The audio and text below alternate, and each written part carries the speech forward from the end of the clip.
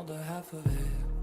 I got dreams of looking up, highs I can get, but nothing feels like how it feels to know there's things I don't know yet. The weight of everything, and everything's just thread. Sometimes I'm trapped inside and I don't know what I'm gonna do.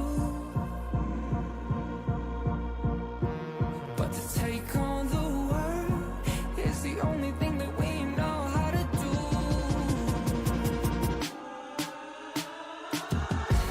I've got dreams of finding out what all of this is for. It's you and me, and everywhere we go it leads to an open door.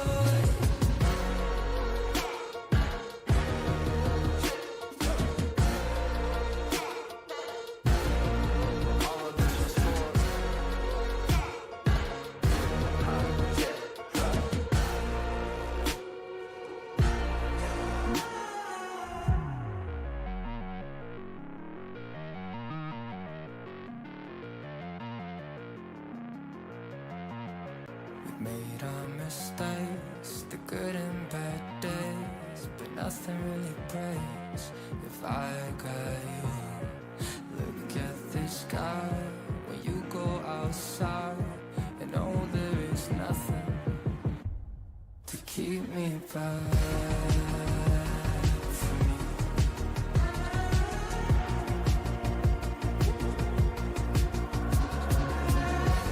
I got dreams of finding out what all of this is for. It's you and me, and know that there's nothing, and everywhere we go we're leading to an open door. Keep me back, keep me back, keep me back.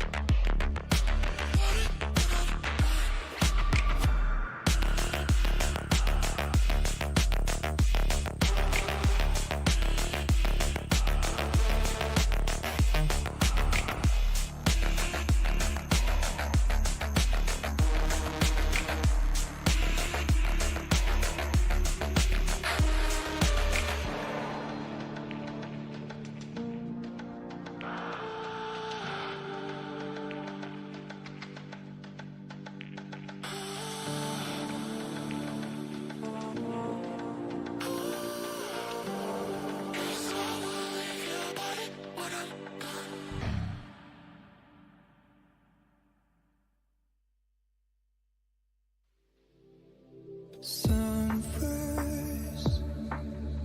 blooming afterlife, daylight, dawn comes as a surprise. I am so hurt, I see heaven's light. Through the chaos, you're still on my mind. When the sky falls down, we'll make it out together.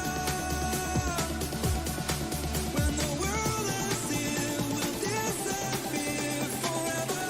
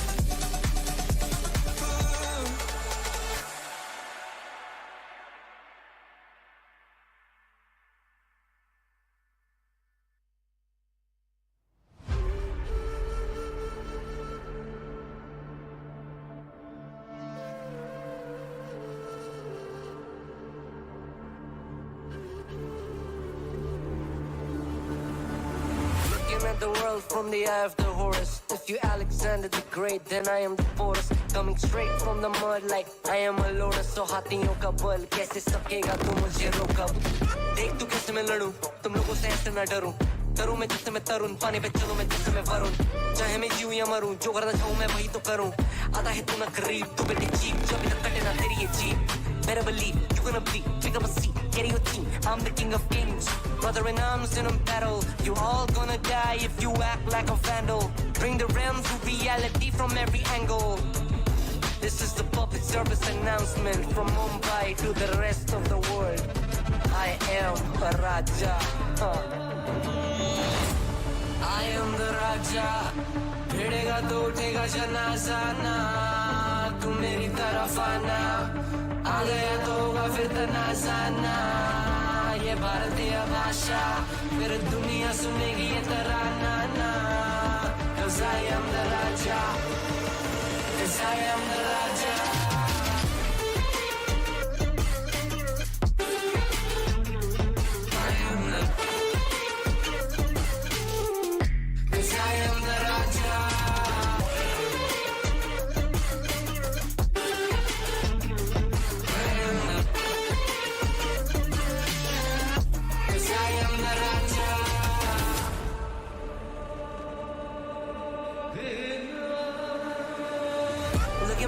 What do you see? I'm more than average man. I'm a maverick, I can grow flowers on a barren land.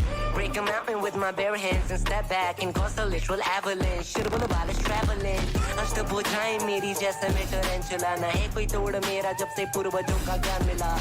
मेरे जैसा मिलेगा कोई ना तू और चाहे जो भी था सबकी कबर मैंने खोदी. क्या तुम लगाओगे बोलियां कम पड़े गोलियां. चंद्रगुप्त ने मौर्य या दिला तू लोरियां. Come to me and you just gonna die. That's really a given. I am invincible and you are invisible. See, that's really a difference. Get out of my way, I'll leave the world. The choice is yours. I don't kill my enemies, I play with them. That's what the toys are for. From Mumbai to the rest of the world, I am the Raja. भिड़ेगा तो उठेगा जनाजा ना. तू मेरी तरफ आना. आ गया तो होगा फिर तनाजा ना. ये भारतीय भाषा फिर दुनिया सुनेगी ये तराना ना. 'Cause I am the Raja.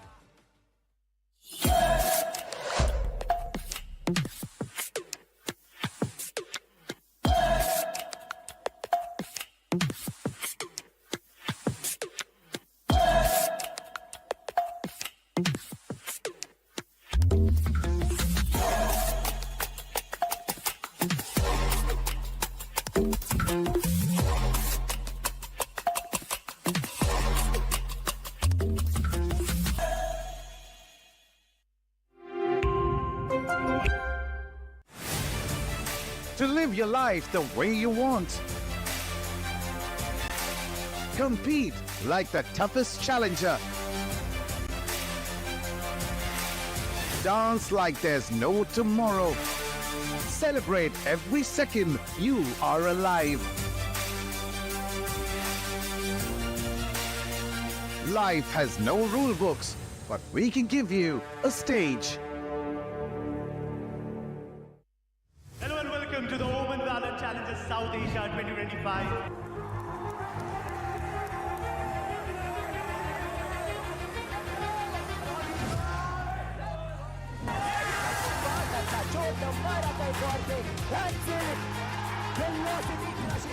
Virtually no velocity moving this right.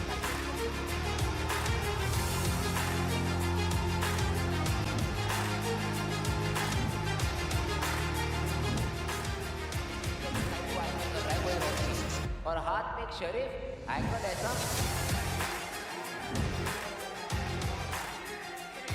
But bat में एक बड़ी हंड्रेड से भी लगाई बट की जस्ट पुशिंग इट डाउन एक करके फ्रैग इन्हें हमारा लेफ्ट कंट्रोल जरूर करी है लेकिन जी पकड़ेगा शाउट स्टेप के अंदर एक परफेक्ट पे सेकंड में कामयाब.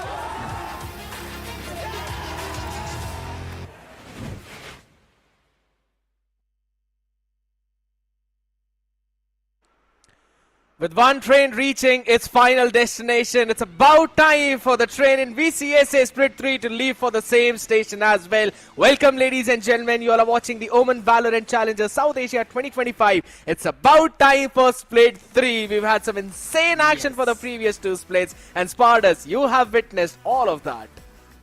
It has been an incredible journey for all these teams. But now Split 3 is where things are gonna get even more intense. The massive prize pools, the more circuit points, the team roster shuffles, everything in the final stage, and everybody are just eyeing out for one thing: the Ascension qualifier slot.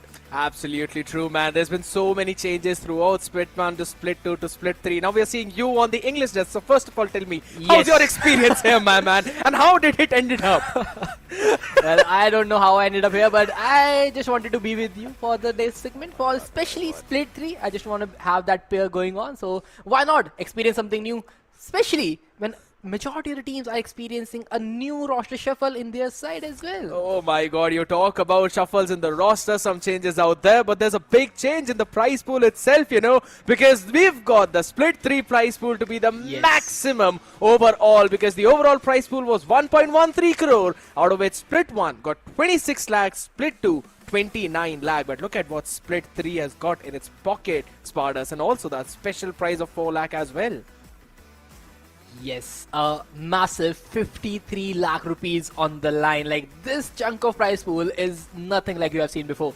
And if you end up winning Split 3, you are just not gonna get an Ascension slot on your hands, or rather Ascension qualifier slot on your hand, but 24 lakhs in your back pocket as well. I love the fact how you're mentioning about that as well, right? Because the first position team is going to get more than 50% of the prize pool in their back pocket. Yes, there will be some for the second place team as well. That's 12 lakh plus. The third place team will get 5.6 lakh plus, and so on. It will keep on reducing all the way down to the 8th place. So there's one silver lining that we always talk about. We mention in almost every segment out here that even if you end up at 7th and 8th place, you're not going out empty-handed. You still have something to eye out for. But there's another thing that these teams will eye out for, and that's going to be the total point system itself, because throughout Split 1 and Split 2 Spardas, we saw some insane numbers, but Split 3 has got something else in the bag. If you end up winning the Split 3, 135 points, and that is going to be something you have to make sure you get on your end if you are someone who have not performed really well in the last two splits. Second point, 110, third, 90 points. But the main thing is that there are teams who have made sure that they are comfortable in the top 3 slot in the circuit points. But also keep in mind, the chunk the Split 3 is giving away, there is still a possibility that teams like Global Esports Academy, who are on the 6th spot right now, may qualify for the Ascension qualifiers. You think about Global Esports Academy, Spardas, we were discussing about the cutoff itself, right, where it could actually go. And I think so we came to the conclusion that if you made 8th place finish for both Split 1 and Split 2, and you've got a maximum of about 30 points in your bag that Exe Esports have actually. If they end up winning this split, they get 135. The total comes out to be 165, and we were doing the same math itself for all the other teams. That is probably where the total will come. So it becomes even more important for S8UL.exe and, just as you rightly mentioned, Global Esports Academy as well, to finish up in that leaderboard. But in order to do that, you've got to go against the behemoths, man. Revenant XSpark, VLT, these teams have been looking untouchable. Exactly, like these teams in the last 2 seasons, grand finalists, top 3s, massive circuit points on their side. But also, you have to keep in mind that Global Esports Academy, this is one of those teams which is there around the 5th and 6th slot. But if you end up somewhere around that 100-point marker, if you get something around 90 on your side this season, there is a possibility that you will end up in the top 4. But that top 4 journey will not be easy at all. You have to make sure you end up in that top 4, yes, but in order to do that, you've got to survive through these thrashing groups. You've got Group A with Revenant XSpark, S8UL, Global Esports Academy, Exe Esports, some big names out here. And this group is full of competition, especially for Exe Esports. But Group B is looking even more deadly. Reckoning, Velocity, .exe and Asterisk. If you are wondering how the groups are divided, it is pretty simple math. Even groups are on the Group A, odd groups are on the Group B. Teams that won Split 2, it is divided on that basis. Revenant XSpark won the Split 2, first position, Group A, Velocity and Reckoning, then shifted left and right. Overall circuit points have separated these groups. But now, the main thing is that the format is not a regular group stage. That's It is a double LM group stage, Skid. My God, my boy, you are revealing out here so many things. The spoilers being sent out a few seconds early, but you know, what's the point in watching the snap if it's not exactly at the 12-minute mark? Here's the thing. Revenant XSpark up against EXO IND, SATUL up against Global Esports Academy, and you rightly mentioned that it is going to be a double elimination bracket. So one team that will move from upper bracket will only need to win 2 of their matches, while the one who will move to the lower bracket, yeah, that's where the solid journey is. You've got to play at least 3 of those things. One good thing is that you've got some extra chances out here, but you have to make sure that you close things out, you win things out. Now, we have been talking about brackets. Let's have a look at today's schedule itself, because we've got 2 matches today, one from Group A, one from Group B, and the one that we will focus on right now as far as is SATUL versus Global Esports Academy. The teams who are eyeing out for that 4th slot on the Ascension qualifier list, things are definitely not easy for them. And if you talk about easy, the next matchup is Velocity versus .exe. Velocity being the second runners-up in the Split 2, something which nobody expected. Missing out a slot on the Grand Finals, on the LAN, which is a big surprise for the entire VCSA circuit. But hey, Reckoning made a clear upset, but now Velocity are there still trying to get through it. But that will be a second match. The first game, SATUL and Global Esports Academy, that is something which is going to be something really, really impressive. And we have seen the history for both of these teams throughout Split 1, throughout Split 2. Global Esports Academy have been on the receiving end. The only major difference in the way how both of these teams played was the fact that in Split 1, it was OG who was ranked up against them. And when it came down to Split 2, we saw a big dip in their own performance, right? So I think so. We might possibly see something similar happen, but whenever it comes to the head-to-head for both of these teams, we have always seen SATUL come out on top. But one of the big reasons for that is the roster that we're going to have a look at right now, ladies and gentlemen. SATUL are not changing anything. With the addition of Hoax Spartans, this team was performing insane. Perfectly said. Because Hoax and Helif, the dynamic duo, the perfect partners, the brother in crime, they are all right here. Techno being the star controller of the nation, he is performing day in and day out. He has his inconsistencies in and out, but hey, he's still surviving with the team. Miz and King Kappa have big responsibilities to pay off, because in the Split 2, as far as we remember, they gave a close competition to Revenant XSpark, but then missed on that LAN slot by just single map. So this is something which SATUL needs to be careful this season around, because this time you don't want to miss out on the Ascension qualifiers. My goodness, my guy, you are just giving out so much information out here. You're giving me the flashbacks of what used to happen all the way back. I still remember the behemoth performance of King Kappa on the maps of Lotus 2. And if in case Global Esports Academy want to win against this team, they'll have to pull something similar. But there's a big change out in this roster. As far as we're seeing some massive players being left out and some new entries. Something which nobody expected ever to happen, especially in the Split 3. We still have UV, who was the 6th player in the roster. He is now in the top 5. Ryzen and Kibo still sticking with the team, but then the 2 new faces, Garv and Caramel, joining the roster. Garv, if you remember, the ex-Reckoning guy, was with the Reckoning in Split 2, made a roster change now in Global Esports Academy. Caramel, the ex-ROG Academy player, one of the players who is in the circuit for a very, very long time, but has very limited opportunities at the best stage possible. But now in the Global Esports Academy jerseys, all the eyes will be on this guy. Someone who is on the VCSA circuit since the inauguration year. Finally getting his name on the Global Esports Academy side. This will be a big, big change for him. I love the fact how you mentioned about both of these players, Spartas, because I noticed a very intricate detail as well. They have left out NV2K, who was the star duelist of the team. And now there's just so many players who've got many similar roles. So I'm not quite sure how Global Esports Academy are going to navigate through that. Well, this is something which everyone wants to figure out. If you don't know, NV2K was the star duelist. He is not there in the team anymore. Yeah. And this roster with Garv, Caramel, UV, Ryzen and Kibo, none of these players is a duelist main. Nobody has played a duelist in the past. They have double sentinels. Caramel is a player who has played a lot of Killjoys and Wise in his ROG Academy days. Similar things can be said for UV. A perfect sentinel main.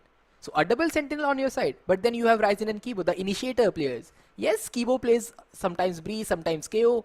or SOA in and out, but all of it in something around a recon initiator side. Yeah. That is something which you need to figure out.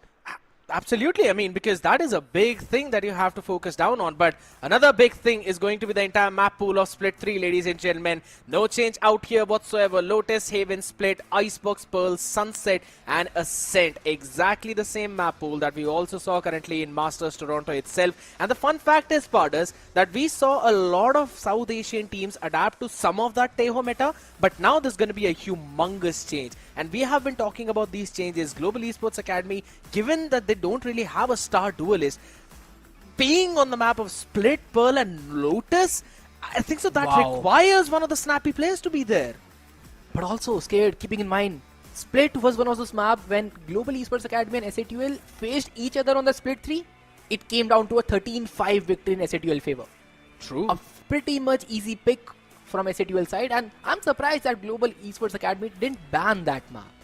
And if we talk about the next map, GEA is experimenting a lot. Split 1, they went with Lotus. Split 2, they went with Icebox. And now Split 3, they are going with Pearl. This team is just experimenting maps after every split. Yeah, it seems like they just like to pick one specific map to test out during one entire split and one map to ban out. Pearl was probably one of their standard bans as well that we were constantly watching throughout the split too. So yes, them picking it up right now and then also starting things on the attacking side, yeah, that's going to be pretty interesting to watch out for. But since we're talking about split, Spartus, you're the man out here. SATUL love to play on this map. Global Esports Academy hate to play on this map. And we clearly know the reason why. Played twice, lost both the times, and I'm big surprised right now they didn't ban this map at the first play and let SATUL pick their comfort pick. 50% win rate almost, 6 wins, 7 losses, pretty much the same. But if we talk about GEA, if you look at the agent composition that they were running, a double controller, yes, they have the players to fill that role. A double initiator comp, Tejo and Breach can be fulfilled, yes, Ryzen and Kivo will be there. But who plays Yoru now? Who is the one who's gonna pick an agent which is a duelist class? Man. Will we see Caramel going to that role? Will we see UV switching up his role instead of a Sentinel? Will we see Kibo stepping up to fill that Sentinel role? Or the big thing can Rebels bring? A non-duelist comp on the map of Split? Are we expecting that today? That's just like expecting I'm going to lose weight in the next 5 seconds. I am not expecting a non-duelist composition on the map of Split, man. Come on. But yes, I like the conversation, how you're building it up as well, that it's going to be interesting to see who's going to play Yoru. And that's one point which you noticed. There's another point that I noticed. And it is the fact that we saw a Breach Tejo composition on the map of Split itself. The fun thing is that Tejo nerves have hurt a lot to almost all the international teams, even all the South Asian teams. And we're talking on that topic itself. G2, one of the teams that was known to pick up Breach Tejo on almost every other map, they could not close their game out against Fnatic when they picked the Tejo on the Lotus itself. That clearly showcased how much damage has been done on this agent. Now my question is, will Global Esports still stick to it? Because I did not see any change for SATUL. They were running that Breach and Fade comp. Hooks plays Fade. I think so they're going to continue that. And they should. A 13-5 victory in the past, a pretty comfortable victory. Miz on that duelist role, on that raise is just perfect for him. King Kappa on that Viter does not matter much to him. But all the eyes are on Global Esports Academy and what they're gonna do. But what you have to do right now is just answer this quiz. Who had the most clutch rounds in Omen VCSA 2025 Split 2? Was that Lightning Fast, Tricky, Munner or Rossi? Quickly scan that QR code to answer. The one who answers the maximum questions correctly throughout the entire week, ladies and gentlemen, will win a lot of Valorant points. And you know the drill, right? You know it's going to hop onto your email and then you can claim it through your in-game ID as well. But you have to quickly scan that QR code, fill up the form, answer the question. I'm pretty sure I know, but I'm not allowed to participate in that. Spartus, keep your phone down. I'm pretty sure that's in your hand as well. You're working out through it. But I don't need a phone for that. It's all here. Oh my god. Yeah, it can be here, but that still does not give you your favorite Valo skin, but it's absolutely fine. Here's one thing, right? You're going to get one of your favorite matchups out here. We're going to see SATUL back in the action again. We saw Hooks with the lineup of OG all the way back, playing with Venka in Split 1, Split 2 with SATUL, and that boosted up their result. Previously, they were not in the top 4. They still ended up in top 4. So I think so that one roster shuffle gelled up well for SATUL. But I can't say the same thing for Global Esports Academy now. Yes, and also keeping in mind this match has a big importance on the line. Global Esports Academy and SATUL, if you look at the circuit points, SATUL on 90, Global Esports Academy on 75. Just a 15-point margin between them. But now you have to make sure that you qualify from the group A first of all. And if you talk about the qualification, you just have one slot. Because RNTX will be the one who's taking the top slot of the group. No questions on their side. The second slot is the one you have to make sure that goes in your favor. Because SATUL, they are in the better spot for just 15 points ahead of them. But now, if you look at Global Esports Academy, they need to make sure that they win this matchup today. Absolutely, it's going to be super important for them. And another important thing is when we hop on the map of Split, we see the composition which both of these teams are going to pick. I'm pretty sure there might not be any major changes for SATUL. They have always loved to pick that breach into Fate composition. They played pretty well around that as well. But for Global Esports Academy, I mean, we have known this team to pick a lot of international style, and this time around they're not going to change a lot of things. With instead of that breach Teho, they're now going to run the double duelist composition. My goodness, bro, look at the Raisin Yoru, and UV is playing Yoru. How much percent of me was right in saying that UV is going to shift his role to Yoru? My goodness, this is the guy who played Wise a lot, but at the same time has cracked aim. And if you look at the players around him, Kibo very comfortable with the initiators, Ryzen controller, initiator main will stick to that, and Caramel being the new addition will definitely want his favored role of the past, and that will be Sentinel. All things down coming to Garv and UV then. But a Yoru race on your first matchup of the Split 3, it is going to be a hell of a ride. And switching up so much from that double initiator with the flashes and a bit of that info initiation from Teho now being shifted entirely to a lot of information from the Prowlers and the Horn. Kibo is going to have a big job in his arsenal though. But here's the thing, we have known this guy to constantly succeed as well throughout that. But the main point of discussion for me is going to be, how are you going to stop King Kappa? Because we've seen his onslaught in Split 2, and Caramel will have to put up the same kind of performance, Pardus. Oh, it is going to be very interesting, and a performance that we want to see from Global Esports Academy lineup right now. UV on that Yoru, I'm not sure what he has in his backpack. But more than that, I want to see Garv play his best game. Garv is the guy who has just played Recon initiators in the past. Someone like Sova, someone like Fade has been his forte, but not sticking with that race. Has been interesting. But right now, if you look at SATUL, the classic default, getting the side, and Caramel, he's the one who is just trying to get some frags from the 1v cages. He's speaking out right, and Caramel with the first frag of the day. A clean headshot to miss, still anchoring down the side. Can he get one more? Yeah, that's the whole point about it. How much util can he burn? Now wraparound coming from Techno, not looking very pretty, but the support from King Kappa.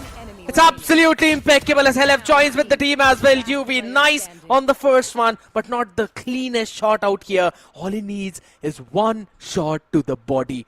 And I love the repositioning that he's going in for. Look at that. All the way towards the A side already. Whose call is this? I have no Who idea. is calling in the side of GEA? That SATUL Techno will try to outbrain you and move towards A side, and UV is already on that A. Oh my The god. thing of concern is a lot of angles to check. He don't know from where Hold on. Techno is gonna come. Hold on. He's heard him. He's heard him and he's going to be ready. One shot to the Techno. body is all he needs. Absolutely. Techno's going to run it down now. He's got no clue about it. And UV starts things off in a style. Shots to the grave. Oh my. We've got a series in our hands, Pardus. Perfect read from whoever is IGL in the side of Global Esports Academy right now. It was UV's call, or maybe Ryzen just backseating him there, just go towards A side, or be it Kibo trying to just filter out the calls. But whoever said, it was just a read of the day. How would you expect someone to wrap around towards that A side in a 1v1? You don't. That too when you've got the entire CT control and everything as well. That is absolutely insane. But right now, look at this lovely read. Global Esports Academy, they know SAT will want to push out mid. And there's going to be a lot of information out there. And it's a meat grinder. Ryzen, Kibo, Gur, all of them They just want to be a part of this party and get every single one of them out and get a flawless round conversion. The fun fact is, it's only Garv who's got to reinvest in the shield and nothing apart from that. Their economy is going to snowball out of control. Pretty much easy reads yet again, I would say. And I'm loving the confidence of GEA right now. Because the issue with the younger lineups is always the confidence. How do you set yourself up? You have a team who was one of the finest at the split 2, one of the top 3 teams, and now on your first day with a new roster, you are fighting them head off. You are fighting mid every round. You are holding them. And this time around, they have a set play ready at A side. It's going to be a slow control as of now. Global Esports Academy trying to get that read right. And King Kappa is always going to be here. Always going to be that one nuisance. But for how long can he be? It's a beautiful trap play, but the Cage hops in to try and help him survive. He's not really gone all the way back. Still wanted to play on the back of his tripwire. That is nasty bolt. But look at the wrap around from Heaven. Wiz is the first man to find some contacts. A kind of util in the hand, but still it's going to be taken down. 1-for-1 trade. The C is perfect. Helev still trying to get the few shots. Classic with the right click. Gets a shot onto Kibo. The call impeccable, but look at this second layer by Techno Spardas. It's going to get one. Oh, he's anticipating that. What? UV anticipated that second lurk right there from Techno. Oh my the goodness. Outlaw getting the half shield down. Still a 3v3. And 40 seconds remaining on the clock. SA12 have no map control. They have the mid, but Global Esports Academy are happy to give up mid. They have the spawn control. They are playing for the retake. But SA12 have no clue where the defenders are positioned. And they don't even have a lot of time as well. Down to the last 20 seconds in clock. Garv can potentially win this round alone if he just plays his cards right. Yeah. He's heard about util. There's also going to be the TP all the way on the side, so they're going to force the plant down. Got a bit of a heaven control, but nothing apart from that. The retake is going to come from 3 different angles. King Kappa has got to try and win this one fight out, and he absolutely does. The answer back on the other side. Garv not landing the shot. It's King Kappa still succeeding. A big player out, finally stepping up. And he's got all the information he needs. A big 3K coming in from him. And 3 rifles carried forward. A very well controlled round from SA12 at the end. But Global Esports Academy, they had everything they needed for the retake, but just the positioning is where things went very differently for them. Everybody just tried to shift walk into the opponent area, tried to get it down, but hey, just the first match of the day. They are trying to get a round at a time, and if you look at the economy, especially the ult economy on the side of GEA, it is going good. They are building up, but I just want to see some more of this energy, just more of duels from this side. Oh, duels is what you want, and this is kind of trying to give the exact same thing to the team out here. Again, the TP. Oh my goodness, Hoax. That is absolutely nasty. They're trying to pinch down the players though, but Garv through the spam. Gets the problem man of the previous round out of this round. King Kappa has been sent back, and Caramel wants to try and find the timing. Since the cage out, my goodness, he needs to survive this. Pushing it through, but not enough as UV wraps around him. But Hoax quickly answer back, catching a double off his zone, and still Helef controlling out Heaven. That is a big play. Spike planted. How much more util can you try and force out from the other side? There's a ton of it left. What do you have in the post plant? A Paranoia, a Paint Shell, a Satchel. You have to work around these things, or just wait for Kibo to regen with the Horn. How many seconds do they wait for this? They have a Poison Orb in their way. Ah, and Snakebite as well. Global Esports Academy, the choke point, it is hurting them. They don't have any clue where the players are positioned, but the Paranoia is just ready. Techno still holding his angle. A good Paranoia on the elbow side. A Satchel onto the face. What? But Hawks with a double, and Hawks with the ace! Gets an ace! SA12, the IGL strikes! A Paranoia in his face didn't even flinch a bit. And Hoax just carrying his team in the second round. An ace to begin things off. He was going 0-2 before this round. He's now 5-2 quickly on top of the board. Absolutely impeccable play. My oh my. This is the big problem whenever you try to retake all the way from screens. There's just one narrow pathway that can be spammed. And that is exactly what Hoax did as well. Spammed it all the way down. And I love the fact how he was able to push directly through Heaven as well, Spardas. SATUL are getting a lot of map space without any major retaliation towards the A side. It has happened in the past 2 rounds now. First, it was technically an A split all the way from mid-wins, pushing it through, and in this round, it was a straight-up A hit.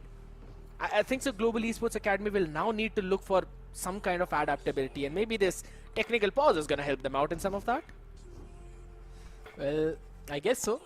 They have some few more seconds to talk among themselves to reset up. Because in the last 2 rounds, the common theme between Global Esports players is that it is a 3v3, but how do you retake in that angle is what is a matter of concern. You have a good pair of utility, but everybody just spreading out from the same angle. There is no second point of contact from anywhere. Be it Heaven, be it Rams. That completely meshed things up for them. In the previous round, they had 3v3 yet again on the retake. A good amount of utility in their side. But all they did was just walk and try to find individual duels. This is something which Arubis needs to fix. Your retake should have proper sequences if you are Global Esports Academy lineup. An exact structure. Individually they're doing good, and I agree. Some of those walkouts have been a bit iffy out here. And just as we said, maybe this is going to help them to try and fix a few things out here, because they're playing the first few minutes of the round, or rather the first few seconds, very good. It just comes down to those last post-plan scenarios. So maybe trying to flood the site out, or maybe just trying to take those avenues first on the other side, because even in the previous one you rightly mentioned, Heaven was entirely controlled by Helif as well. So even if they would have tried to flood out from other avenue, Helif would have been raining a hellfire on them. And I believe that was probably their idea in that scenario, that we can try and just brute force our way on the back of that paranoia through the back halls and then retake the site, sending Helif just stranded alone in the Heaven position. Maybe a few things that they can eventually tweak, fix. But another thing that needs to be fixing is the fact that you've got to take care of Miz's scoreline. He's going 0-4. My man is struggling on the attacking side. Steam engine, I would say, taking his sweet time to start. But I hope that engine just heats up pretty fast. Because you need Miz if you want to win the first map, especially on your map pick. Previous 2 rounds have been taken care of by the other players, but definitely he is a part of that. True. But right now, even on the weaker buy of Global Esports Academy, SATUL taking their sweet time. King Kappa has an outlaw, waiting for the swing. Spotted a player, and outlaw will not connect this time around. Yeah, I believe, you know, SATUL were kind of anticipating some kind of fast way. That's why they were playing for a 1-2-1 default, where Techno was just, or rather Hoax was just roaming around. Though I do like this, I do like this new iteration of SATUL, where previously they were playing the double initiator composition with Hoax and Helif on those initiators. This time around, Hoax is playing on those smokes. And to be honest, it's been pretty solid in that round. Oh my goodness, Ryzen, that's one of the worst timings you could have picked up for that reload. And now they've seen the players already up in B Heaven as well as towards the main. There's a C's connecting as well. A paranoia, beautiful. But the shots absolutely not. It's still SATUL connecting every single thing as Hoax lands in one nasty UV. How long can you hold? And this man says long enough. Quickly takes 2 of them down in the demonstral drift and potentially can get a few more picks. TP's out in the crosshair of King Kappa. The anticipation impeccable in SATUL to the damage control. Oh, just saving the map, or rather this round. Global Esports Academy with the Sheriffs and Stingers they had, with the economy deficit they had, they took the round pretty much closer, but again, King Kappa, Techno, getting those good frags, and they definitely needed those. And yep, Global Esports Academy just calling a timeout because Arubis knows there is something wrong which the team is doing right now. This round should be the one where you see a Thrifty popping off your screen, because just look at Tipo, 1 frag. But then Curve not able to get the frag, UV a good Sheriff shot, but again those trades are not flowing like a river. A bit of tweaking on the side by the coach, and I would still assume the Global Esports Academy is there to put up a great show against SATUL. You know, the early few minutes are looking really solid, man. It's just those last few seconds that end up very chaotic, and it seems like they forget the structure that they're playing up with. So I think so, yes, this timeout is going to be crucial, because now it's been, what, 3 straight rounds where they could have almost won the round, if anything. They had the HP advantage in the retake, and they had the weapons to do that. It just falls out a few inches short from them every single time, and I believe again, maybe this timeout is going to help them out. They've got some big ultimates to play around. Kibo with the Nightfall coming in, as the previous round was quite ult heavy from the other side too. That's an interesting cage. A double cage for Heaven. Trying to make some rules on the side. Trading question marks, SATUL.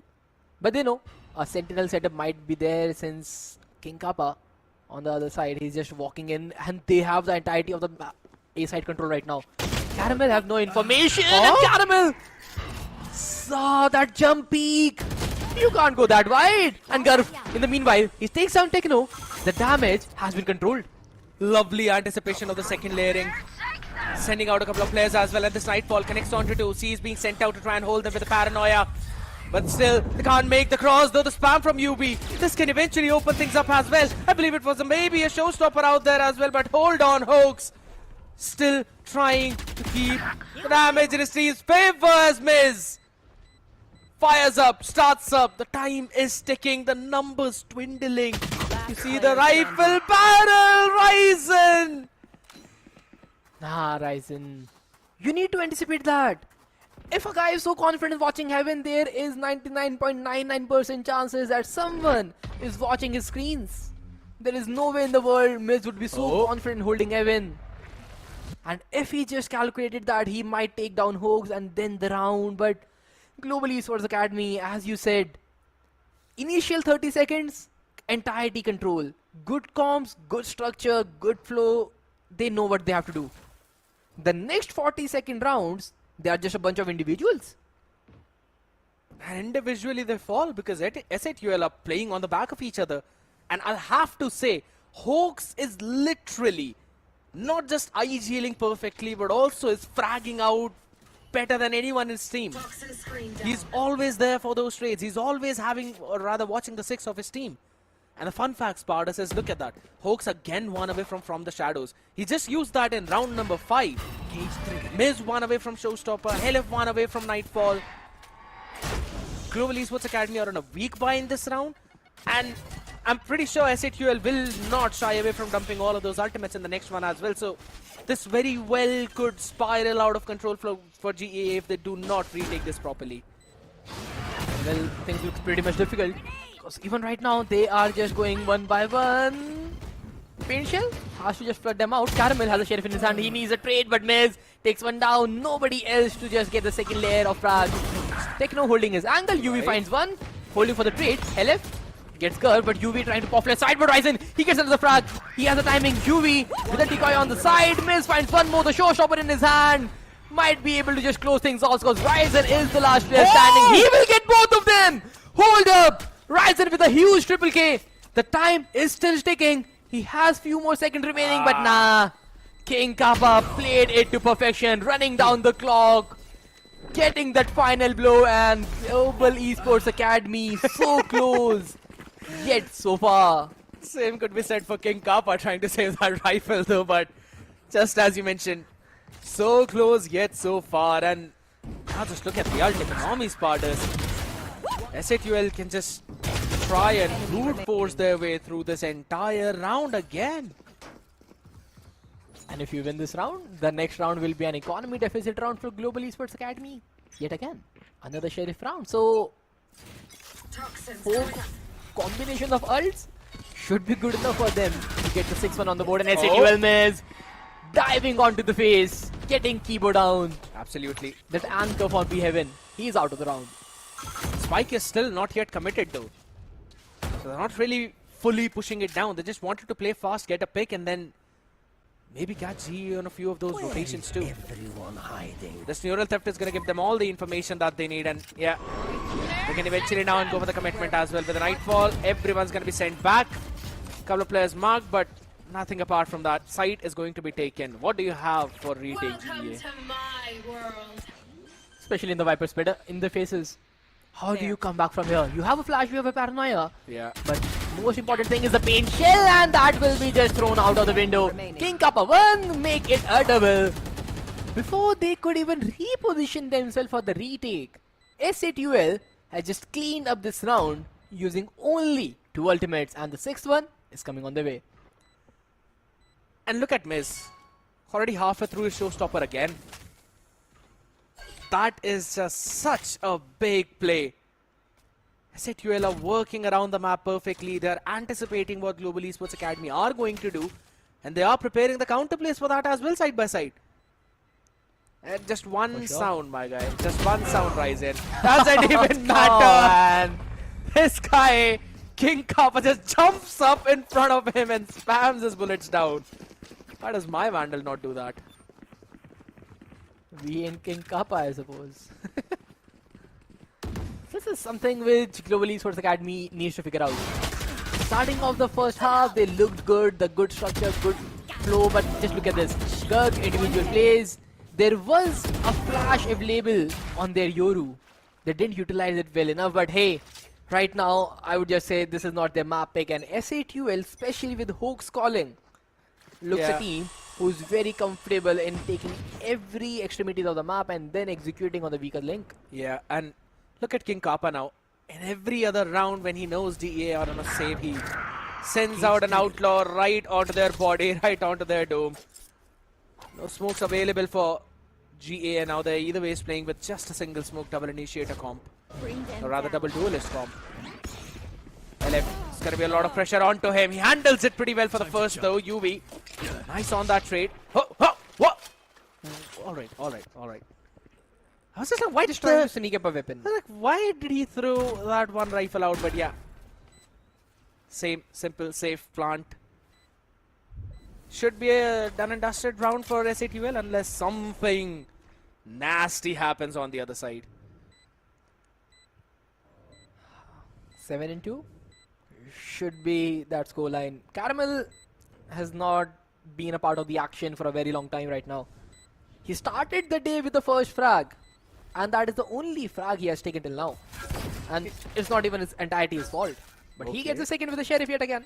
A good headshot delivered, but keeping things as clear.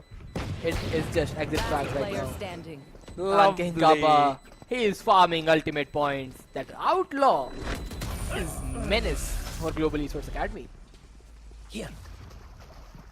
7-2.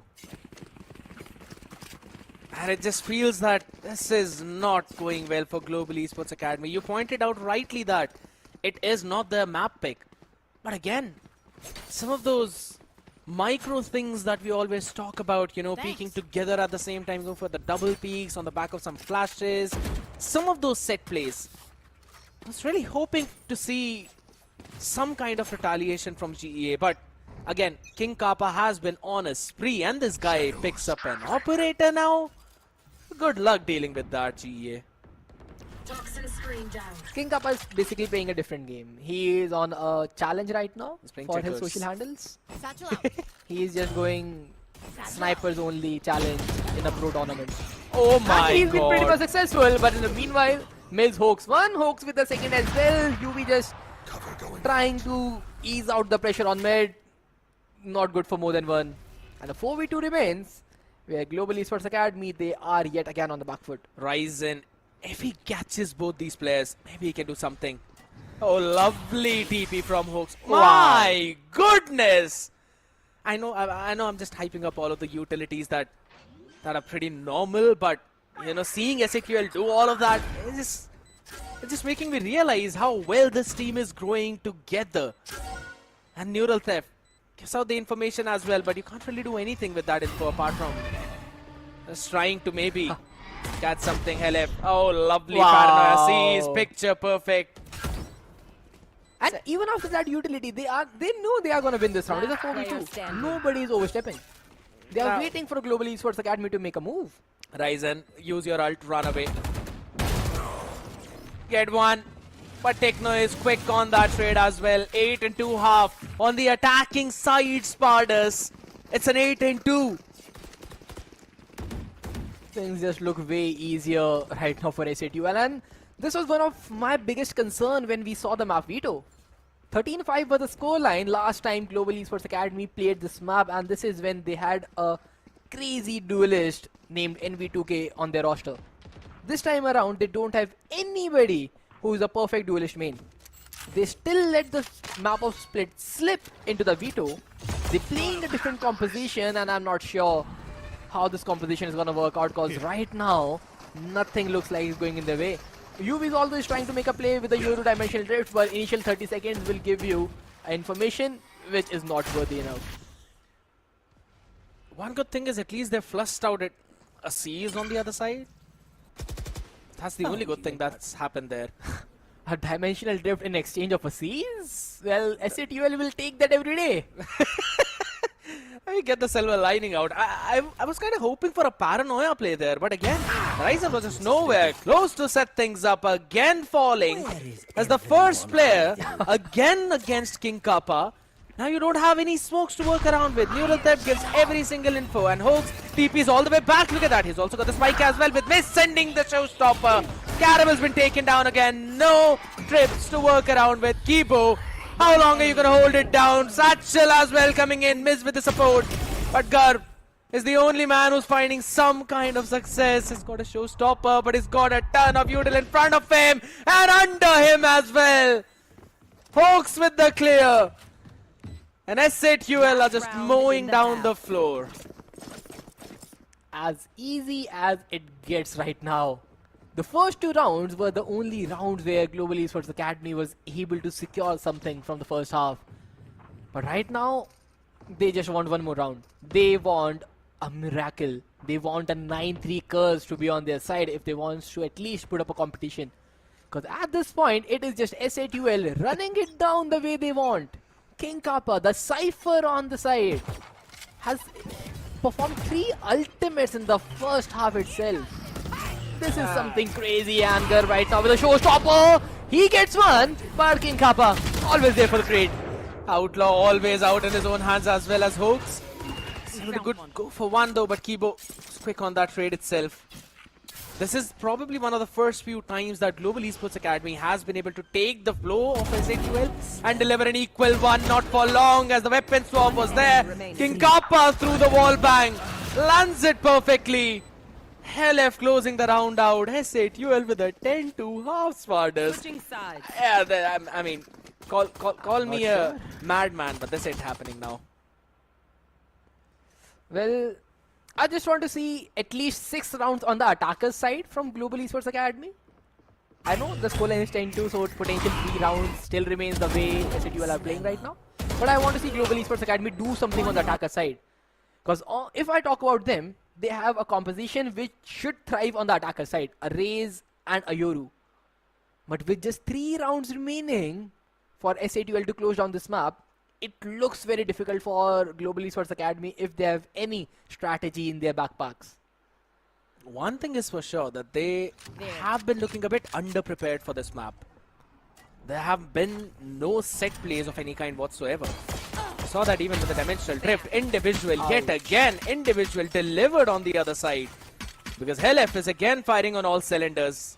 You don't want to take a fight through the Classic on that range, and King Kappa doubles up all of that. And even if he would have failed, there was Miz to support him out there as well. Global Esports Academy, pistol is what you need to try and come back in his half, and pistol is what you're losing. Oh, they need that double piece. The timing of Euro and Raze did match up. They got the flash down, and King Kappa is playing it perfectly. Another headshot delivered. Techno with the cleanup round, and SATUL, a flawless pistol. 11-2, and this looks like the game is done. Yeah, at this point, yeah, you've got to force buy. You've got to pull in the stingers as well. Maybe some Sheriff full shields, and King Kappa, or this time it looks like Hoax is going to pull out those outlaws so they can fight against you. One enemy It just seems almost next to impossible for Global Esports Academy. You know, I feel that there's one more timeout left. Maybe you can try and pick that off and talk to your team about something. But it's more like they're probably going to prepare for the next map though. But maybe you've got something else to say. Paint shells to try and push mid forward. He just stands in his death. Interesting. A good utility, a good frag, but Hoax, he's just good for one. Garv, a good trade with the weapon recovered. They will get a spike down, And now a 4v2 remains where they have one upgraded rifle and the Outlaw as well. So this time around, a Thrifty which was needed for so long should come their way. And Caramel, all you need to do is do nothing. Just survive. Global Esports Academy, after 11 rounds in a row, they finally strike back. Good that you mentioned about that point as well, because I wanted to say the only 2 rounds that GEA won in their own defensive half were the pistol and the anti-eco. So that was a bit rough on their end, but finally, this team is looking like a team in this one round and the previous one, with the way how they quickly got that first opener was important onto Techno, I'll have to say. And then the follow-ups after that. 2 Guardians being carried forward in the next one. Outlaw picked up by UV. Maybe they can try and string together a few more. Well, on the positive side for SATUL, they have quite bit rounds in the backpack. So even losing that anti-eco will not make things go haywire. But right now, Global Esports Academy, they just need to do one thing. Get as clean rounds as possible. Get as fluent rounds as possible. And if the luck is favoring your side, Garv should get a multi-frag, at least a 3k in this round. The showstopper will be their win condition when they have the equal buy. Let's see how things goes. It's kind of the main one along with Hoax with this technically small one-way. Not exactly call that one-way. There's just a small gap to see who crossed. I like the idea. Global Esports Academy just holding it down. They're going to now push forward. The C is going in. The flash TP on the backside. Hoax still catches one. It's going to be deeping out on the safety too, but not for long. Curve wraparounds towards the pillar.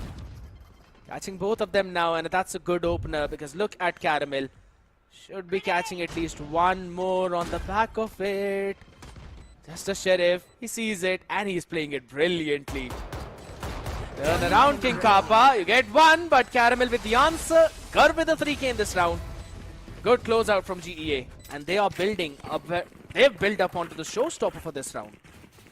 Perfectly. As just mentioned before the round, they needed Garv to go bonkers in this game. A multi-frag, a showstopper now in your backpack, and now how do you execute is what I want to see. This team has a composition which will thrive on the attacker side with a double dive comp you have. But for that, Garv and UV needs to pair things up perfectly. Yeah. For the time being, the execute looks like they want to hit A. With the Cypher on their faces, pretty much a difficult task. There's a tripwire for the Heaven as well if you want to push out. That wall's going to go up to first Prowler used up. Oh my god, he's going to be tagged in. Oh my goodness, just one tripwire and the entire showstopper goes to waste. The spam through the smoke by Helef. That is an absolutely disastrous start for GEA. And Techno is holding down. He's seen the barrel as well. Up close. Ryzen's going to go back finally. But if a hold down not for long, Miz peaks another perfect time. Still wants to take the individual. He's gonna hold it down as well for the next few seconds. Oh, things have just completely turned differently as everybody else expected. Maybe this is what SATUL expected as well. They called King Kappa to go A. The tripwire for Heaven is a pretty standard tripwire from him.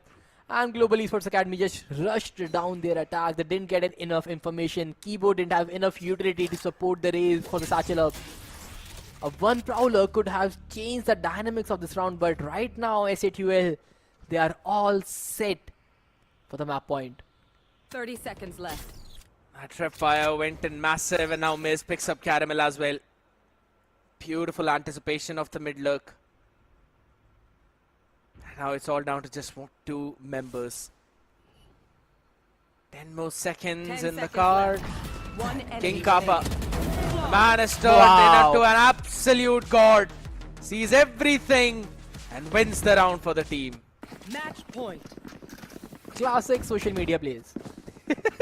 You have a set of 1-way cages with a Cypher cam on top. This is something you see a lot on YouTube. This is something which Cypher mains in the entire world. Rankings perform a lot. And King Kappa just tearing up a page, writing it down in his own book, and making sure that the anchor goes brutal and flawless in the game. 22 in 6 for that Cypher. Benji fishy angle. That's what I call it. If you remember all the way back in 2024, Benji Fishy made that angle his signature place. Find You those cannot shut him multi-kills. out. Yes. Absolutely. And King Kappa, just as you rightly said, pulling a page off of their notebooks, riding in his own 22-6. Spartas have played 16 freaking rounds, and this man has only died in 6 of them. Also, if you look at the entirety of SATUL, it is just Miz who has deaths in double digits. He is the anti-fragger of the team. His role is to just dive in no matter what, try to get the first frag, and the deaths will come for sure. But other than him, 6-8, 6-9. This is something which is impeccable from SATUL. Means the majority of the rounds they have won, they have good numbers in their hand. Majority of them were 3 or 4 players remaining on their side. Yep. Which is incredible. 12-4 is the scoreline. Map point for SATUL and Global Esports Academy. One last hope. It's a full-fledged miss push down from GEA. Euroclone to try and figure out the tripwire. They've dealt at least with one layer of security, and now they've forced out a paranoia as well on the other side. I think that that's a pretty solid trade considering everything that they threw into that one, but taking a small pause now, slowing things down. Only for a few seconds. It's going to be the flash TP play. Lovely Prowler as well, and a judge flying onto the face of King Kappa. Catches him down. The side control given not for long as Techno still holds his ground, and he will be taken down. Caramel and Kibo working in unison as Miz now wants to explore heaven. That's a nasty shot. He's 2 away from the showstopper as well, and a paint shell to work around with. If he catches these 2 players, maybe he can do something. And look at Kibo. He's barely so breathing. low. The HP He still has the paint shell. full wrap around. Oh my goodness, Curve has made one of the most bold plays out there, taking control of heaven, and it has pushed Kibo all the way back towards CT. It's going to be very difficult for Mist to now pull this off from here. He has a cycle to cross. The spike is not punished for them. Things are not looking good. Aziz will try to DK him, but the half has been stuck. But Kibo Lovely. takes the perfect 3.5 second peak. As soon as you take the half, he swings out on his face, and Kibo on 8 HP. Make sure that Global Esports Academy survives another round. Garv with such a ballsy play there, my man. Going through the ropes, taking control of heaven. That gave them the information that it's a full wraparound, and Kibo called out the gamble. He went towards CT to survive. Otherwise, Miz would have almost won this round for his team. That was such a nice calling, and now SATUL down to their own eco. Wanted to go for a trap play in mid though, but catching no one to the Season 8. Techno, he has a good timing. He knows where the players are positioned, and SATUL, they are just chilling right now. They are like, okay, you want mid? Have it. We have set out Miz in a position where he can see the entirety of the A side, whoever crosses. And to support him, they still have Helef, although with the Sheriff, but still there with the contacts. And we have seen this guy with the Sheriff bring miracles. And Global Esports Academy, they are aware of the entire setup. They are working their way through, but King Kappa, he strikes big, takes down Garv with the Sheriff. With 50 seconds remaining on the clock, Global Esports Academy, they desperately need to make a move. And that's your entry off of the map as well. And nothing to deal with those trip fires now. Paranoia being sent out, but no one's following them as Techno obliterates everyone up on top. Second time UV has been caught on that flash TP play as SATUL will clear the board out in their thrifty round in a flawless manner to steal the map of Split. Oh, this is something which nobody expected SATUL to pull. But here we have SATUL with the experience, with Popaji supremacy. As we can see, Helif's camp, they are so happy right now. Just look at Hellranger. He knows whatever he said was perfect, and Techno, there's something which he has done, which Helif is not happy about. Neither is Hellranger. And yeah, Techno is just justifying himself. Yeah, not a game for me, but a perfect game for King Kappa there. Opening things with that Sheriff frag in the most crucial round, a round which looked like 6th one should go in the favor of GEA. With just Sheriffs and Stingers all around. But King Kappa and then Techno swing with the stinger, holding down that heaven smoke, getting a double and making sure that SATUL closes this map with a thrifty and another 13-5 score line. It seems like, they've written it down in their notebooks that the 5 are the maximum number of rounds that we give to this team in the map split, and also the minimum number of rounds. So, you know what? we don't need to win this rifle round. We can do it back on the eco round itself. Some nutty shots being hit by King Kappa. You've rightly mentioned that. And I think so he's, again, one of the big key to success for SATUL into those rounds. But my attention was on a very different matter, Spartus, and I'm pretty sure you're going to agree with me on that one. What the heck was Hoax doing on the Omen? Crazy shenanigans, I would say. But also, the frags that he is getting, left and right, it is very different from everybody else. Like, knowing that opponent is making a backside flash TP play, and the fact that you have a sheriff, and the fact that you are standing the same spot for 2 rounds in a row, you are letting that Yoru make a gate crash flash combination, and still you are getting him down. This is something which should be worked around in GEA side. Because UV, a good set play, yes, but you need to make sure that the flash hits the other person. Because it is very easy to just judge and make sure that you turn around at the right time and get him down. Because the movement it takes for a Yoru gate crash to come out and equip his rifle is pretty much big enough. So all those plays which UV expected to make, the Omen on the other side, he was completely ready. He was always ready, and not just on the defensive side, right? Also on the attacking side, when we were seeing Hoax, his team is taking the heaven control or the ramp control rather, while he is just simply walking out, teeping into his own smoke in heaven, and then peeking out together with the rest of the team. This SATUL is looking very well prepared for Split 3. Yes. And I'm telling you, this is kind of giving me the same deja vu feeling which I had back when they were playing Revenant XSpark in the upper bracket in Split 2, when in the first 2 maps they were looking so very good that maybe this team will make it to the Ascension playoffs, man. I'm really hoping for them to make to those Ascension qualifiers. I just want to see this kind of form continue. But since we are already on the topic of form, Techno's rough play still is showing up. The rough patch is still not leaving him from the last split and one of the crucial matches he has to play. But hey, keeping in mind that his team was already there for him to give him the perfect support he deserved today, making sure that the map was closed down without a sweat. This is something which Global Esports Academy needs to work out yet again. Maybe on that map beat overall, because 13-5 in 2 consecutive rival matches, you should not allow that. That is a big thing as well, right? Because if you really think and talk about it, it was SATUL who eventually eliminated Global Esports Academy in their lower bracket run all the way back in Split 2. So of course, some of the revenge moments, they were there, but they could not really complete it. And it also feels like Global Esports Academy are running it down on the momentum as well. Because they were having it at least in the first few rounds, but once they lost it, they could not gain it back. I think the issue is the mid-rounding with them. As well as perfect, a flawless Valorant that has been displayed from the side of SATUL, Global Esports Academy has struggled a lot in the mid-rounds. The initial 40-second mark is just perfect for them, and as we can see, it was just looking good. But the next 40 seconds is something which they didn't know what to do. Their structure was thrown out of the window, the players were just individually peeking in, trying to make a hero play and trying to get that frag down. But then Hoax, he is one standing on the gate crash for Yoru, taking frags, getting good picks, and this is something which should not be there. It should always be a double peek alongside Garv, making distraction and then getting a frag. The coordination that was required between the Yoru and the Raze was definitely lacking. But hey, not their map pick, so something which we kind of expected.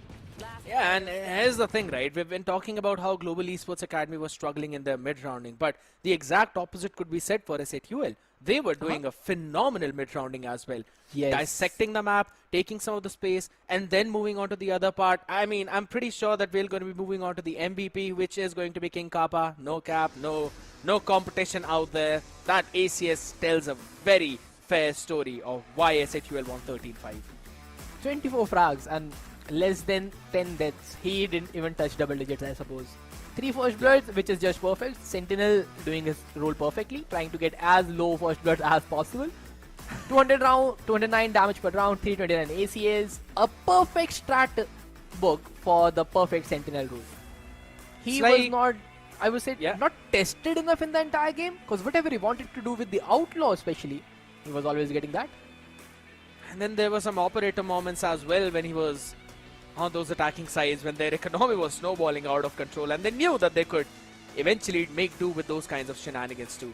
I always have been mentioning how King Kappa was one of the key players of SATUL's very big improvement in Split 2, and I think so he's going to remain the same key for the Split 3 as well. With this kind of start, 10 times SATUL were able to get the plant down, and they converted all 10 of those rounds. And the only 2 rounds, Pardas, where they struggled were the pistol and the anti-eco right after that.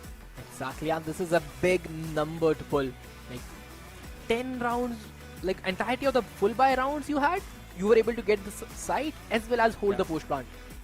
Number of first bloods from Global Esports Academy, they are good enough. 7 first bloods, 5 rounds converted. So making sure getting the number advantage and converting the round was there. Not a perfect rate, but it was still there.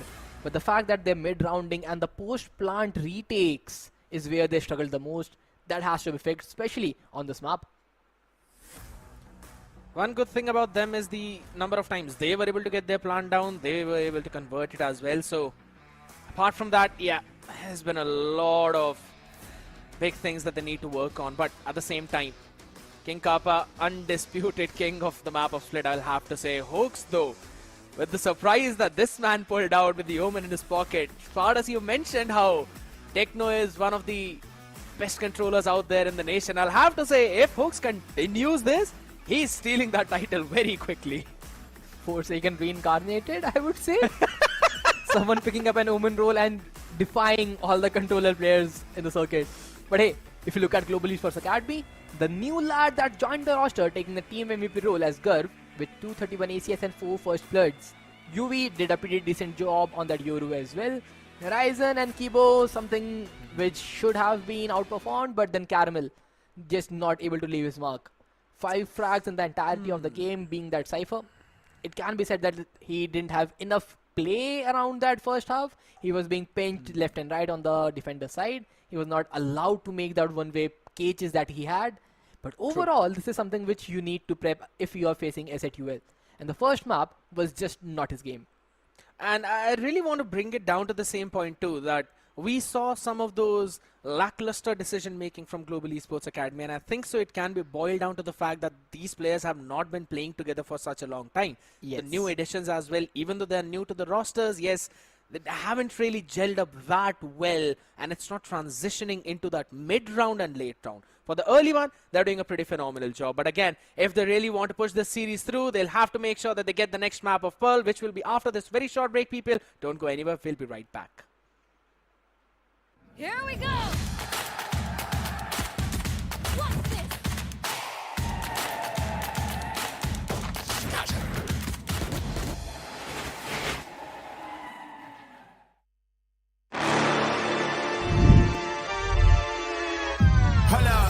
Why do they doubt the kid? I'm about to prove them all wrong again.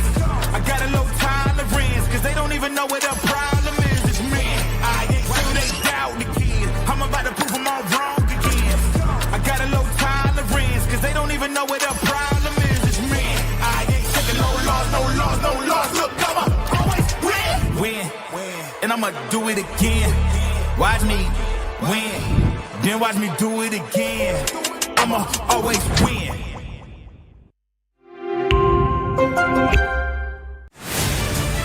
To live your life the way you want.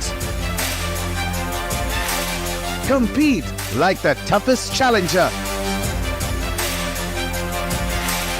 Dance like there's no tomorrow. Celebrate every second you are alive. Life has no rule books, but we can give you a stage.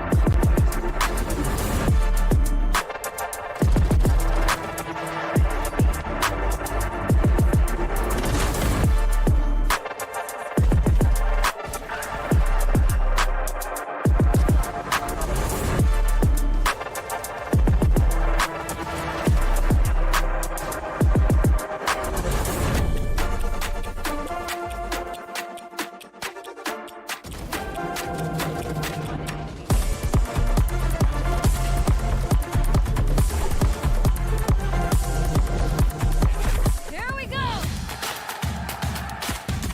What's this?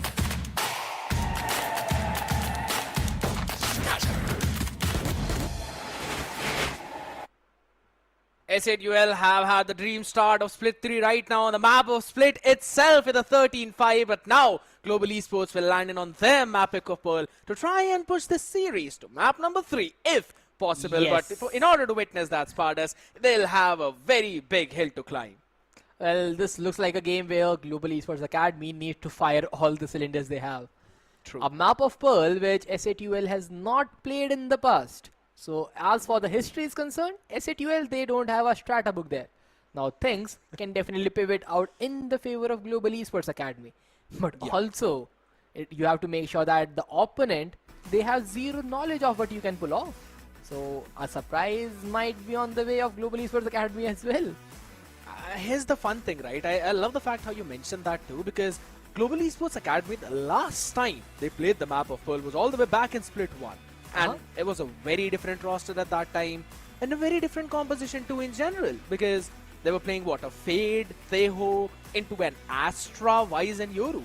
I do like that composition for that map, right? Don't get me wrong there, but considering the players they have right now, yeah, I'm pretty sure I'd be looking for some kind of surprise out there. Let's have a look at the map video itself yet again one more time, with Split going 13-5.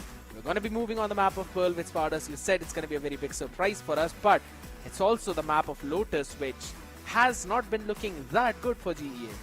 Well, I think that was the only map that they were able to pull off against a big team. Going back to the Split 1 days, they won the map against RNTX in overtime. So that's a good thing, but that is on paper and that is something we are talking at least 4 months ago. Team has undergone a lot of changes since then. True. But now, if we just completely focus on the map of Pearl, Global Esports Academy have players who are not comfortable on Neon, as per my knowledge. UV is someone who's gonna play Wise for sure, 110%. UV's debut match in VCSA was the map of Pearl, in which he played Wise and impressed everybody out. Now UV will stick to Wise. Caramel's comfort agent is Cypher or Killjoy.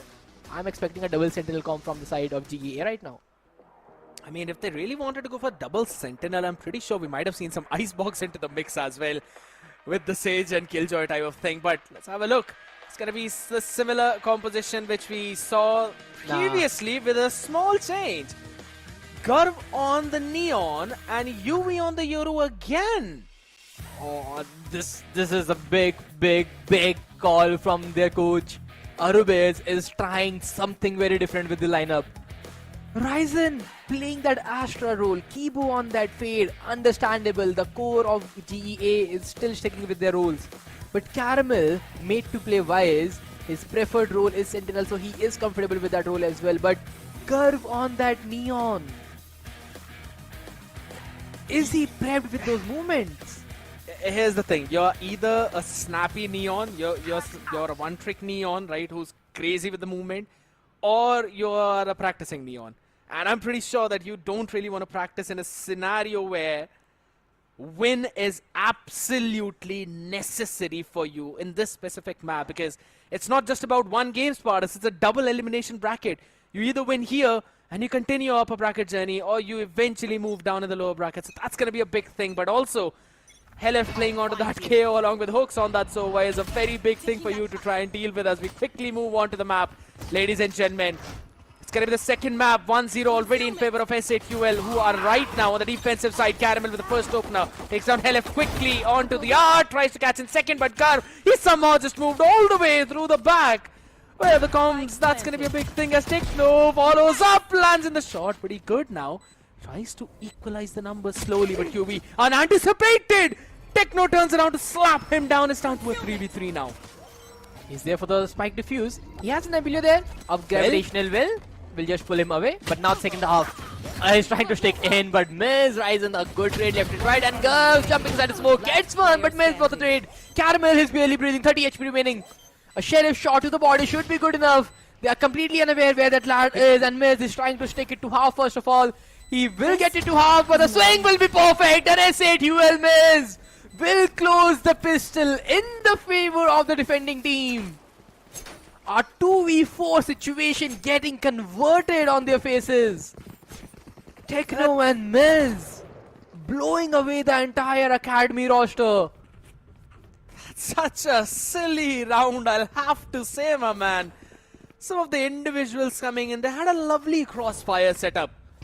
But eventually, UV being isolated, picked off by Techno, and those were some two big openers from Techno. And then Miz trading out his teammates on the back of it will eventually pick up the outlet for this one as GEA, they've kind of semi-forced into this with Sheriffs and a couple of Frenzies too. And that is just because they got the spike down in the previous round. Oh, Judge, don't challenge it. Run away. Don't challenge it. But again, this should be said for the side of Global Esports Academy and not SATWin.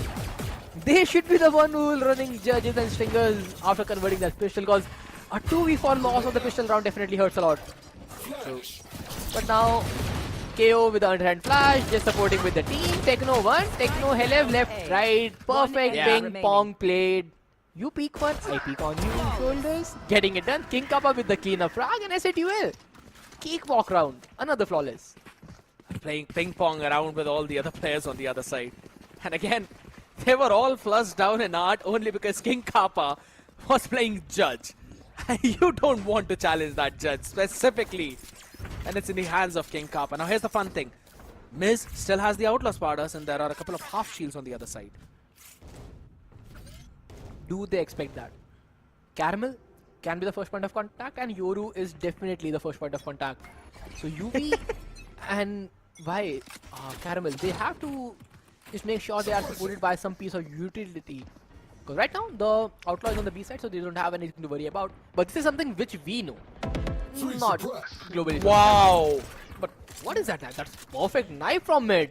What Scanning 3 players on A. Absolutely, he sent it out in the starting of the round. Perfect for such a slow kind of push. Lovely play from Helef and Spartus. If you remember, this is what we used to talk about. That if you're playing KO, you need to know all these lineups from the nastiest parts of the map. Exactly. And Helef is doing that job really, really well now. Art, you can't really contest that. Again, you know that there's the judge there. So again, it's going to be a single pick from Double Doors. Garv, the first man to fall off out there with the Neon. Knife being taken care of, but the Helef still trying to spam it all the way down. Caramel, lovely peek, Miz. Being picked off first though, and UV finds the timing onto Helef too. Individual brilliance coming to help out the members of GEA, but Hoax with a good answer. And that's the spike down as well. Razormine sent all the way out in back. How long can he hold? Wants to peek.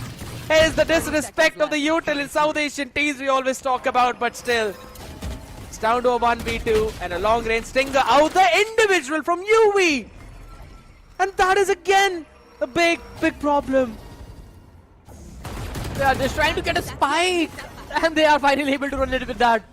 Techno still has a Guardian. The spike will go down, and the challenge is in the hands of Ryzen. 1-for-1, trading it out, and King Kappa to close things off. UV tried to make an individual play. King Kappa setting the entire tone of the map from that very first sequence. Another 3k for that import. Another round for S8UL. Another bonus converted on the board. And this is the map pick of GEA. Yet we are seeing the similar kind of problems that we had in the previous map. And I'll have to say, Spartus, it's not SATUL having their crazy individual brilliance that is putting them up for success. It is Global Esports Academy messing a few things up, which SATUL are just utilizing. Again, knife out there in A main, but this time, Helif is directly playing in A and Big Kappa, yeah, should be able to take that one down. Ryzen, having anything to work with. You've only got a stinger out in the hand, which Kibo has picked up. This seems to be another round that SATUL can close out. Look at King Kappa. Another ratty angle for him. He tried to go smoke out. Spam it down. Yeah, he will spam it down. I was just waiting for that. Because you let the Prowler hit you if you have a judge. You are like, yeah, hit me. You don't know who I am right now. They must be expecting Techno or Helef right there, but it was King Kappa sneaking with a judge onto their faces for second time in a row. And look at this brilliant play. There's an alarm bot setup already down for the double doors as well. Miz has taken the entire B long. Can't go towards B. You've got to brute force your way. Judge in the hands and support of Techno. A 1-2 setup, picture perfect. SATUL. Just like the rounds they have on board. This is something which Global Esports Academy needs to call a timeout and work on. You have a Yoru and a Neon. No way in the world you are not exploiting B side.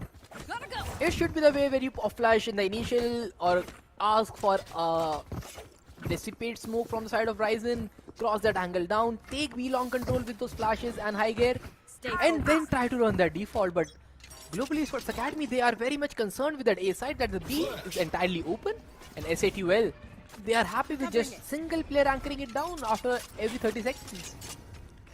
Again, the single player that's anchoring it down is also Helef sometimes, so you've got the fragment as well, you've got a bunch of utility to try and stall that push. And Techno this time playing it towards the art. Has a change out there in the setup. The alarm bot is towards art this time. But again, the rotation's gonna come in. There's gonna be fragment sent out. Gar along with UV able to take down that opener, and Helef. Oh, lovely dodge of the flash though, but UV perfect on that peak timing. Finally, it looks like Global Esports Academy are doing what they planned out for. Mess with the operator. He gets nothing. Alright. 3 players in his crosshair. He cannot hit a single one of them. Again, 3 players out here, Hooks. It's like he almost does the same thing in a different way, but eventually gets the same result on his face. King Kappa wants to try now. Another triple peak? Save the operator, man. He wants to. He definitely wants to, but he knows there are people peeking him, and Gurb. Same angle, thrice in a row. He's not even using his keyboard, I believe, at this point. I believe both of their hands were on the mouse just to get that perfect aim on the other side. Thanks. Absolutely nasty again though, but courtesy of the first 4 rounds, SATUL still have enough to buy into that operator, and they've got some major ultimates up now. Cosmic Divide for the side of SATUL is also a big part of concern. Both the Astras have that. But the thing is, the post plant should be fairly easy for SATUL, and their entire call can roam around the Techno's ultimate. And keeping in mind, you can always pair that up with the King Kappa's lockdown. But right now, Miz, with the operator, he's onto the face. Miz gets the frag of UV, the place from his hand. Curve finds one, but Miz with the second and missing every shot on Ryzen. Finally takes one down. The situation is still under control with the 3v3, but the fragment will just bounce off the head. Headshot delivered, but by the fragment will not matter right now. But Techno, he finds one more. Keep on Ryzen. It is not planted for them. They have to run away. But Ryzen with the operator is trying to dictate the play, but now the Cosmic Divide. The retake will start in a few seconds. The gravity well already pulled off. The new utilities will go out of the play. You have to swing out. You have to die to Helef.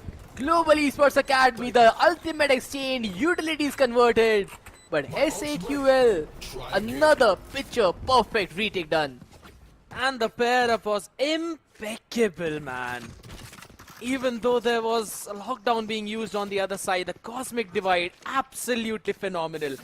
And that was such a silly moment for the fragment to bounce off of Techno, or rather Ryzen. That was hilarious, I'll have to say. But still, it's going to be a timeout finally being pulled out from the side of Global Esports Academy. The only round that they were able to secure, round number 5. They pushed down over towards the A side. I'll have to say, Spartans, Miz with that absolute monster of a shot onto UB all the way towards the back side, and then pulling out the Blade Storm to catch the second one as well, and dealing a good amount of chip damage to Ryzen. That was one of the big key for the success of SATUL in the previous one. Oh, this is something which Global Esports Academy definitely needs to figure out at this very point, because a 1-5, keeping in mind that they are on the attacker side of their own map pick with a double dive composition yet again. So, as per the odds, they should be the one who should be 5-1 up rather than 5-1 down. But hey, FCTUL, nothing taken away from them, despite the fact they are running a vanilla comp on the map of Pearl. Something which can be said is the vanilla composition for the entirety of Valorant, with a Recon and a Flash Initiator, with a Jet as your duelist, a Killjoy, an Astra Omen, swap arounds. Pretty much standard structure, and even with that, they are able to hold the map like Pearl. It's gonna be the big thing. You now need to play around though. Miz had the first opportunity to try and land at the shot. Not being able to land in. He's gonna try again once the smoke dissipates. A lot of targets up in front of him. Really bold, did not really go deep enough, so he can be posted up on that line again. You either have to adapt or you will eventually fall down. The shotty in the hand, all the way in backside. How are you gonna flush this man out? And the smoke is just so brilliant up in his face, and he still gets one as Techno. He's able to support him perfectly. Now the fight is towards the same part. A flash, picture perfect was not, but still Garv was able to spam it. That is a big mistake. LF sets it up so well for his team. As it now slows down and a double face up in front. Caramel wraps it up. Lovely round from Global Esports Academy. Perfect example of what chaos looks like. A flash to blind the players, but everybody was blinded at that very point, and Garv, he just was lucky enough to spam that Vandal onto the head. But hey, Global Esports Academy, they needed this round desperately, and they are able to convert it. Can this be the beginning of success for them? They need at least 4 to 5 rounds in a row to be in competition on this map. Garv, he's definitely stepping up, 9-5. But other than him, there is no other player who's able to deliver with the rifle as they need to. You know, I have to say, wow, lovely shot from Miz though. I was about to say, you know, I've actually liked a lot of those flashes from LF. Has been doing a pretty solid job right now though. The job that King Kappa needs to do is hold down this one position towards the double doors. He's been constantly locking it down with his utilities, and that has been a big problem for GEA. They haven't been able to explore that part of the map a lot. Having the advantage, having a map space. Taking that back. Techno. Oh, Caramel! He's found a timing! He can eventually catch Techno! He's gonna be welcome with a knife out! That kid had got absolutely no chance, and a scrappy fight though. LF still closes it out, and he's got Flash to play with now. He's just waiting for the contact. A support to Flash to support. Hoax gets one. The second frag could be on the way, but Hoax, he has so much discipline lined up in him. He's just jiggling around with the players. Gets a double as the side anchor. He has done his part, but now it is time for Miz to close down the round. Ryzen against Miz. Astra against Jet. A pure 1v1. And he's got a full bunch of utility in his hands. Couple of stars as well, which he can place. And I'm pretty sure that you're going to place one, and you know, one of the big brain plays that I still remember in some of the international games is the fact that he put one star down and he sent a Conquest out instead of a Crabwell. But Blocking sight. still is going to be Crabwell. Miss. Taps it first. The Conquest dodge. No, not perfectly dodged. It's still Ryzen playing the Astra to utmost perfection. 2 stars is all what he needed to clutch that out. Good round played from Ryzen. Good composure delivered. And Global Esports Academy, 2 in a row. And the moment they win these rounds, SATUL, they have gone broke. Sheriffs all across. But hey, we have seen some thrifties in the past from them as well, so SATUL cannot be counted out. But Global Esports Academy, they need to make sure that their discipline does not overcome their aggression. Placing wall trap. And I love the discipline that they're showing right now. Those slow approaches, and they're doing the exact same thing you told them, but it still does not matter if Miz hits rounds like these. My goodness. Catching up perfectly again onto that opener. Now they're going to be shifting back to the default. That's the snappiness of this guy, man. Look at King Kappa, like, yeah, no Yoru in the world is walking like that on my face. Has to be a decoy. Waiting it out. How the timing! LF swinging it out. Barely breathing, but a Hunter's Fury. On. One tag. Can he get the perfect one as well? But nah, nothing. And Yubi in the meanwhile finds King Kappa. He's still on 15 HP, but he has a barrage of utility to support his teammates. And Caramel is not looking at the right angle, but Techno missing out the Sheriff. There was a ray of hope, but now it is completely diminished. And Hooks still on 5 HP, but nothing much he can do from here. He has a Recon Bolt though. He can try to support the team from the sidelines. And Miz, he is trying to be the hero. Not for long. Not happening, yeah. Enemy remaining. Seems almost done and dusted. Hoax falls as well on site. Lovely hold down. You've seen the last player as well. Flag being sent out there though, maybe. LF, hold on, one more, maybe no. It's been taken down. The first two shots, it almost ignited a hope in me. Because Ryzen and Yubi were just down one shot to the body. It's absolutely fine. Global Esports Academy pulling off 3 straight rounds together. Now have forced the first time out of SATUL across 2 maps. Finally, something for Hellranger to worry about, I believe. Are you sure about that? At least he has called a timeout. Maybe it's like, yeah, Global Esports Academy is already on 4. We cannot give more than 1 round to them in the entire game now. It's on you guys. How do you make that happen? 13-5 is all I need. It's actually going to be pretty funny if he really says that and that ends up happening too. But here's the thing, you know. Storyline in the making then. I agree. I remember SATUL, man. It seems like they've got a personal problem with Global Esports Academy. I remember all the way back in Split 1, it was what, a 13-1 scoreline on the map of Lotus? That was a GEA pick. And then in Split 2, a 13-5 on the map of Split. They've started things off with a 13-5 on the map of Split itself, so really looking in the feel of it. But GEA, I have finally been loving what they're trying to pull off onto the attacking side. They show up their presence onto one part of the map and then slow default from mid and take the space on the other side too. And now it's time for SATUL to adjust. Let's see how things were discussed in the timeout really taken.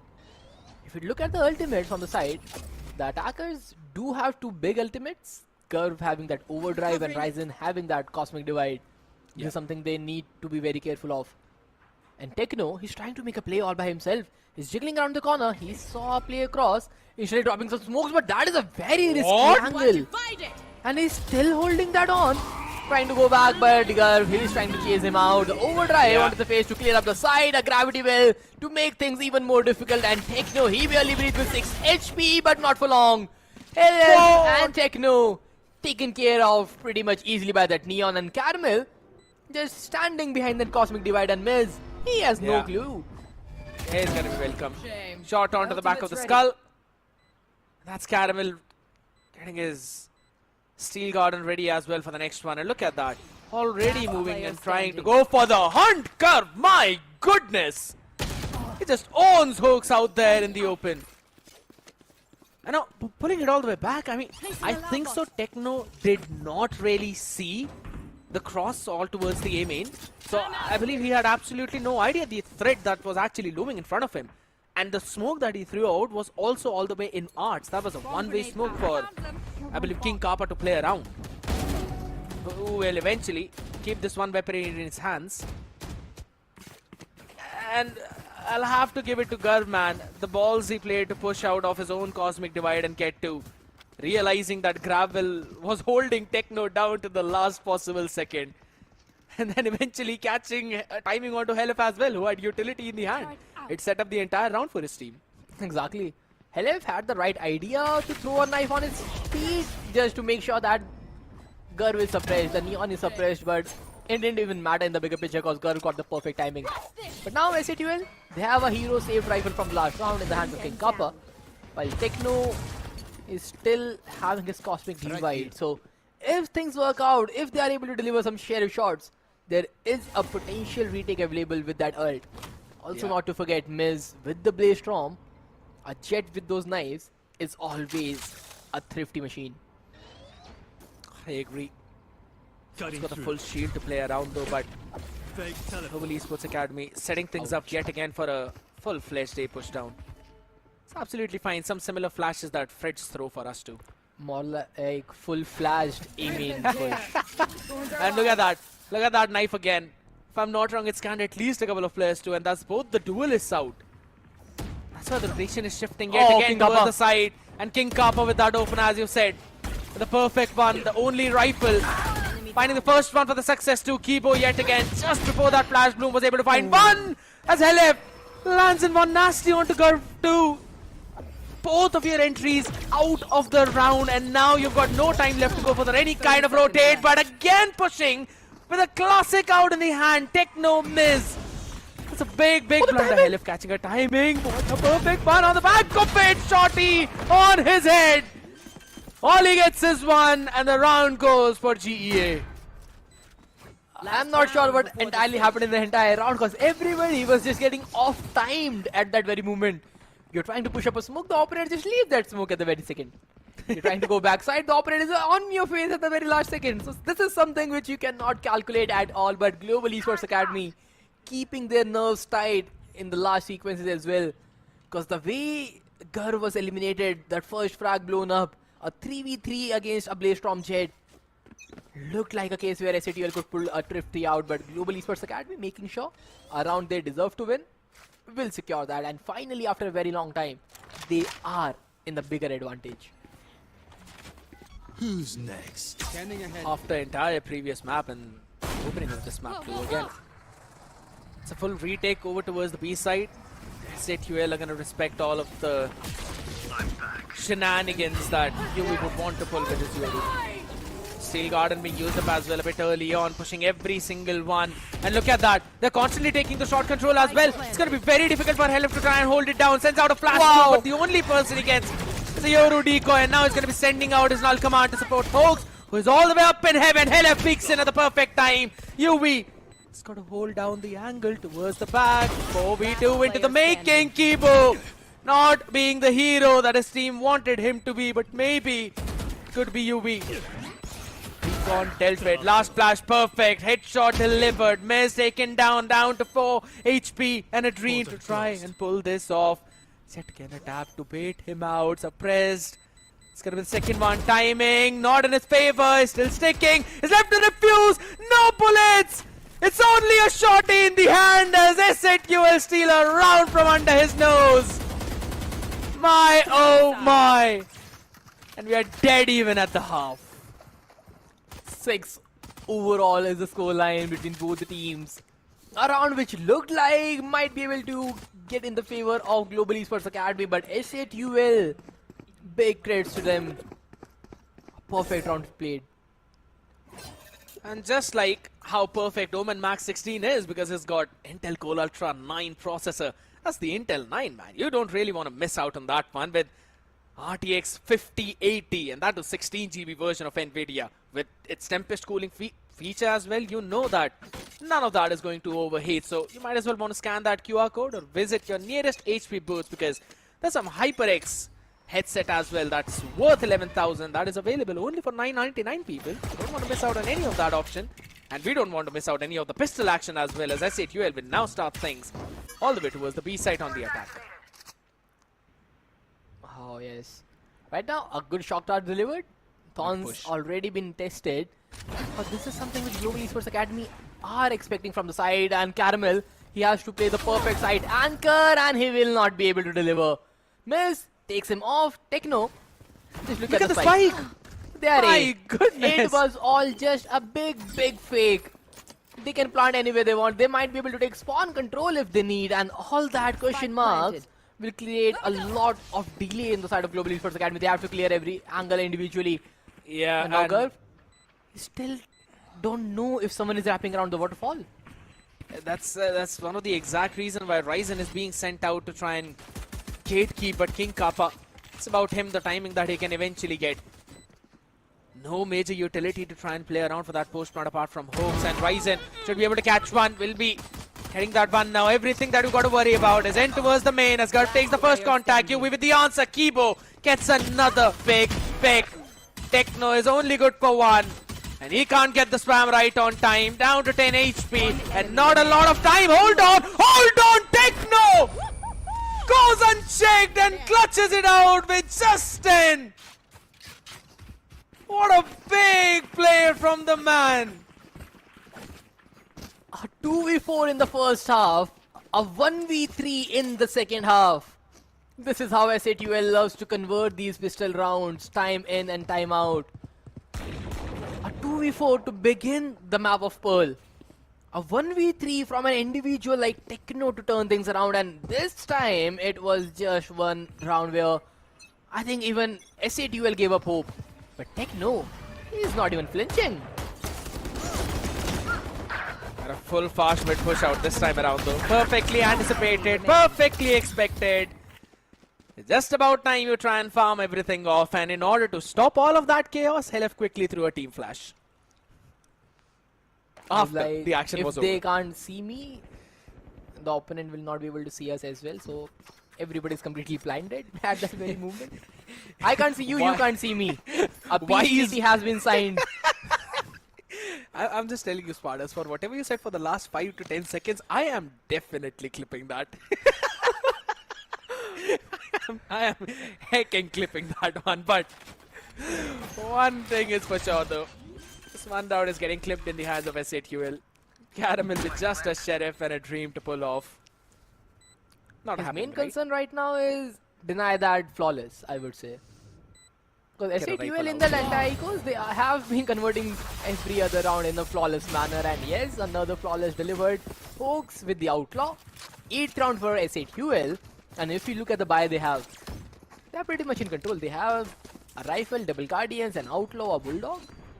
I should probably place some stars in the astral Looks like a plane. round where SATUL can convert yet another bonus. Highly possible.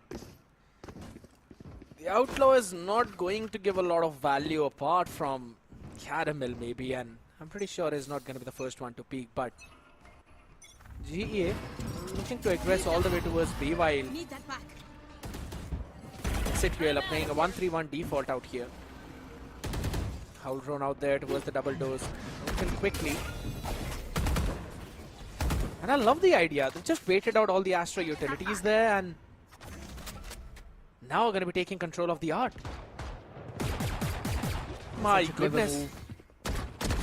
Oh, but Miz, he knows where the players are, and Miz, he is so stubborn. He's not leaving that angle, and Caramel, he wants that frag as well, but everybody is just chipping each other of the health points. But now a 5v5 retake, and Global Esports Academy, they do have a big chunk of utilities, especially with the Yoru decoy and double flash points. Can he make that happen? The same thing could be said for the side of SATUL. They've got a few stars out there placed as well, but Ryzen deals with the first wave. Make it 2 as Caramel answers back as well. They're going to be flooding in on the side as Gurv take control. You've got to push out through the damn smokes, and you can't see a damn thing apart from UV's 3K. A defuse being stuck, and that too flawless retake in the manner. Exactly what GEA needed. Very well orchestrated. The timing of the utility is just perfect. The frags from the side of UV even better. And the Yoru is finally stepping up. Those flash points were something they needed to flood onto the side. Blinded 2 to 3 players at a very instant, and then UV just taking the matter in his own hands. But now, attacker's side, Jet, is on the operator. This is something, well, I would say is coming from a read from side of Hoax. They know Global Esports Academy likes to push that B-long angle round after round. Yeah. And this time Miz is there to punish them. Oh my god, that's a ton of util out in front of him! And he still gets one in all of that. UV quick onto that trade as well, so that operator has been sent out of the mix. And it's really in a spot that you can't really recover unless you're really looking to end up at B. With that being said, the thing is, every 4v4 is always attack favored. The defense will cut down thin. And right now, Ryzen is feeling that pressure to clear up the space, and Ryzen, he will get dealt with by King Kappa. A flick to shut things over. UV making numbers even. A good dimension drift, taking the spawn control, and Helef, who was already down to 16 HP, is out of the round. But now King Kappa just making sure he grabs the spike at the right time, because they have the entirety of the B side. A 3v3 retake with King Kappa still having those 2 nanoswarms, Hoax with the 2 shock darts. They have a good push plant util setup. And look at that. It's such an open plant on site though. It's a bit bold of them to do that considering they didn't have the shot clearance, but still gonna work out for them. Hoax has got the spawn. They know where the rest of the team is gonna flood in from. And Global Esports Academy, they have been struggling on these kinds of retakes all the way through the previous map. On the back of that horn though with the Euro decoy, they're gonna be flushing themselves in. Sees one, Techno still answers back. He's able to get one, and Owl drone for such a late round. Look at UV trying to wrap around. This fight needs to be won, and it will eventually be taken down. Hoax and Techno working in unison. S8UL with such a disciplined round. I love it from S8UL. The calling from Hoax is just insane at that point. He knew it is a 3v3. He knew UV is the one who killed their teammate at the attacker spawn. So the rotation is most likely from either the link or from the B main. All they need to do is take spawn control, plant it for a universal area, take spawn control and make sure that you have heaven. And once you plant for that universal spot and you have the heaven control, it is impossible for any team to make the retake happen. And this is exactly what happened right there. Host clearing that spawn with a double swing and then just setting the entire team up. You have a crazy amount of utility in the post plant as well if you want to buy out time. But little they know, even before the time could occur, the rifles delivered. And S8UL, they look again in the driving seat. Oh my. And as you said, this timer is now going to put a bit of a break on S8UL's driving. That has been driving GEA crazy throughout the entire attacking half of them now. And I've been loving the call from S8UL too, but at the same time I'll have to mention Global Esports Academy in their mid-rounding, they were so very good this time around. They were able to take, they gave up the B main control, yes, but at the same time they took the A main control, they took the entire mid for themselves systematically. Apart from just a small problem of Ryzen though, this time an explosive start over towards the B mid. Shock darts being sent out to try and deal with some of the Vice utilities, which is not here. Oh my goodness, pushing through their own cosmic divide. Curve wanted to make a hero play out there, but Bucky on his pace, exactly as you mentioned, shuts him down and all the way towards the back. Knives are not the best friend of Maze, and I'm pretty sure that's going to do it for him. Oh, this is something which is yet again a 3v3 match. All of the retakes have come down to this very last equation of 3 versus 3, but this time around S8UL, how they will hold. Ryzen with the cosmic divide delivered, but Caramel, he finds the frag. Techno, trade, he wants one more, but Kibo is there for the another pick. Kibo, left, right and center, and Global Esports Academy. The cosmic divide paying its way off. 8th round on the board. When they put it like that, I was actually worried for GEA because S8UL were playing site heavy. If I'm not wrong, there was only King Kappa who was outside of the divide. But still, they were able to flood out all the way through those choke points and overwhelm S8UL with the numbers. And I'll have to say, man, Miz has been working out really well with every weapon except of his knives. Pretty sure he does not live in London. Please get the reference. I would try to ignore it as much as possible right now. I'm sure you did not. The people from London will as well. But, alright. Heavy aim in presence this time. Being shown by GEA. Here. Yeah. They have two big ultimates if they want to hit the side, since Helef can just run it down with the null command. He throws a flash for Emin, showing some piece of presence, but again, a KO with the ultimate, roaming around by himself is never a good idea. He spots the player out. Barely breathing on that 5 HP. He has a regen shield to make himself breathe a little more. And he will stay at the main, but now Mills, a good flash from Helef, and Mills will be able to capitalize, and Kibo is stuck in the no man's corner. The ultimate delivered, and Helef, what? Just walking in. Too many options for Kibo to select from. And he will just select none of them. He just picks up the worst one out of there, but again, this double man retake out here. This could be a problem for Helef though, but again, he's the only guy who's down to 5 HP. They don't really mind it. They've got 4 players who are stuck on all the parts of the map, and look at Hoax. His late rotation coming in all the way from Amen. Yeah, good luck saving these weaponries, Global Esports Academy. That ain't happening right now. One If enemy flanking remaining. the flanker had a picture, Hoax will with artist. Just look at that guy. Second layer of flank at the very last second. He knows if Global Esports Academy just walked into the side, I am there. We need not worry at all. And another well orchestrated round from SATUL. Global Esports Academy, they were completely caught by surprise, especially how well the KO played this round. Helef spots the player, was lucky enough to survive on that 1 HP, I would say. He was tagged minus 120. But then the regen shield popped in, and a perfect star from Techno to make him survive. And then Miz just doing Miz things. And now, since Global Esports Academy didn't have a buy and an SATUL, they know that and just want to run it down towards their side. My ultimate is ready. All they need to do is just make sure not to run in the Campbell stack. And in order to make sure that they don't, sending out this knockdown as well. It's going to empty the entire side too, and it's all down to the bunch of utilities that are going to come out. Yeah, he's eventually in the side too, but stopped up by that grab well in the meantime. And a very quick flood coming in from Global Esports Academy. Spike planted. But they don't have the weapons to support that flood. They have a bunch of sheriffs, a classics, I would say. A Marshall is their best weapon, and this is not looking good.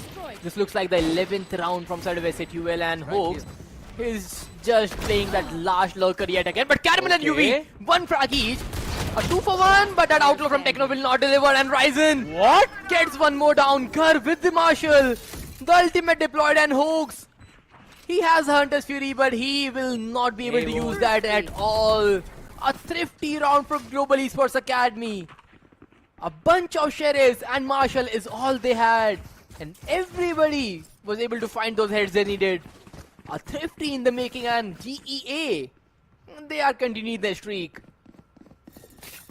What a mad round from Global Esports Academy, or rather a mad call out here, man.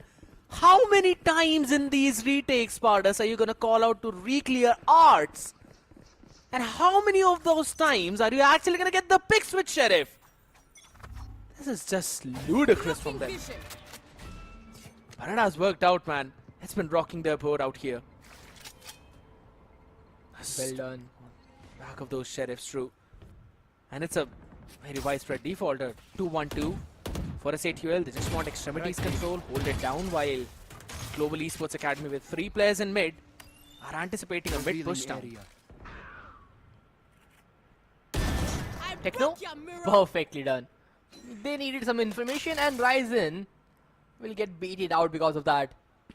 The Wise Wall has been triggered as well. The Shear will not give any information, and now Caramel, his spidey sense is tingling for sure. He knows there's something wrong on that B side. He wants to peek out, but that spidey sense, that tingling sensation, is making him stay a little longer. And the longer he stays, the longer he survives, the better for Global Esports Academy. Because SATUL, they are moving towards the Wise side. Absolutely. They're pushed out. Miss can't really go towards the back because the Razor Vines, though. Support coming in QBs. The first one to be taken down. Caramel good for 1. 30 seconds left. But eventually answered. Miss snaps up perfectly. And I was about to mention that. A few seconds more and Global Esports Academy will clear the entirety of the A-main, but the flank is eventually washed out for, and Techno is ready to farm some orbs out there as LF with the operator.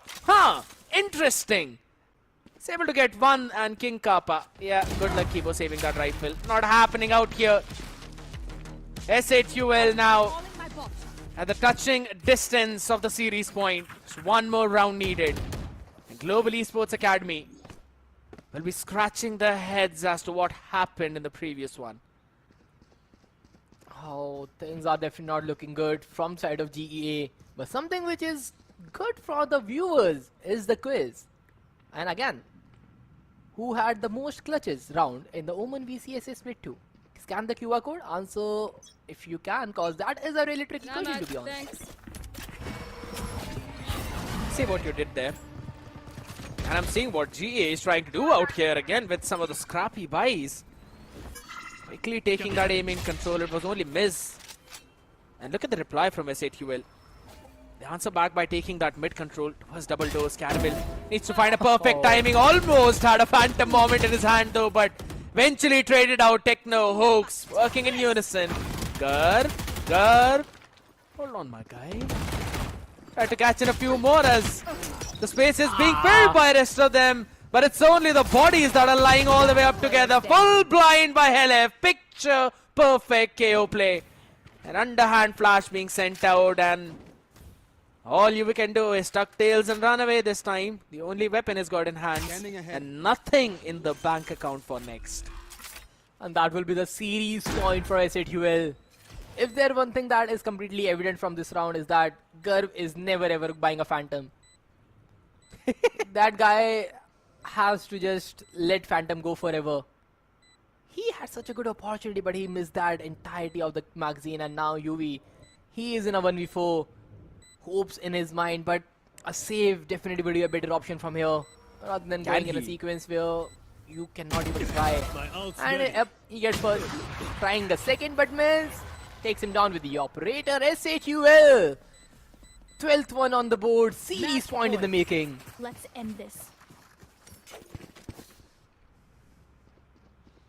And you've got nothing to work with except for scraps.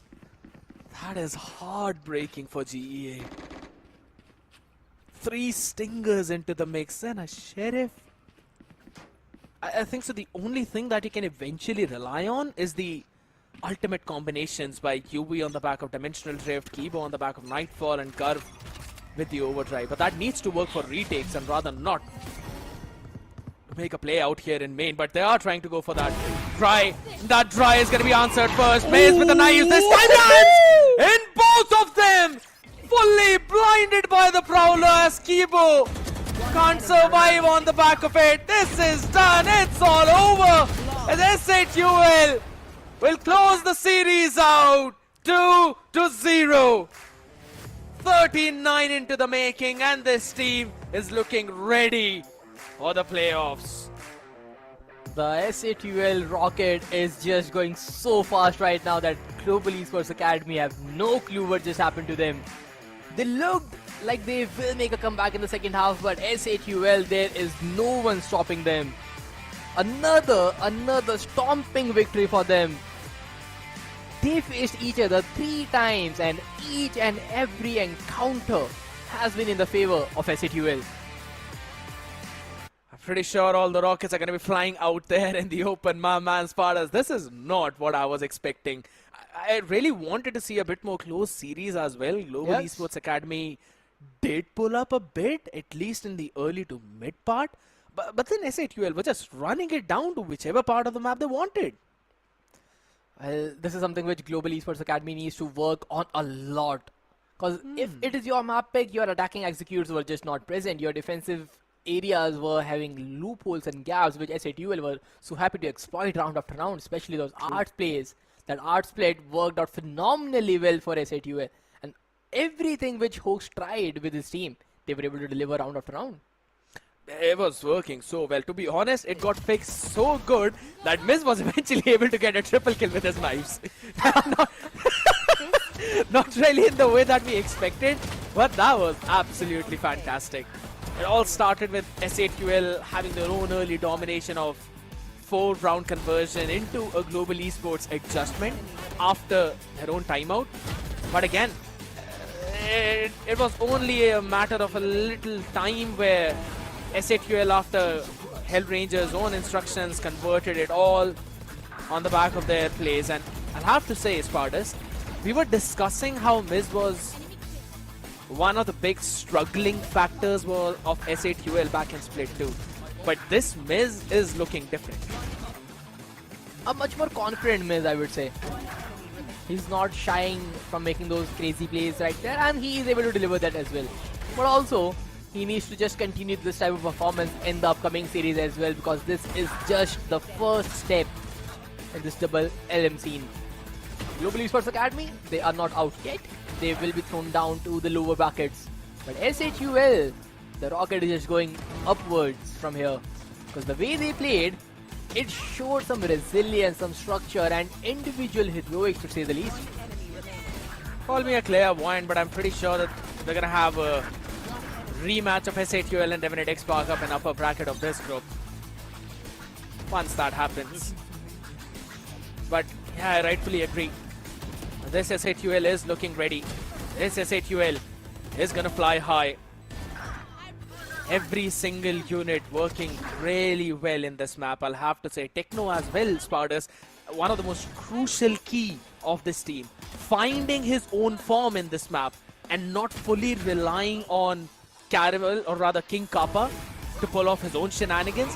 That was also a very good sign of success for them. That is very true. And maybe things can be said like Techno is more comfortable on the classical controller players rather than a Viper, where you have to rely a lot on the lurks. When you give him Astra, when you give him Omen, he might be able to step up more. So this is something which you need to work in the future. But someone who has worked so crazy hard in this map is Miz. 8 first bloods delivered in the entire map. You know what? Give me a second to digest this. What? I did mention, yeah, this Miz is different from what he was in Split 2, but 8 first kills is madness! And he's running it 271 as well. Holy smokes, my guy. And the fact that he has a damage per round of just 151. So he's just getting one at the maximum, but he is getting that first blood every freaking round possible. 15 first bloods on the side of SATUL, 8 on the side of Miz. Where first kills, if you talk about Global Esports Academy, just 7 delivered. But the post-plant conversion is pretty much the same. Listen, you're right. Hold your horses here, Miz has more first kills than the entire Global Esports Academy combined. it's just bonkers, and if it's anything, post-plants and everything it can all be thrown out of the window. Holy smokes. Miz was just owning the members of Global Esports Academy in this one. UV is going to be the MVP on the other side with 2 of his own. A decent performance being put up by the rest of the team as well. But it was nowhere near what SATUL had in their backpack. For sure. SATUL completely built up team, and Global Esports Academy, with the type of changes they have with addition of Caramel and Gurv, they are still not able to find their footing. UV, yes, performed really well as compared to the last map. Ryzen is there, a better performance from the last map, but then Kibo had a completely off day.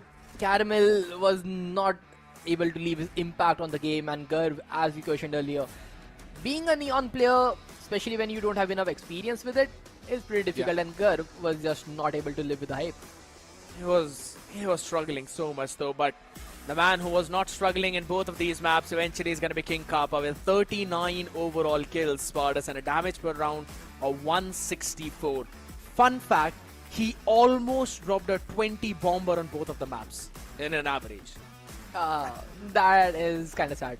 But hey, King Kappa just playing it perfectly well. But overall, if you look at the series, a map which could have been played very differently from the side of SATUL, they stick with a composition that is completely vanilla, no flavor whatsoever.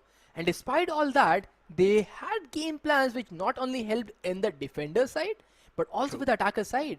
So this is something which everybody needs to look out for. does not matter what type of map you pick against SATUL. They have their basic ideas and they are able to replicate them into the game. I like the fact that you mentioned about this because I still remember in one of the interviews that we were taking of Hoax, I think so he mentioned as well that Helif is rather a type of IGL who likes to call in terms of how they call internationally. And that kind of gives you the idea that SATUL, they look at international meta and they try to adapt to it while adding their own flavor into the mix. So I think so them sticking to the standard comp, not really changing a lot of it, comes down to how they like to see what's happening throughout the world and not just rather stick to the South Asian or the Pacific meta itself. And I think so that's a very good way of working around their own kind of Valorant, right? It's a bit different from what others try to do, something that they might pick up from one of the other regions and then try to replicate throughout all of that. SATUL like to add in their own mixture through that, and I think so that's pretty nice to see. But another nice thing, or rather a great thing, is going to be this next matchup, which will be between VLT taking on .exe Esports. Velocity, the second runner-up from Split 2. But then if you look at .exe, it is the lineup which has tied scores on the circuit point with SATUL. So the thing is, they have to be at least making sure that they go ahead to the playoffs to make sure that they collect sufficient circuit points to get them to the Ascension qualifiers. SATUL has taken a step in the right direction. But can .exe create a huge upset? Because the team they are facing is someone you just have a nightmare about. Not even once, but rather twice, all the way back in Split 1 and then in Split 2 itself. So it's more like a double revenge matchup for .exe to try and pull it off against VLT. Reckoning were able to do that. And we have seen all the way back in Split 1 where they were named as OG. They won against Reckoning. Yeah, it's been a bit more different this time around, but maybe, you know, who knows? Maybe we are up for all a surprise out here. But ladies and gentlemen, those surprises are going to be kept for the next map, or rather next series, which will be casted by Necro and Shadow. So make sure you stay tuned. We'll be right back after this break. Here we go! Watch this!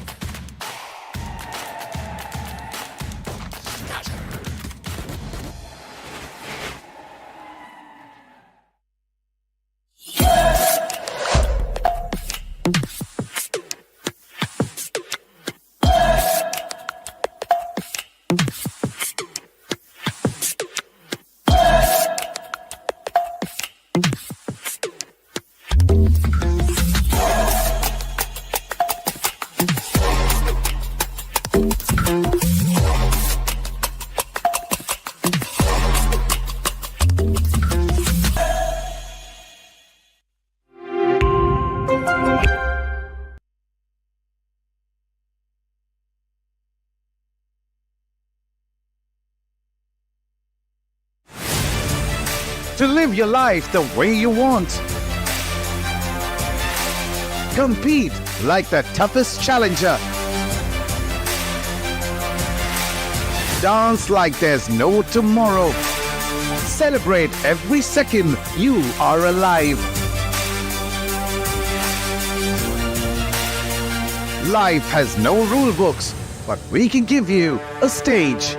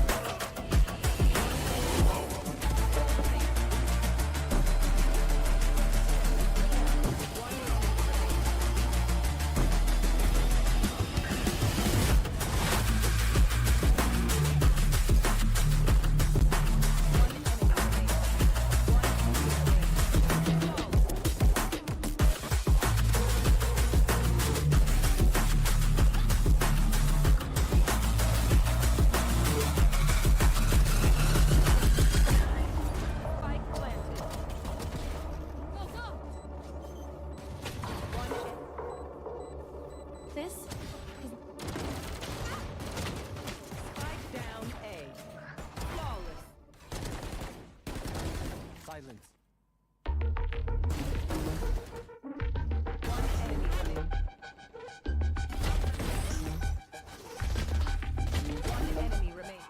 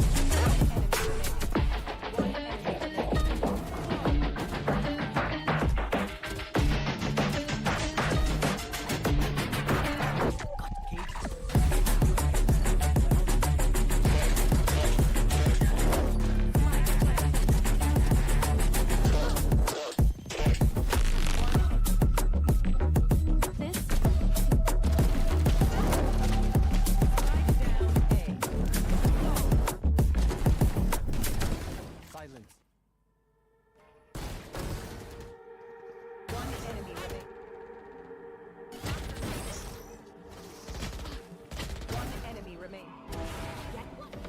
suppressed. One enemy remaining.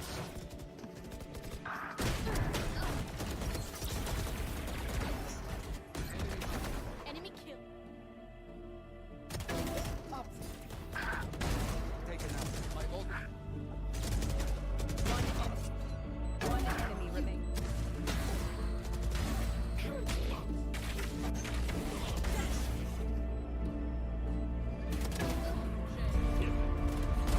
Enemy standing.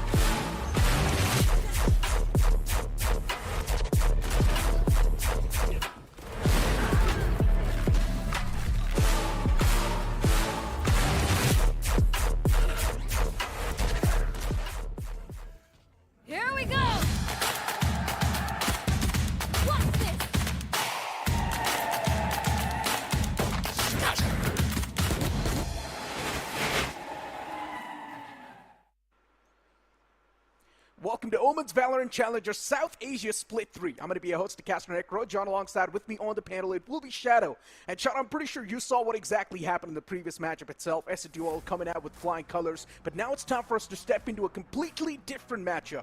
Velocity, it's one of those teams that we know is currently topping the charts, and no matter what's going on. Split 2, yeah, a bit of a mishap in the final few moments, but still Velocity has been the best, while they're going to be facing off against .exe. And I feel bad for .exe because the first matchup itself, they're going up against Velocity.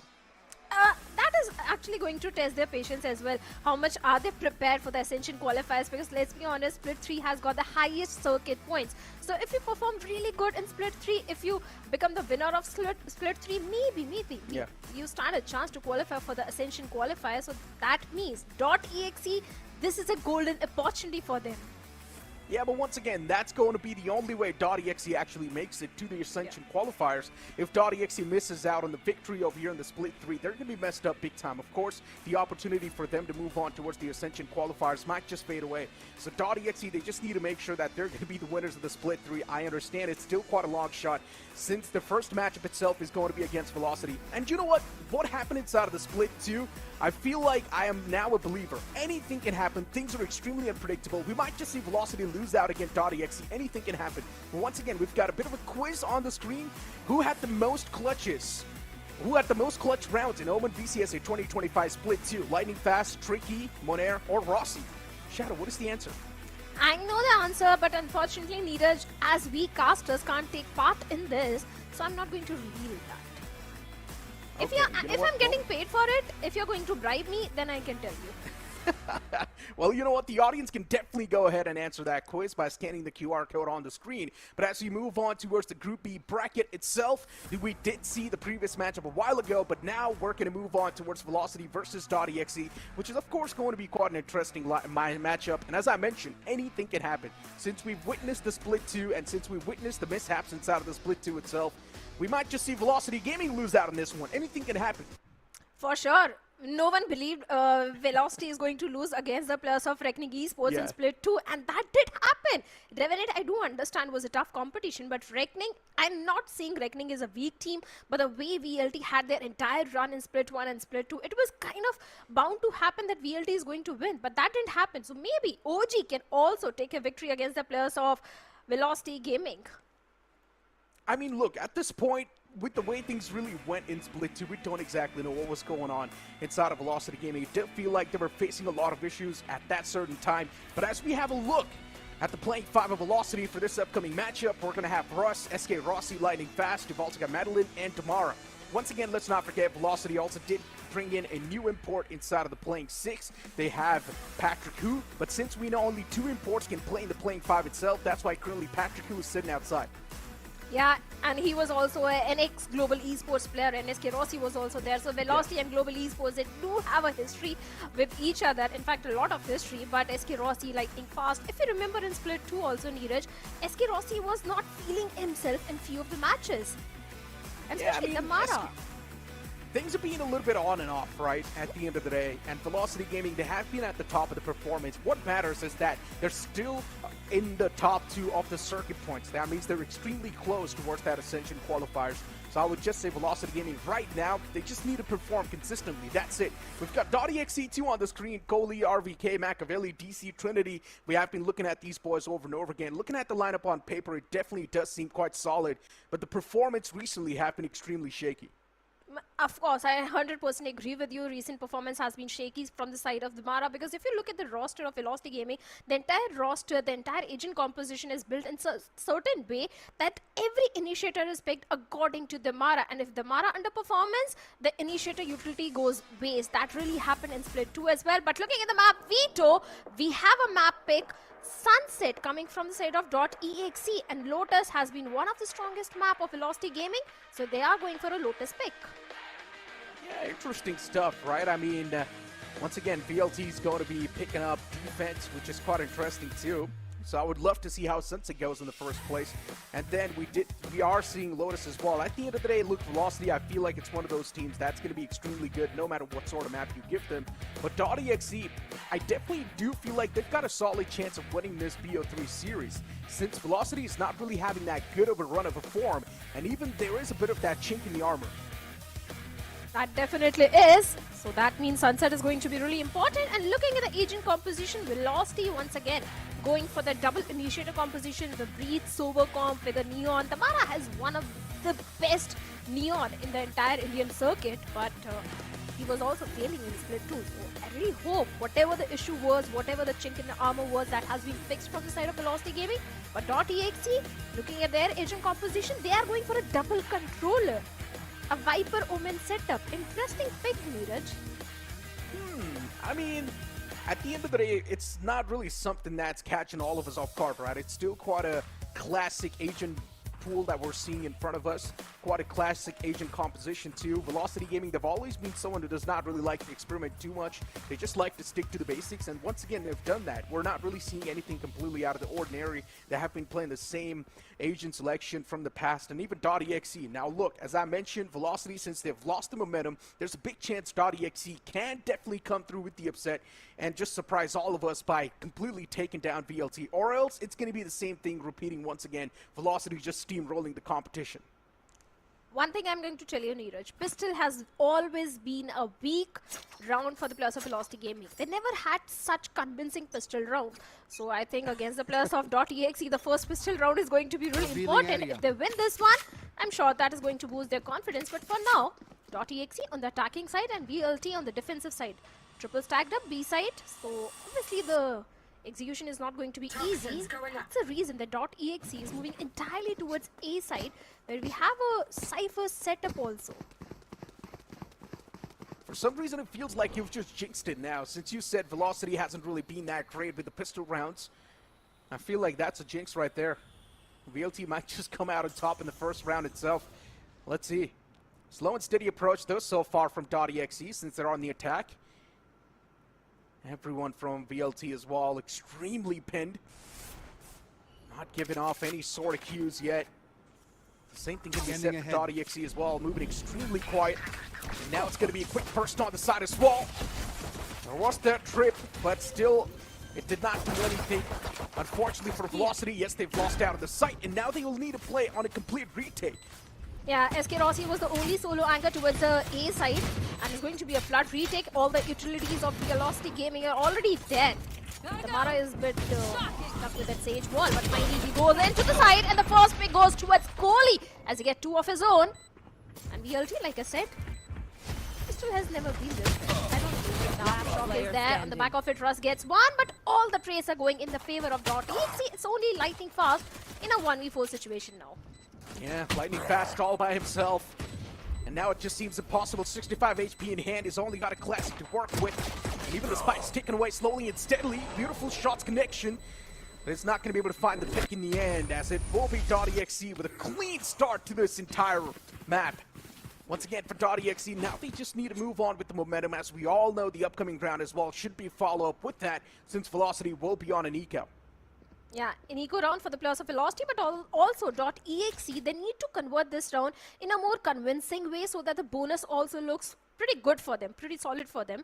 So that would be the entire attempt for the players of .exe at this point. And Velocity, well, all they will just try...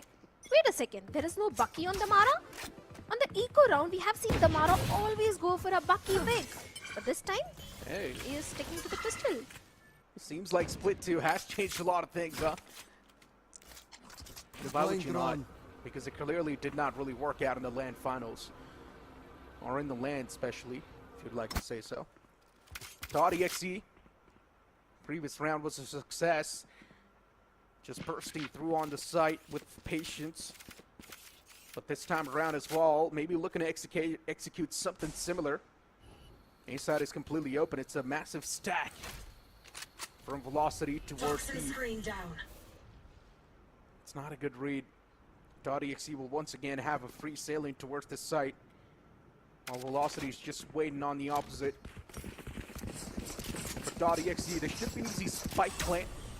Velocity has been struggling with the retake, especially in the previous round as well, and since now they do not even have the proper weaponry, I highly doubt we might expect anything else.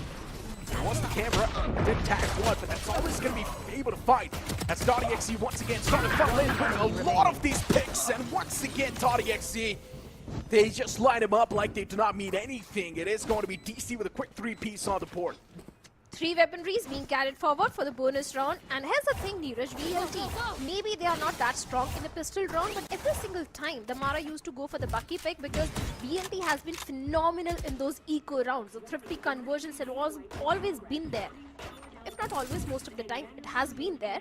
So I was a little taken back that when the Mara was sticking to the pistol, because if it had been a Bucky, maybe there is a possibility of VLT converting the eco round. But nevertheless, a wise decision from the side of Velocity, but now it's a full buy round for them, and indeed an important one. For .exe is going to be in a bonus round. 3 players all the way towards A. The entire team of .exe this time is moving towards B. Then we have SK Rossi along with Lightning Fast. Sacrifice are there, but it should be an easy plan for the players of .exe this time again. Yeah, man did get caught in the tripwire for a moment, but SK Rossi on the site. Now it's starting to line up those skulls. Velocity with a quick 2-piece. Lightning Fast as well follows up with a quick 2-piece of his own. Velocity, massive man advantage in the hand. It's taken down to a 2-on-4 in the end. .exe does not seem like they stand a chance anymore inside of this fight. And just like that, it will be Damara gliding through with those kills. Every single time, that's a typical Damara play. But along with that, Lightning Fast also was able to get that initial frag.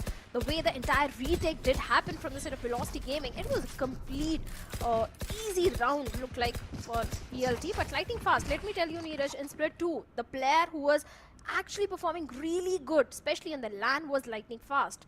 And I don't know if it is safe to say, but there were few rounds where he was actually carrying the entire team as well.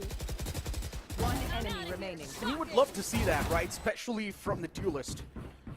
That's what you expect. You always expect the duelist to go just absolute haywire. Berserk. And yeah, so far, Velocity, once again, winning the round that was supposed to be theirs in the first place since they had the advantage. But now, as we're going to have even Steven on the board, both the teams have an equal weaponry. Still a round lead in the hand of .exe. This time around, .exe revealing their presence towards B. Velocity. I love this confidence from Lightning Fast, but he might just be caught with that showstopper. Trinity still wants to get as much success as possible, but he messes up big time. Showstopper did give the space that was required, but now even the Hunter's Fury invested inside of this round. .exe Trinity was able to slip in quite deep, but Velocity with this quick lurk. Even Damara is able to catch a quick 2-piece of his own. .exe is trying their best to fight back, but now the man advantage in the hand of Velocity. 1-on-3 on the board. DC completely surrounded by the foes, and that's going to be it for .exe in this one.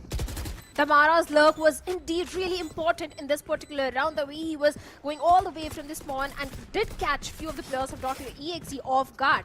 And the only win condition which .exe had was a Hunter's Fury, and unfortunately Kohli was not able to get any value out of it.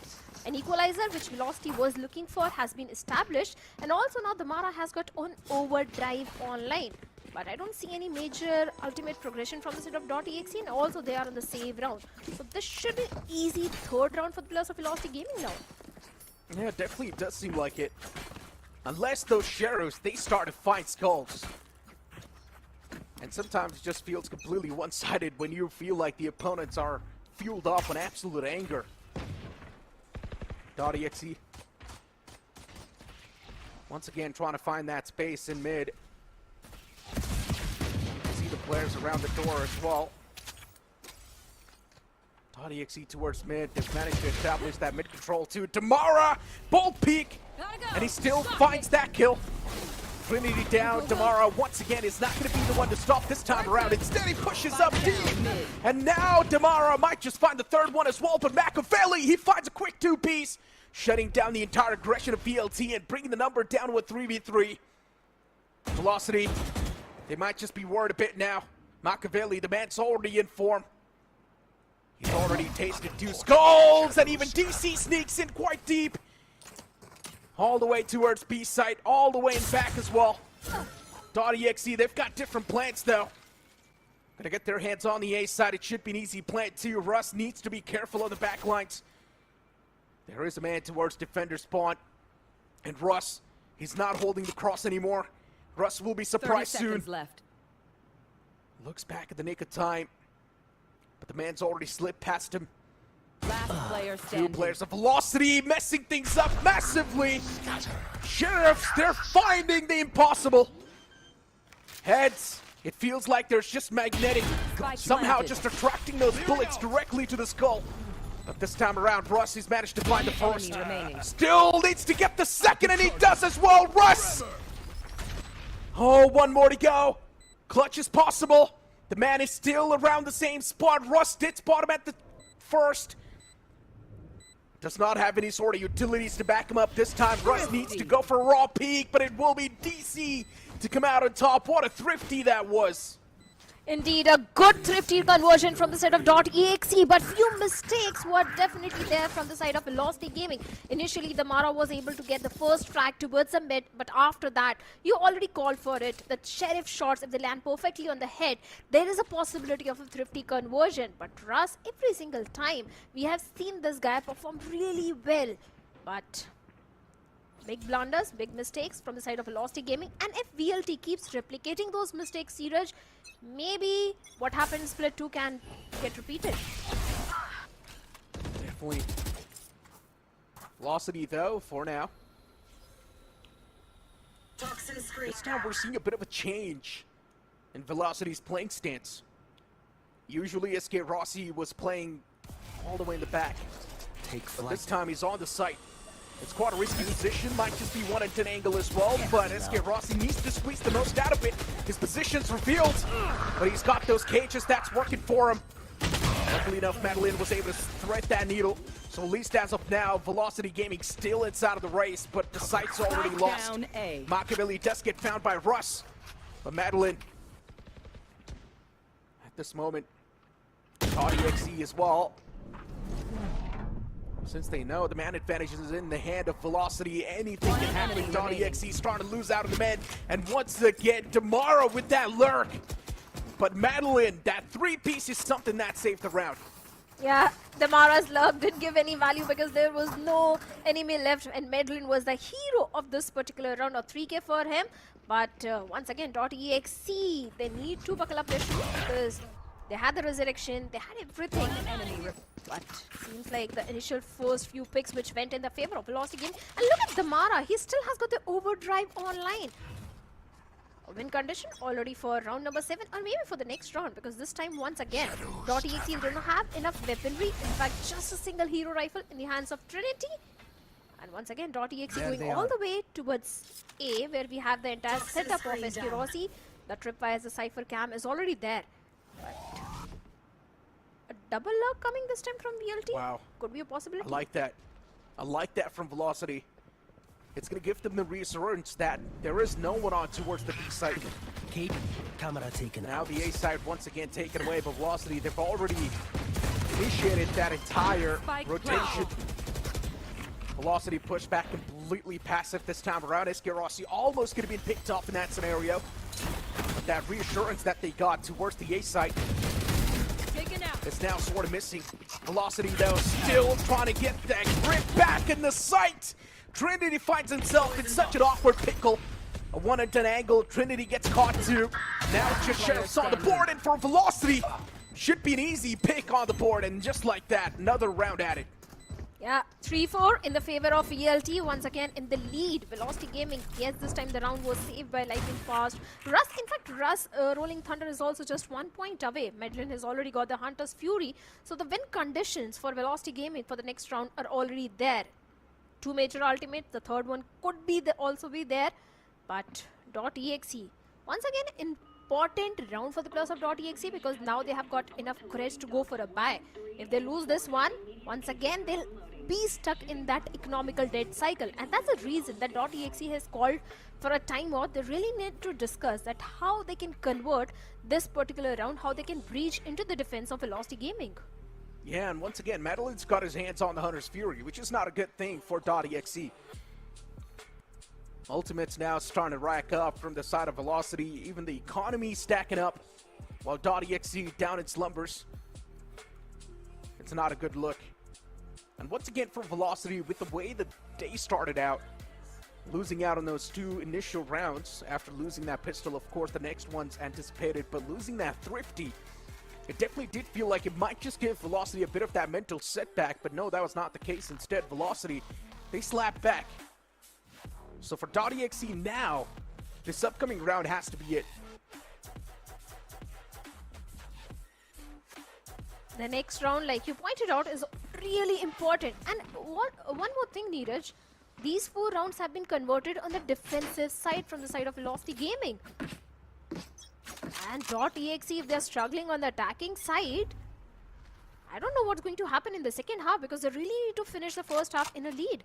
In fact, a solid lead they need if they really want to convert the map of Sunset, because Lotus is their home ground for the players of Velocity Gaming. But look at Eskirosi. The high-low setup is there with Lightning Fast, and Lightning Fast gets 2. Disgusting. Not just 1, but 2 picks. Absolutely disgusting from Velocity. And now here comes the smoke as well. You just can't do anything after that. Toxins going you will not That's kill gotta my blow for ally. you. 2 quick eliminations off the rip like that. Velocity just finding a major advantage, and even the Hunter's Fury invested now.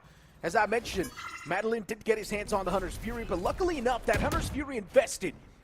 But still, the man advantage is in the hands of Velocity. Another one found like that, lightning fast. He's lining them up like they do not mean anything. Even RVK falls down, lightning fast on the verge of getting the ace. Just needs to find the last man as well. There is Damara closing up from the back lines. Good relay folds, and a flawless round from Velocity. Yeah, Damara denying that ace to Lightning Fast. But Lightning Fast has been an absolute beast in the entire roster of Velocity Gaming. As a controller, he has been always carrying his team. Not just carrying, he has been always top fragging. Even now also, a 10-3 as a controller.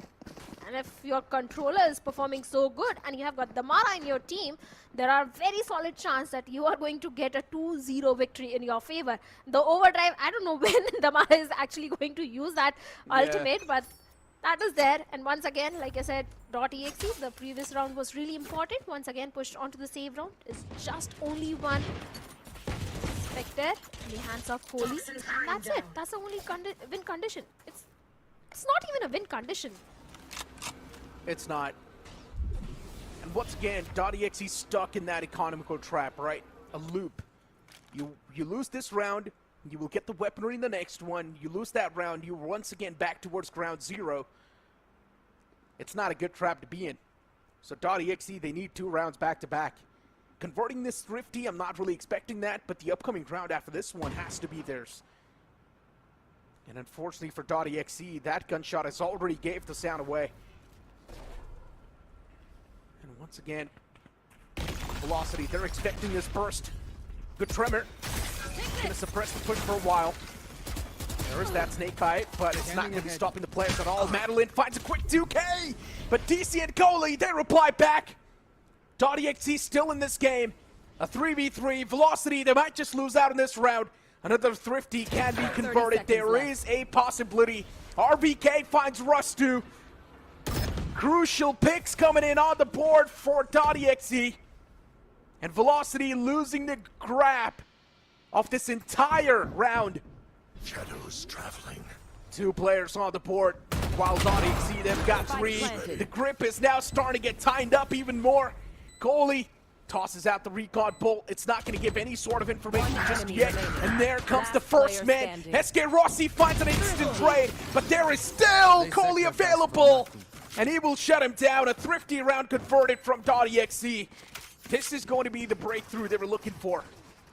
Previously, they came so close to converting a Thrifty round, but they were not able to do so. But this time, they are converting and coming so close to achieving that equalizer, which .exe players need at this point. And in fact, they have got 4 major ultimates. The Showstopper is there, the Viper's Pit for the Post Plant is also there, Hunter's Fury, 3 ultimates. There is a solid chance of .exe getting at least bare minimum 6 rounds in the first half itself. But VLT, in fact, they also have got 4 ultimates and also an operator in the hands of Damara. The Paranoia goes in, and the back of it, Damara gets Trinity as well. Indeed. Once again, .exe, for them, it's going to be a tough flood to stop.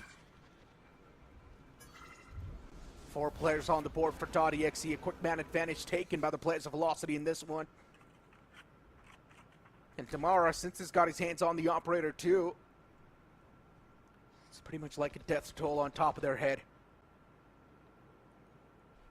Both of them just waiting for each other to peek out. And once again, that is going to be quite wide. Tamara just never saw that coming.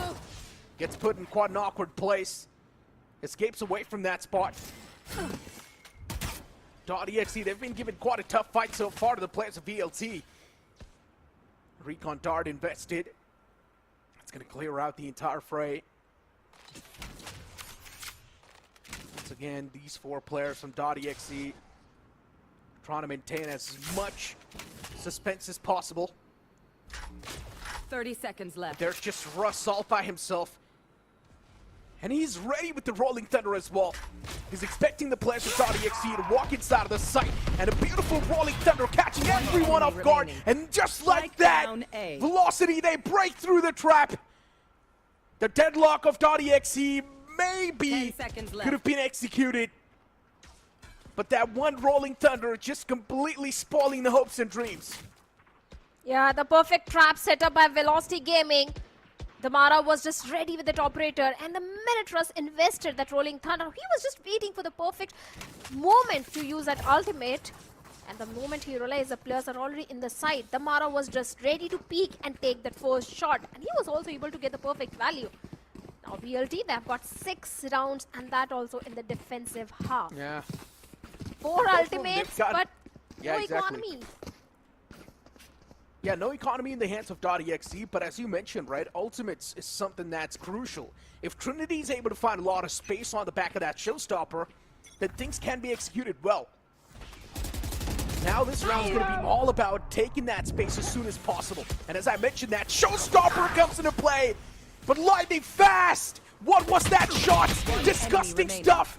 And even Russ on the side is like an impenetrable wall. Russ with that 3K just stops the entire flood of .exe.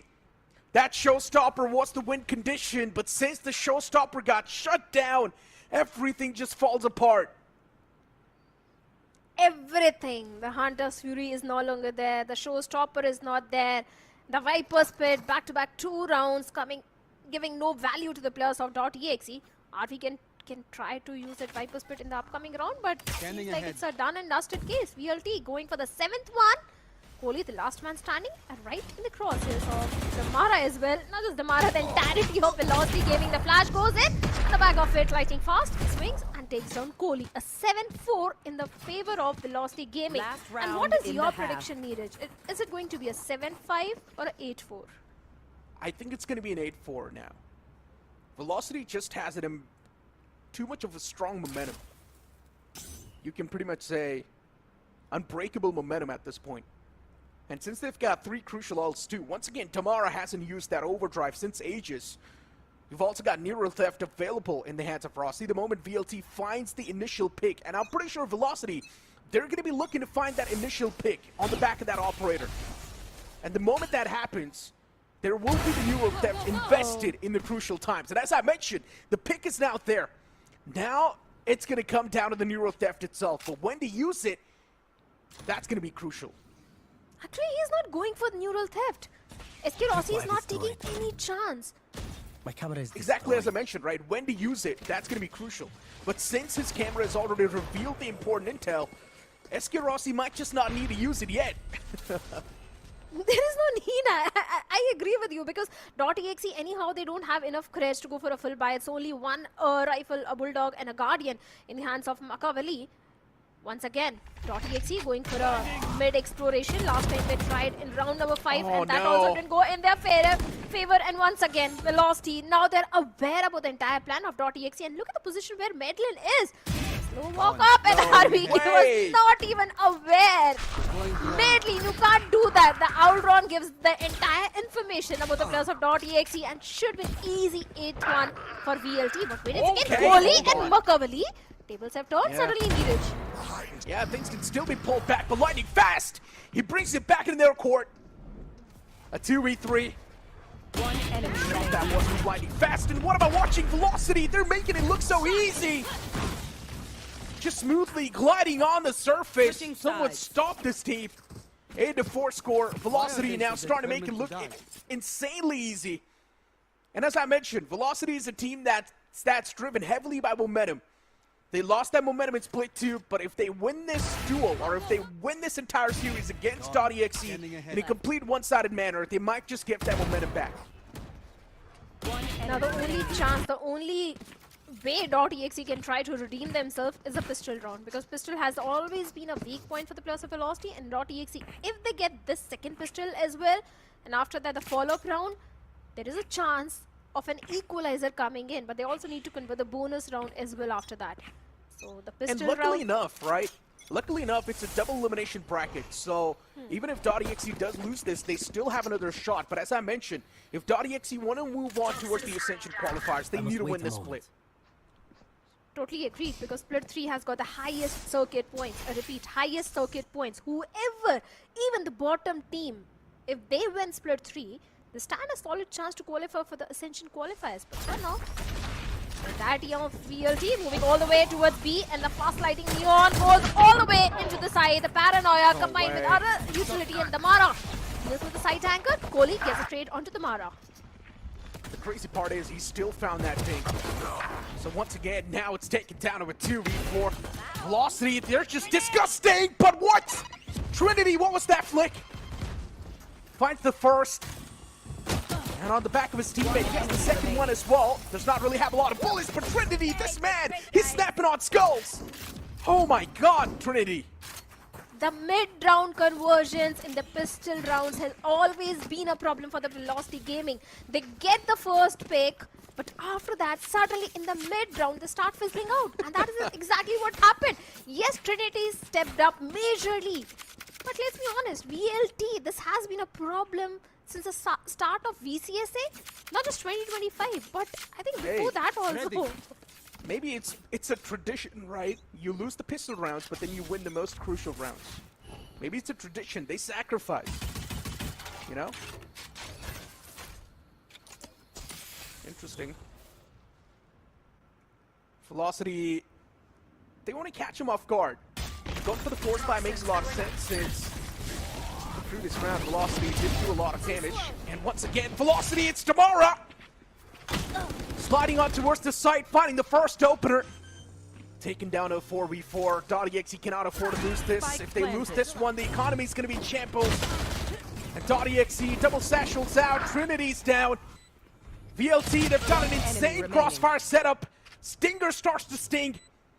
And now it's down to just DC. The Outlaw as well is not going to be able to find the value as Exe Rossi nails him down. The force buy might have looked questionable for a few people, that what was the need. The scoreline was not that tilted towards one side. They could have gone for a save. The reason VLT went for the force buy is because eco rounds has always been their strength. This time it was not just the Mara with the Bucky, but the entire team with the pistols. Not just pistols, there's guns. And once again, right, .exe, I don't think they've won a single gun round either, a proper buy round. They haven't won even once. Yeah. So in my opinion, just stop buying, you know? Just play with sheriffs. Maybe that's been working out for them. But hey, Velocity, once again, a quick burst on towards the site this time around, and they've got a free control of the site.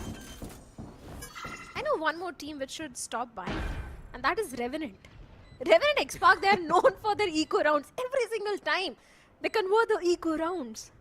But their matches will come in a few days. Coming back to .exe, and oh my be careful, God. be careful, VLT. A look, a triple look. Easy misses. I'm out of here. Sometimes you end up missing the easiest shots, but then you can make the tough ones. And that's what's happening with Madeline. Quick shot. And just like that, tomorrow lightning fast, they follow up. The floodgates close once again. And I highly doubt now .exe can open them back up anytime soon. Last man is just getting barrel stuffed to death. Flawless round from Velocity. 10-5. Seems like a done and dusted case for the players of .exe. Could be a 2-0 because Sunset was their own map pick. And if this is something which happens on their own map pick, I don't know what's going to happen on the opponent's map pick. 3 players, if they gonna lurk, obviously they'll get 2 enemy. VLT was just prepared for such sort of plays, especially Russ and Damara. And the good thing about Russ is whenever he's the last man standing from the side of VLT, at least in split 2, every single time that guy was able to clutch and secure the round. But once again, a fast execution should be there. Actually, no. There's no approach towards him. Yeah, if I'm not wrong, that was a great paranoia. Or no, actually, it was his own teammate's paranoia. Hold on. Wow. Just blinded his own teammate, I guess. It's got to blow. Could have been the opener, honestly. But Take flight. once again, for Velocity.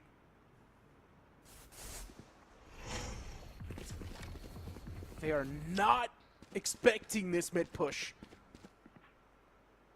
And luckily enough for Velocity too, they found an easy take on towards the B site. And look at Exe, both the players lined up. Unfortunately for Madeline, he was just able to find one, but still it's a 1-for-1 trade. And that's going to give a major intel away. Velocity now with so much intel, with so much valuable information. And now Tomorrow once again doing the classic stuff. Snakebite does catch him in the end, but Velocity for them, they're now looking unstoppable. It's a chain that's going to be unbreakable. And Velocity just making it look insanely easy. 100%. Madeline was a hero of the previous round. Although he was able to get just one frag, but like you said, the intel was of prime importance for the team. And Madeline was able to pass that information to the players of Velocity Gaming. And now, after that, they were just prepared for the players of .exe. They were not expecting the mid push, but Madeline was present at the right spot at the right moment. Yeah. You know what? I just want to see Damara use that overdrive once. Just once. Come on, do it. He's got the overdrive available once again, so Damara, just pop it. Come on. His keyboard's X key is broken, and this has been a tradition for few players in our VCSA. I mean, they don't use those ultimates. I know one player. They can just rebind it. You know, they could just rebind it to something else. They just don't use the ultimate, especially when it comes to Cosmic Divide. I don't know why, but they don't use the Cosmic Divide ever. Cage triggered. My ult. Where is everything? Hold on to that thought, though. Nero Theft was invested. But because of that greedy play from SK Rossi, he gets caught. But Velocity can't afford such a setback.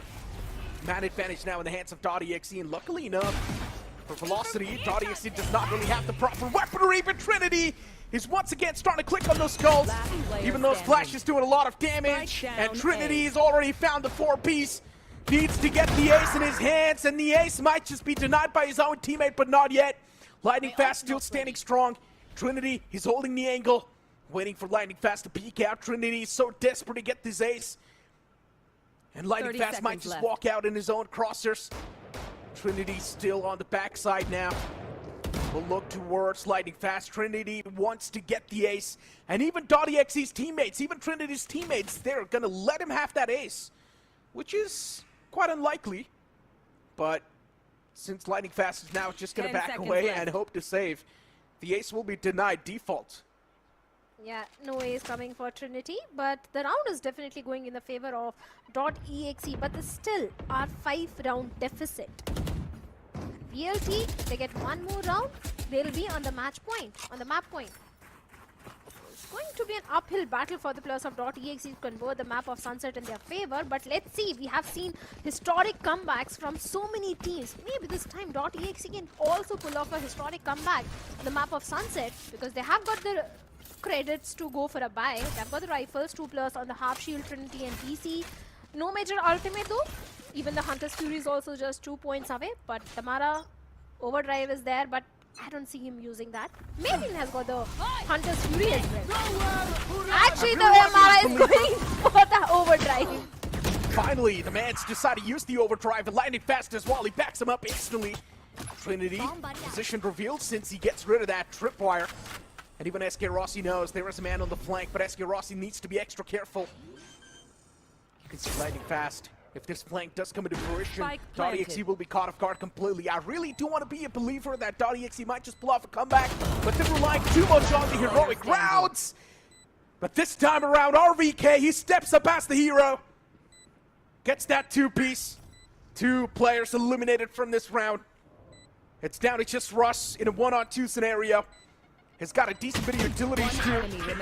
Also got the flash to work with, but not a lot of HP. But this ultimate, it's gonna help him save this round and secure this one, but maybe not. He was taken down to just one bullet, and that bullet was connected by Trinity. Good stuff from .exe, still keeping him alive in this entire map. But as I mentioned, I really do want to be a believer thinking that .exe might just win this. But since they're relying so much on the heroic plays, I highly doubt .exe, if they keep on continuing to play the same way, they won't be able to win. Yeah, they're relying too much on Trinity and DC as well. Trinity 15 and 15, DC 12 and 15. But look at Kohli, RVK on single digits. A timeout has been called from the side of Velocity Gaming because they do realize once .exe starts picking up the momentum, there is a solid chance that .exe can also convert the map of Sunset in their favor. This time Damara was able to get the first frag with that overdrive, but after that the way RVK and the other boys were able to get the trade.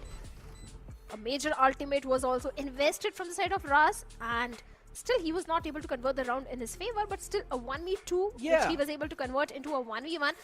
Situation is still in the favor of VLT, but this timeout was really necessary. Looking at the replay, I just realized one thing. He did commit to that Rolling Thunder, but then he was shifting and peeking the opponent like that, which he was not supposed to do. In my opinion, he should have white swung that. But he instead was shifting and peeking that, and because of that, his pace was extremely low, and it got easier for that man to connect that initial bullet. If he wouldn't have shifted, I think a white swing would have definitely caught him. I second that. And also the HP advantage was also there with Trinity. He was having a full HP and Russ was down to 20 HP. But VLT, let's see if the timeout is really going to work in their favor. And this time going for a mid exploration. But two players are towards mid top. DC along with that Trinity.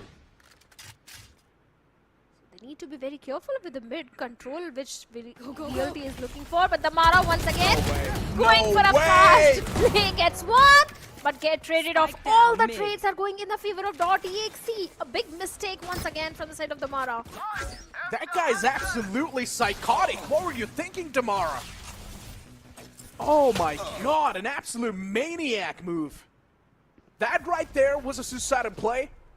Your duty is not over. But he was still able to get one for one. Unfortunately for him, his teammates was not really able to back him up properly. And because of that, the round is now on the verge of being lost. Madeline is taken down to 35 HP. He's still got every single piece of his util available. Standing ahead. 30 seconds Dark left. Invested, but since he's only got 35 HP, I highly doubt he can really pull a lot from that. I have the spike. Madeline will easily be able to get his hands on the spike. What sort of a play can really Madeline go for at this instance? The shock dart can catch him off guard, but no, he was able to still slip past it, taking down 1 HP. Madeline wins that duel. Still a chance. 1 HP and a dream. We've seen it happen a lot of times in the past. But Madeline, can you really make it happen this time? That's my question. RVK. The man's got full HP, everything in his court, every single piece of advantage the man can ask for. Even the utilities backing him up. Pull your gun out, Madeline! But he did not really expect RVK to read him like a book like that. Yeah, had no gun in his hands and was trying to scale up behind that Viper wall. But RVK was already present there and did anticipate Madeline coming all the way from their Bolba.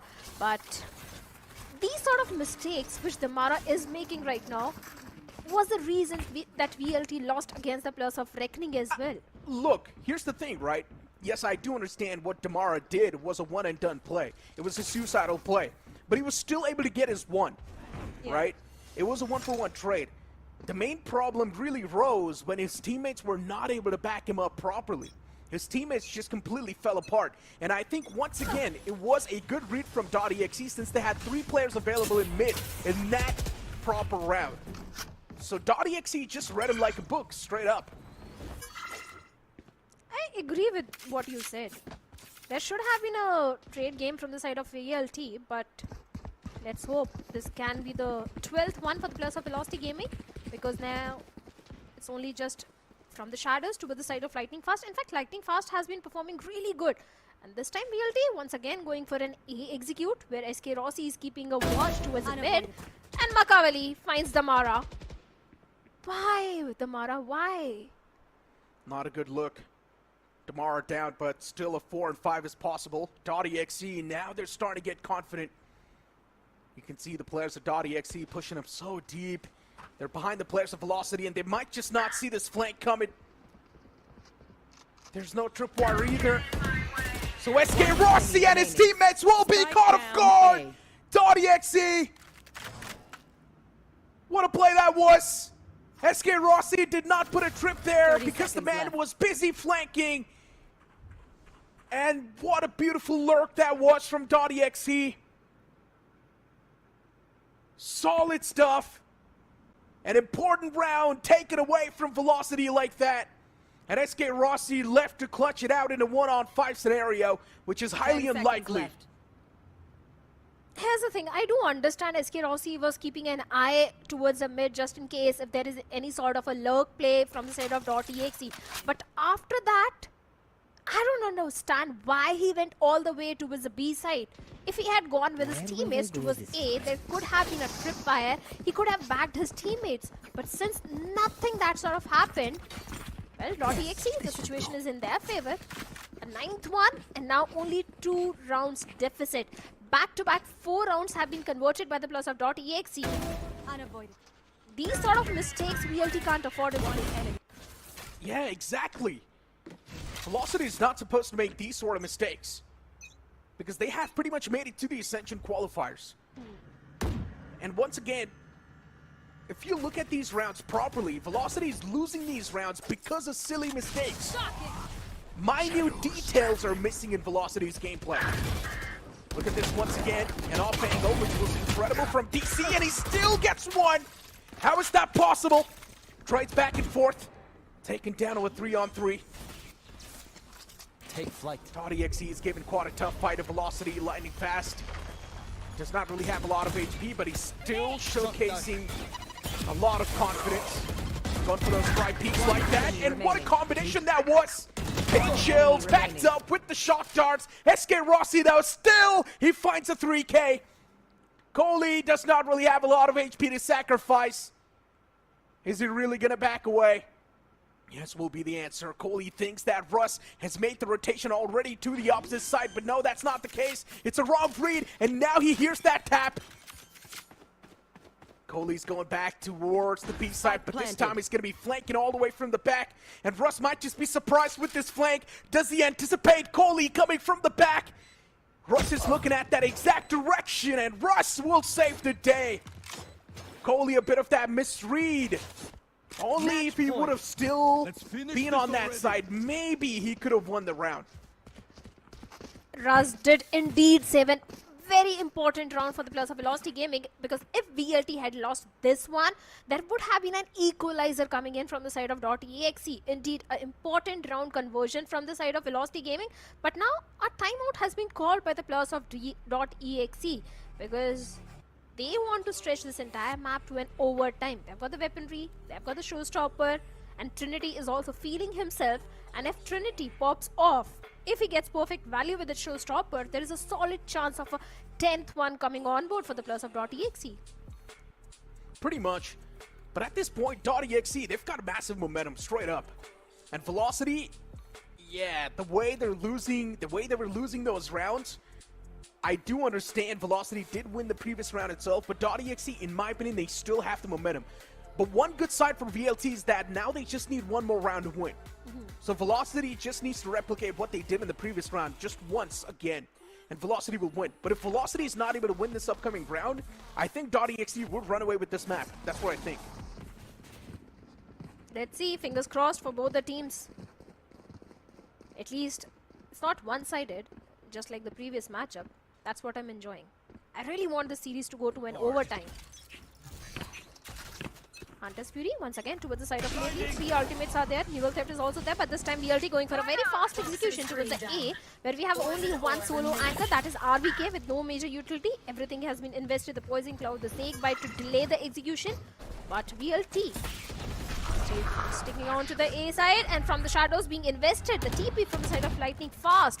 The entire side control is with the players of VLT at this point. You love to see it. Velocity just casually walking, taking a stroll on the site. And a great find from Madeline. Hunter's Fury invested, quite the crucial one. Does get one pick. Velocity once again kept on the pedestal. They've got the advantage. Tamara, this man is an absolute maniac. He's gonna try to pull off some psychotic plays. Showstopper invested, 0 value found. What a flash that was! Completely suppresses the man, takes him down as well. Man advantage heavily in the hands of Velocity, and now they're starting to smoothly glide over it. .exe's momentum stolen, but RVK is still trying his best to keep him in the race. It's taken down to a 1v3, and goalie, what just happened? But luckily enough, they still have got the time, and Velocity, they beat .exe in the end on the back of that time. But hey, you know what? It was still quite a highlight play. It indeed was good for Instagram clip, but not good enough to get the round converted in their favor. A 3K for Kohli, but a map win, round win for the players of Velocity Gaming, a 13-9 victory and the map pick of .exe. And the next map is going to be the map pick of VLT itself. So the pressure is doubled up on the shoulders of the players of .exe at this point. Velocity, in the end, I'm not going to lie, I was a little bit scared. For a moment, I thought there's a big chance Velocity can lose that. But luckily enough, the time wasn't exactly favoring the players of .exe. And just like that, Velocity was the one to take the cake and win that entire map. But luckily enough for .exe, they were able to make it extremely close, which is a good look moving it towards the map of Lotus. Now it just tells us that there's a big chance Lotus as well can be close.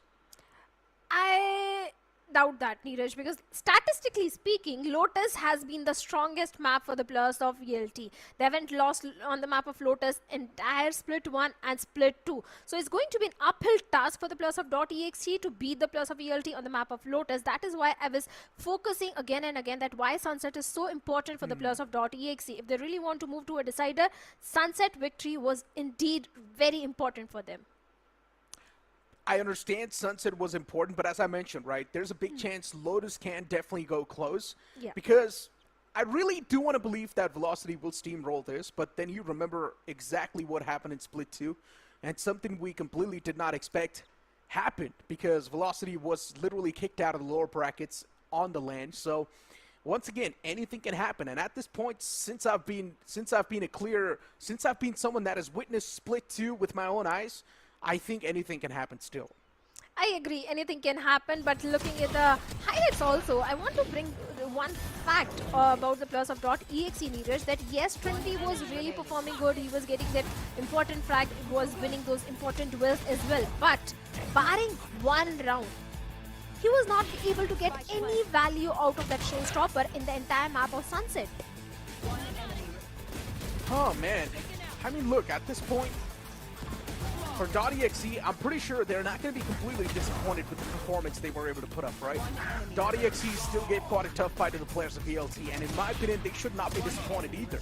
Because if you're not going to be feeling too great about yourself before moving towards the second map inside of the series, that just means that you have taken a big mental hit. And in my opinion, .exe should now just start thinking what exactly they need to do on Lotus, instead of thinking how they exactly lost this map, because it's time to move on. And looking at the highlights too, some of the insane plays we did see coming in from Trinity himself. And as I mentioned, .exe, they were able to win a lot of those rounds on the back of Trinity and even DC. They were relying on a lot of those heavy plays from these two individual players.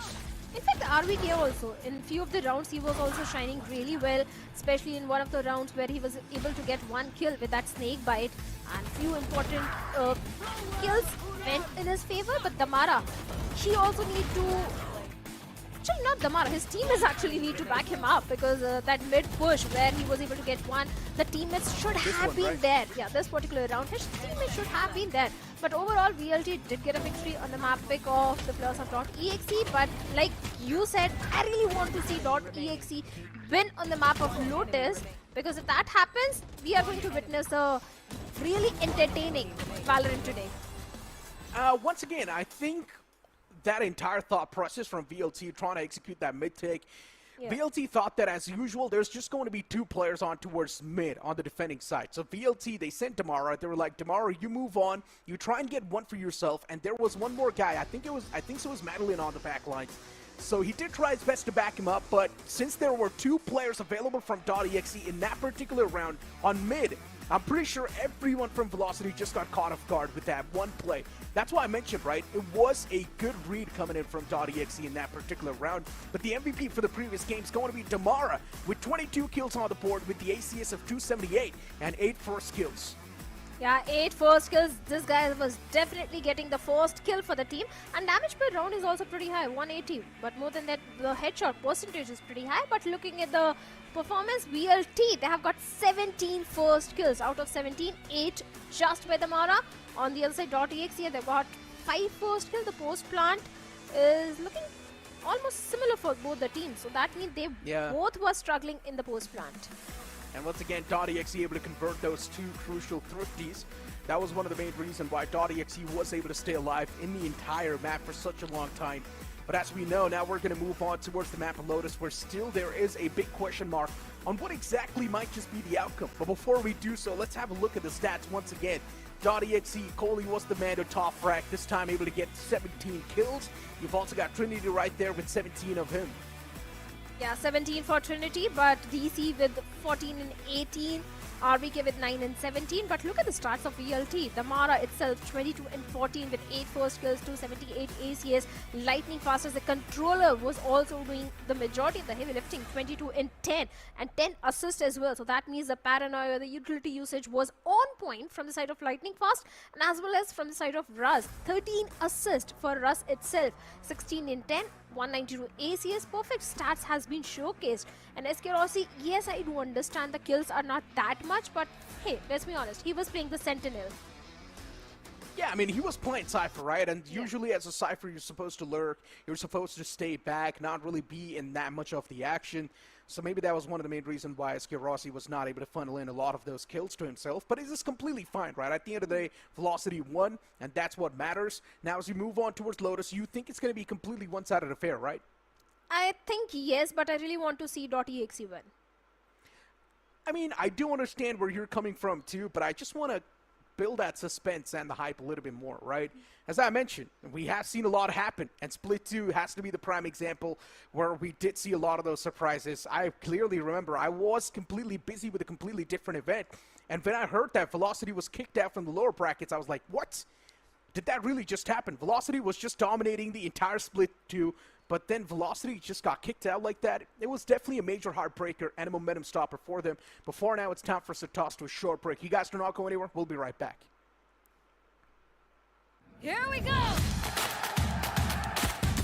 What's this?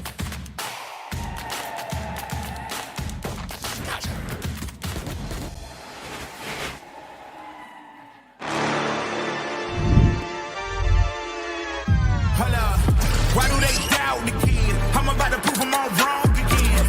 I got a low tolerance, cause they don't even know what the problem is. It's me.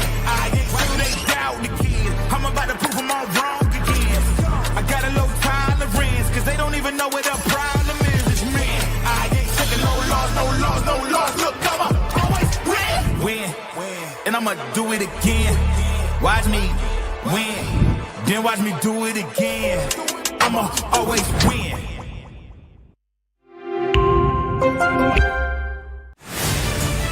To live your life the way you want.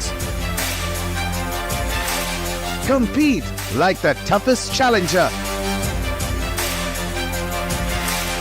Dance like there's no tomorrow.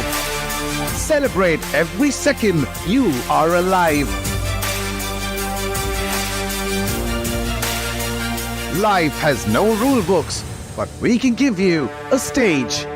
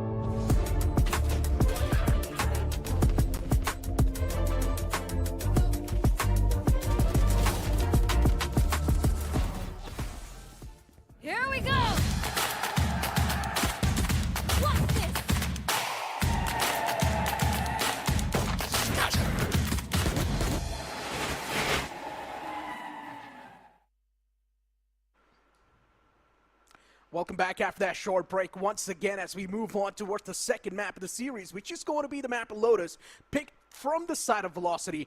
And recently, look, I do understand Velocity has not been looking that great, but since they've already won the first map against .exe on their own map pick, which was Sunset, I generally do think there's a massive chance that we might just see a close affair on this one.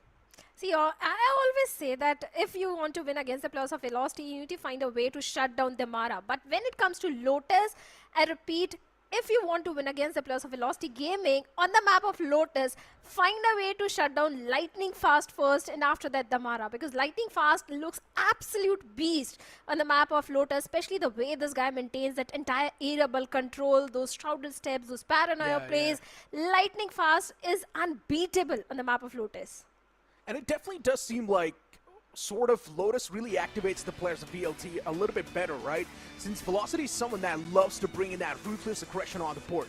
And so Velocity, whenever they step on towards Lotus, we see that aggression played to perfection from them. As you mentioned, that A-Rubble as well comes into play. We see Velocity be as aggressive as possible towards A-Rubble, and they always like to take that proactive control. Well, certainly they love to do that, but this time they are starting on the attack because .exe, they're going for the defense first. And if in defense they are not able to convert the bare minimum 4 to 5 rounds in their favor, there is no chance of .exe staging a comeback in the second half. So the first half is going to be really important for the players of .exe, and more than that, the pistol round itself is going to be important. And the agent composition, .exe going for the double controller, Vice into the mix. I like the agent composition of .exe with Fade also coming into the play, Nightfall with Steel Garden combined. I think they can actually give a strong competition to the players of VLT. Yeah, once again, it's quite a classic agent select, right? And once again, coming in from Velocity, we did not really see anything mixed up or anything new on the board. While .exe bringing in that Vice, we have been looking at that same composition for the longest of the time. But .exe, I just hope they are able to play a little bit better. Looking at the previous map stats as well, we clearly did see .exe likes to play a little bit more passive compared to the players of Velocity, since Velocity had a lot of first picks. But since we're moving on towards Lotus, in my opinion, being aggressive might just give you that advantage. Maybe there is a possibility, but SK Rossi once again is back on the chamber. So we are going to witness those headhunter shots, those tour de force, the sniper shots from the side of SK Rossi. Maybe he was lacking on those skills in the previous map, but I think he's going to compensate on the map of Lotus itself. Once again, VLT going for that airable control. But .exe is just prepared for them this time. 3+. It was a classic combo, right, from the players of .exe, but once again, quick trades on the board. 2 players down each. Now it's taken down to a 3v3. .exe pushed back towards the B side. A side completely left open. And Velocity realized that exact fact as well. They're now going to walk in towards the A side like that. Get the plant down. Should be an easy one this time around. Madeline is just ready for someone to peek out from that angle. Just wait for someone to pop that skull out. 3v3 in the end. Madeline repositioning himself, but his position gets detected by the room bot. And now for VLT. They're pushed back a little bit more. Madeline, he needs to get at least one from this angle, and he will be able to do so as well. Madeline still standing extremely strong, and Velocity might just be able to win this pistol round. They've got the advantage. RVK all by himself in a 1-on-2 scenario, and RVK whips every single shot. Oh no, it's not a good start for .exe. I told you, Lotus has been the strength of VLT. They even won the pistol round. That speaks for itself.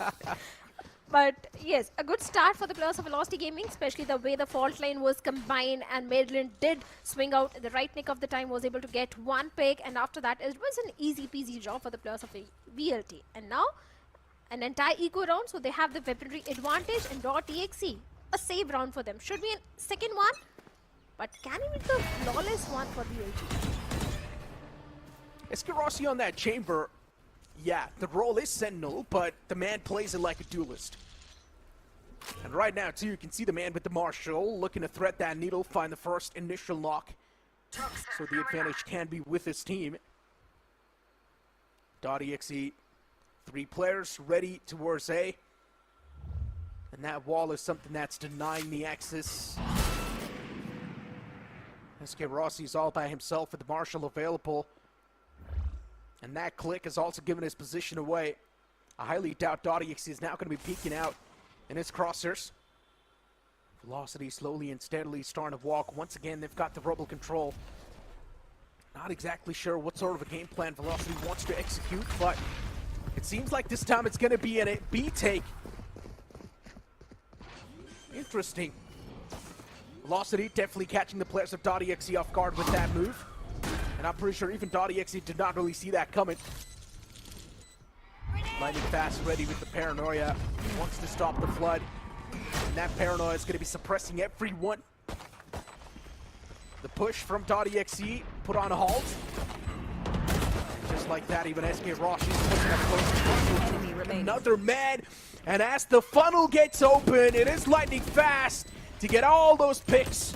DC, the last man standing with just a classic in the hand, and I highly doubt he can do anything with that position reveal, but still DC gets the first. Does not really have a lot of bullets in the mag, and he will be dealt with.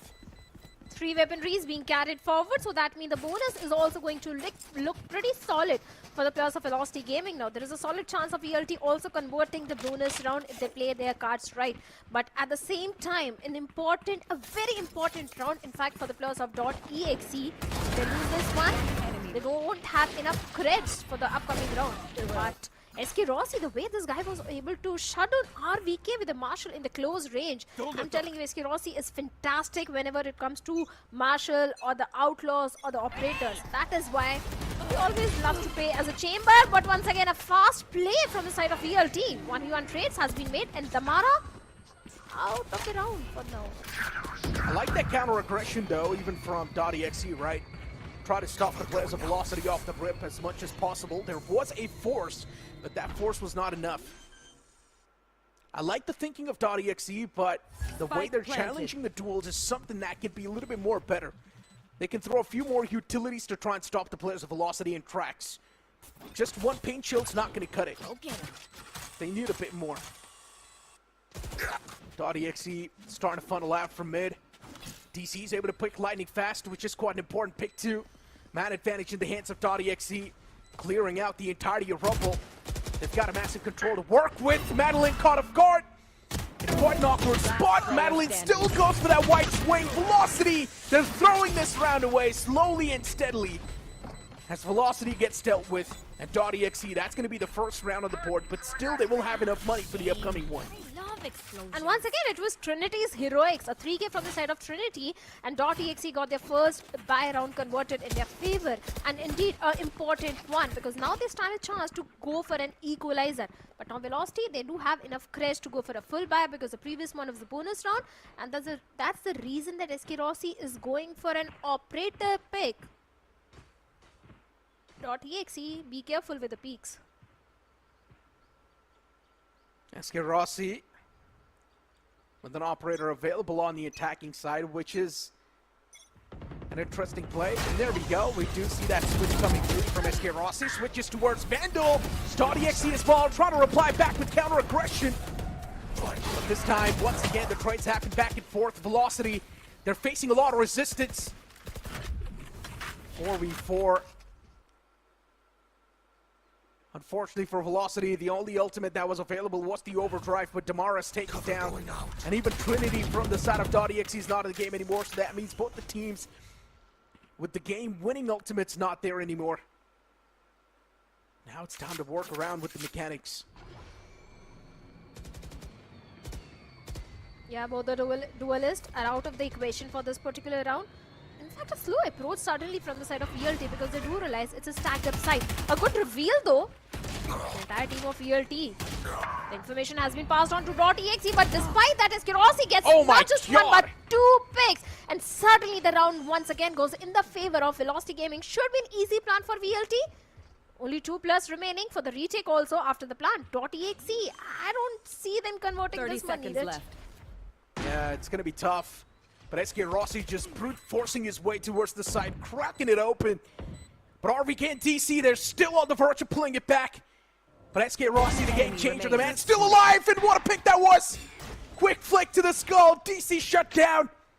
RVK put in a 1-on-2 scenario. Can he really clutch it?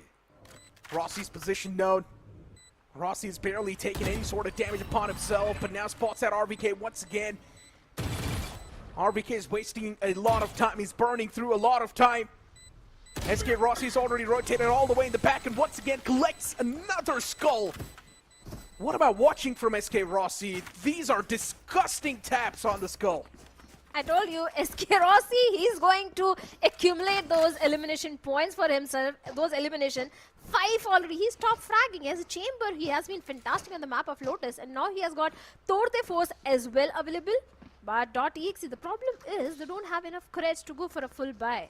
Once again, push to the save round. The only win condition they have is a showstopper in the hands of Trinity. If Trinity gets a perfect value with that ultimate, combined with DC Steel Garden, there is a possibility of a thrifty conversion from the side of .exe. But once again, a good reveal on the plus of VLT. Yeah, he's also invested into Tour de Force, which is going to be an interesting one. And now SK Rossi just looking at the flanks. Whips that shot, shoots in between both the players, but this time he won't. Instantly connects the second one. Here's the footsteps as well, fading away. And Velocity is just constantly hitting that A site. It's like they've got a boot camp set up over there. Relay Bolt invested. Good pick from RVK, but that's all he's going to find. 3v4. .exe, they do not really have any sort of advantage in this round, so I highly doubt it can be theirs now. Good paranoia. It's going to suppress the push for a bit. Velocity, they're just tossing out every single piece of util they've got. They're trying to stop this rush coming through. Floodgate stopped completely from Madeline too, and Lightning Fast to clean it up in the end. It was bound to happen. .exe didn't have enough weaponry in their hands to go for a round conversion in their favor, but now they have got 3 ultimates and enough courage to go for a full buy. At the same time, a very important round once again for the plus of .exe. If they don't want to get trapped in that economical dead cycle, it's of prime importance that they convert this one in their favor. They need to be very careful from SK Rossi, his Torte Force, his Hunters, and Madeline as well. Because Madeline was able to get a 3k in the previous one, and that guy has been feeling himself. Yeah, .exe just needs to wake up in my opinion. Might just get a little bit too late. Mara's momentum stopped, at least as of now, but Man's invested into overdrive, and he's not able to find the first pick. Spike down off the rip like that, it's not a good look. Luckily enough, they've got further shadows available. Spike retrieved instantly. There is SK Rossi towards B. The man's position's known. Boombot gives his position away to Trinity. Good pick, but a return trade comes into play from Velocity. Madeline is there to get us back. Lightning Fast too. Squeezing himself towards that B side. Velocity, they desperately need this B take. Lightning Fast's position is known. Good take from RVK. But even he gets shut down in return. Madeline, solid stuff, taking it down to a 3v3. And now Velocity redirecting themselves towards A. First man down, Coley's there to get the trade. But now it's taken down to a 2-on-1. Madeline with a disadvantage. Velocity in a big world of trouble. There's DC wrapping up all the way from the back. And DC will have the advantage as he shuts down the last man of Velocity. DC was aware about the position of Madeline, all thanks to the taunt from the side of Kohli. And DC did capitalize on that. A good round conversion, in fact a very important round conversion coming from the side of .exe. And in fact they were also able to save the Steel Garden. They've got the Nightfall, 2 ultimates, 2 win conditions for the upcoming round. But all thanks to Trinity's showstopper as he was able to get the first pick onto the players of Velocity Gaming. And after that the follow-up trades did came in the favor of .exe itself. Once again, VLT going try for a C execute. The mount control is already there, but they need to be careful of that arc rose and the entire Vice setup towards the C site.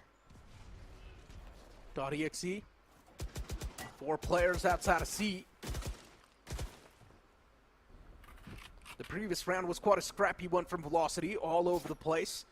They did not have things planned out properly. They were relying heavily on Damara on finding that first pick towards C. But the moment he was not able to get that first pick, everything just fell apart.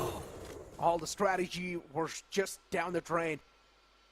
SK Rossi getting picked off the rip like that, it is not a good look for Velocity. Once again, Damara's looking to find that first explosive entry. The man does squeeze himself inside of the site, but it is not a good stance at all. As .exe once again, they get the C take back in their hands. Velocity struggling. Nothing they can try and do to save themselves now. Too late in the game. A 2-on-4. Massive man advantage in the hands of .exe. Every single thing Velocity's trying to bring on the board. They're getting shut down by .exe.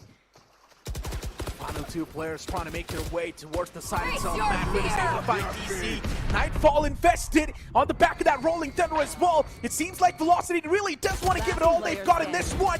They want to win this round no matter what. But Madeline is the only man standing. Too much on the plate for the player. Paint Shell's invested. Madeline, he just wants to go for the plant. That's it! But no, the timing does not work in his favor. Two major ultimates invested from the side of Velocity Gaming, and despite that, they were not able to convert the round in their favor. Seems like the C execute, the C site hits are not working for the players of VLT at all.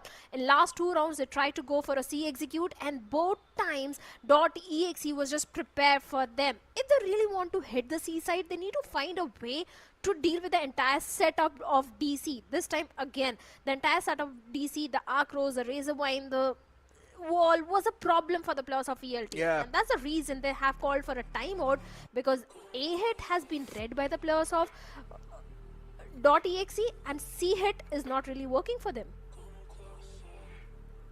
As you mentioned, right, that Vice is a major problem for Velocity. And Vice is constantly pinned towards the C site. The longer the Vice stays alive, Velocity is not able to get their grist. Once again, on towards the C, which is a major problem. Something needs to be done. Velocity needs to find that initial pick on towards the Whites. That's the only way they can find a way to enter inside of the C site. And that was one of the main reasons why they sent Damara in the first place, right? With his overdrive. But since Damara was not able to find that pick, right then and there, Velocity's intentions and the game plan were just messed up. They fell apart. But now Velocity, it's time to rewire. It's time to rethink what they can do. And they just need to think properly. There's a lot of possible ways they can find the entrance. Let's see. This time 3 players all the way towards C side. Even the spike is also moving towards C. A good reveal on the back of it. Ross gets 1. 1v1 trades are there. And Damara this time gets not just 1 but 2. And maybe VLT will get the 5th round in their favor this time. Oh, Velocity, they're lining him up. Now the C site's looking like an absolute graveyard. And even the A's fallen in the hands of VLT. A 1-on-4 in the end. Kohli's all by himself, and he's expected by Lightning Fast. Kohli might just peek out in his crosshairs, and Lightning Fast reaction. Kohli taken down in the end. Velocity, a crucial round win. And they desperately need this too. They needed this. And Velocity has ended up winning that round. That means now Velocity, they will have the edge. They certainly will, especially in the attacking half. But still, there is a chance of .exe converting the map of Lotus in their favor. Because let's be honest, they have already managed to get 3 rounds in the defensive half.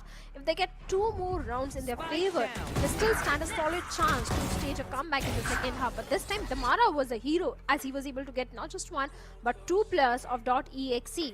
And not .exe, let's see how they are going to redeem themselves, how they are going to get those next 2 rounds in their favor. Because a 9-3 swap, I don't think will work in their favor. They need at least a 7-5 or a 6-6 first half swap. I mean, looking at the way the rounds have been progressing too, right? I'm loving the fact that it's getting real up close. But at the same time, it feels like there are a lot of cracks that Velocity can abuse against .exe. Velocity was constantly hitting the A site. It was working out pretty well. The moment they switched it up towards C, they relied heavily on towards Damara and towards finding the first initial pick. And the moment Damara was not able to find that first pick, everything just fell apart for VLT. But now, since they are bringing in that variation, there's a big chance .exe will be confused on where exactly to defend and where exactly to go proactive. Seems like this time they have left A completely open. It's only 1 player, RVK, towards A side, but he has got the Viper's Pit. If he really wants to block the entry towards A, he can use it, Viper Wit. pit, and after that VLT will be forced to pivot towards B or C side. But seems like RVK is not going to use that ultimate as of now, because Kohli was pushing B main and he was able to find SK Rossi towards the spawn. I don't really understand why the man was utilizing his headhunter. Instead, SK Rossi could have used his primary weapon. Would have given them the edge and the advantage, but still, .exe, they're clicking skulls. Russ taken down extremely low. .exe can still win this round. They have done a lot of damage to the players of VLT unless they start lining up, which is not going to be great, Luke, and I love this bait. Look at what the players of .exe are doing. They've set up Trinity for success. He spots everyone, but he wears those shots, but he connects it in the end. Lining fast down. Trinity, the man's done his job, takes it down to a 3v3. Russ is taken down extremely low, but Damara, he starts to pop off. Another man down. RBK, though, he trades it back, now takes it down to a 2v2. RBK's position's now, and Paint Shell's invested. Russ takes down return player. Trades are just constantly happening back and forth, and what a flick that was from Trinity. Shuts down Russ in the end. A great round coming in from the side of .exe. And once again, it was the guy himself, Trinity, with a 3K, who will go for the defuse, and a 4th round for the players of .exe. Now just 1 round deficit for an equalizer. .exe, they stand a solid chance to finish the first half itself in the lead if they are able to convert the next round, because now they have the crits to go for a full buy. In fact, they have got a Maifu Spit and Steel Guard as well. 2 major ultimates if paired up. They can definitely convert the next round in their favor, and especially Trinity, the way he was able to get 1 pick with that Paint Shell. Russ, in the end, he was not having the HP advantage as well. But once again, important round, and VLT goes all the way towards A, where we have a solo anchor, RVK. Once again, Velocity back to the roots, back to the basic stuff. Aggressive towards A. Going to redirect towards B, that's the question. Trinity invested a bit too much in that one. Showstopper shut down, and .exe, the reply back hard. Man advantage in the hands. 2v3 in the end. What an explosive play that was from .exe, funneling in those kills. And Velocity, now it feels like they're just getting ripped apart. What am I watching? Madeline, the only man standing, put in a 1-on-3 scenario. Yes, he's pulled off a lot of clutches, but can he do it once again? That's the question. Madeline's position's revealed. There's not a lot of angles. He can move away. A good pick from Madeline. Now takes it down to a 1v2. Madeline in an awkward stance. He can't do anything. And .exe to win another round. Now it's 5-5. Yeah, equalizer has been established, and .exe finally they are able to find a momentum for themselves. In fact, they were also able to save those 2 ultimates for the upcoming round. 2 rounds left in the first half. What's your prediction, Neeraj? Is it going to be a 6-6 or a 7-5? It's really tough to say, man. Feels like Velocity, some of these rounds that are really going on, they're quite unpredictable. Velocity as well, they've just got 1 single game plan, and that is going to be to execute a site. That's it. They're not really thinking twice. Velocity is just trying to bring out those classic plays, which sort of has been working out and sort of hasn't too. At this moment, Velocity is going to switch things up a little bit, trying to execute the B site this time around. A lot invested once again from the side of .exe, but these plays are really catching Velocity off guard. What's going on? .exe able to win every single duel. These coordinated plays are catching the players of Velocity off guard. We all thought that Lotus might just be one-sided, but with the way .exe is playing this, Velocity, everything is flipped apart against him. 1-on-4, Russ all by himself. The call has to be made to go for a save. That's it. Seems like your prayers have been answered, Neeraj. You wanted to see a tough fight from the side of .exe in the map of Lotus. and they are indeed giving a very tough fight for the players of ELT. And now they are in the lead, a 6-5 in the favor of .exe. There is a possibility of a 7-5 also happening, because now ELT, they don't have enough credits to go for a full buy. They have to resort to those SMGs, Bulldog, Spectre. They have got only one major ultimate, and that is also Nightfall. Even Lightning Fast was also not feeling himself. Look at the stats, 9 and 7, Russ 5 and 8. Maybe in second half they can try to pull something off, but the first half, .exe, they are stealing this particular round as well in their favor. They have got two major ultimates in their hands, and Makavali gets the opening frag onto the Mara as well. What a whiff that was.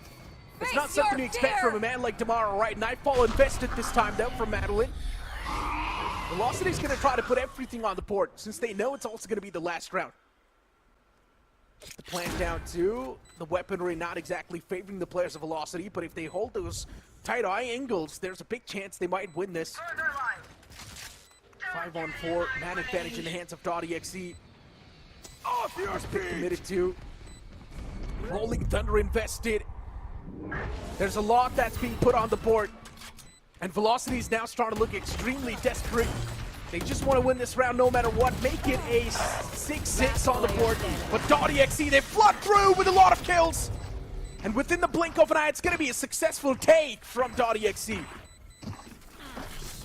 Easy defuse and a 7-5. .exe, initially they were struggling, they were lacking behind, but after a few rounds, the way this team has started stroking a comeback, especially after round number 6, they gave only one single round to the players of ELT, and back-to-back round conversions. Pistol, once again, is going to be really important for both the teams. And I think .exe stand a solid chance to convert the map of Lotus in their favor. They can, indeed they can. Who would have thought, right? .exe actually having the advantage in this one, that too on the map of Lotus. On the pick of Velocity, and Velocity is now getting a reality check. Velocity needs to find new ways. They're getting too predictable. SK Rossi, this time pushing up deep. Instantly teleports back. Velocity, they've got that proactive control all towards C. Go, go, go. And Velocity is going to try to quickly rotate away as well towards the A site.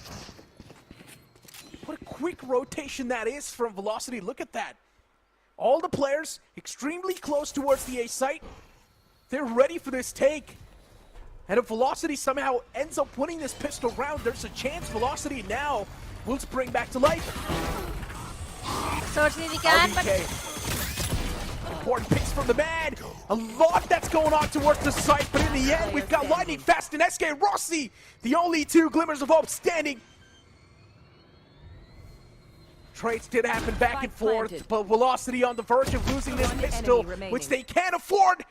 Rossi taken down to just 31 HP. Now he needs to play that patience game. Does not really have a lot of bullets on the Headhunter too. And SK Rossi with 31 HP on the board. This clutch seems next to impossible. One bullet, and that bullet needs to be connected right to the dome, but DC denies it. As Velocity, they lose yet another round. initially VLT did manage to deny the entire C-mount control to the players of .exe, and .exe was forced to pivot all the way towards the A side. But like you said, the proactiveness, the quick rotations also came from the side of Velocity Gaming, and they were just prepared for the players of .exe towards A. But after that, suddenly the tables turned, and everything just went in the favor of the players of .exe. In the end, SK Rossi did try his level best to convert that 1v2 in his favor, but unfortunately, that didn't happen. And now .exe, oh, wait a second, the Mara back on Paki. I'm happy. There is a possibility of an eco conversion. Just because of that one Bucky, huh? Yeah. I told Let's see, you. though. Let's see. Hold on, though. RVK already down. Great start. Grenade! Slow and steady approach once again from .exe, trying to fiddle with the minds of Velocity.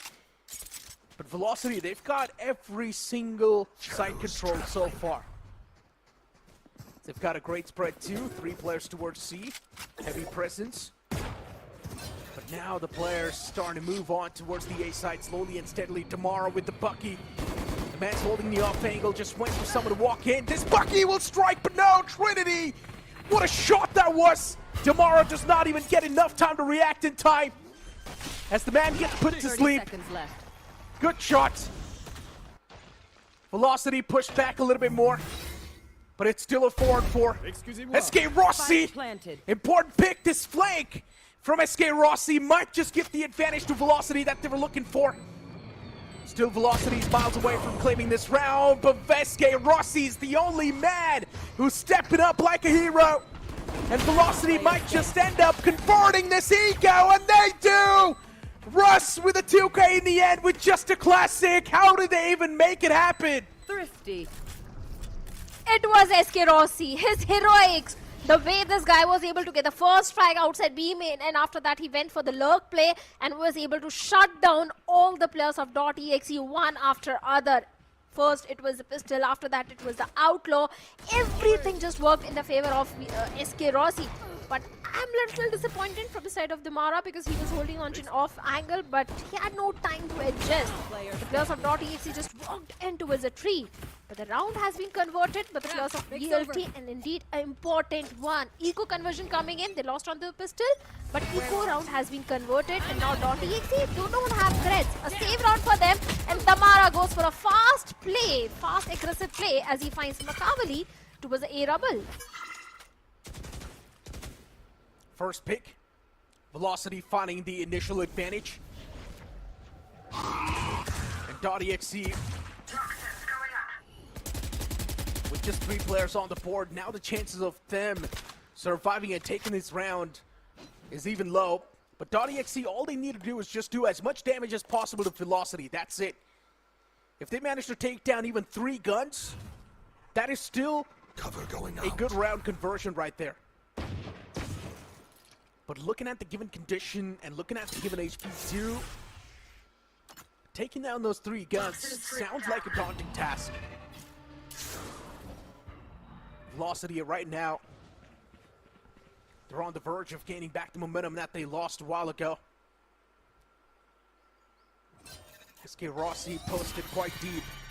One enemy remaining. And that's going to be 2 quick flips! And Eske Rossi! Such a quick conversion that was. It's disgusting. 1 bullet per enemy. That should be enough. Not just 2, but 3rd as well with the Headhunter. This guy is top fragging 14 and 10. Unstoppable. The aggressive play from the side of Damara was able to get the first initial pick. But after that, the pivot came in from the side of .exe towards the C side. But Eske Rossi was just prepared for that. He was ready with his outlaw towards the C mound. Just 1 round deficit from an equalizer. Eske Rossi has got both the fours and outlaw as well. Nightfall is towards the side of Kohli, but once again, Rossi is just prepared towards the C mound. Yeah, Velocity on defense just seems even more cleaner. Good Prowler. Eske Rossi forced to teleport away, so .exe successfully able to take that take towards C long. Now, what is .exe supposed to do after this? That's going to be important. They have managed to take the C main control, or C long control, but what are you supposed to do after that? That's the important question. Yes, they're wondering, but look at this setup from Velocity. They were ready for these peaks. Simultaneously shutting down the foes without any problem. Showstopper invested, but that Showstopper isn't able to find any sort of value. And look at Lightning Fast hiding in the smokes! And Lightning Fast converting all those 3 kills on the site, single-handedly stopping .exe's flow.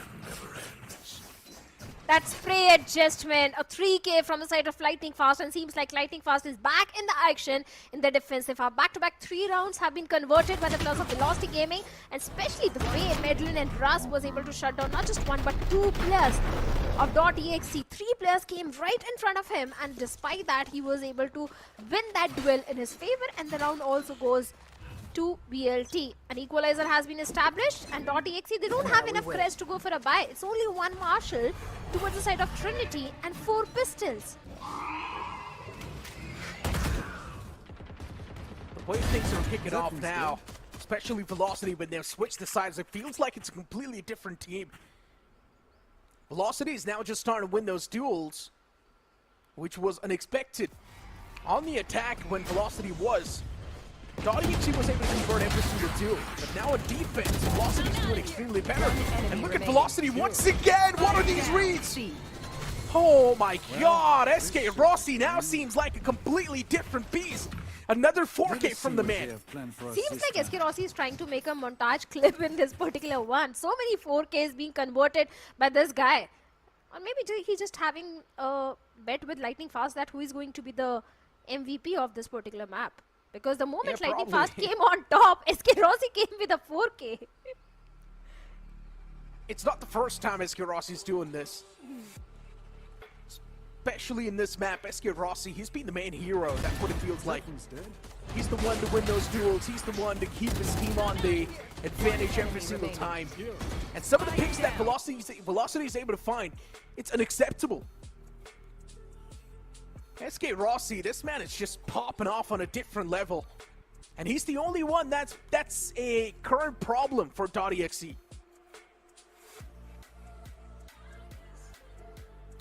.exe under tremendous pressure after this one, because all the hard work which they did in the first half seems like is going to go down the drain if they don't pull up their socks in the second half.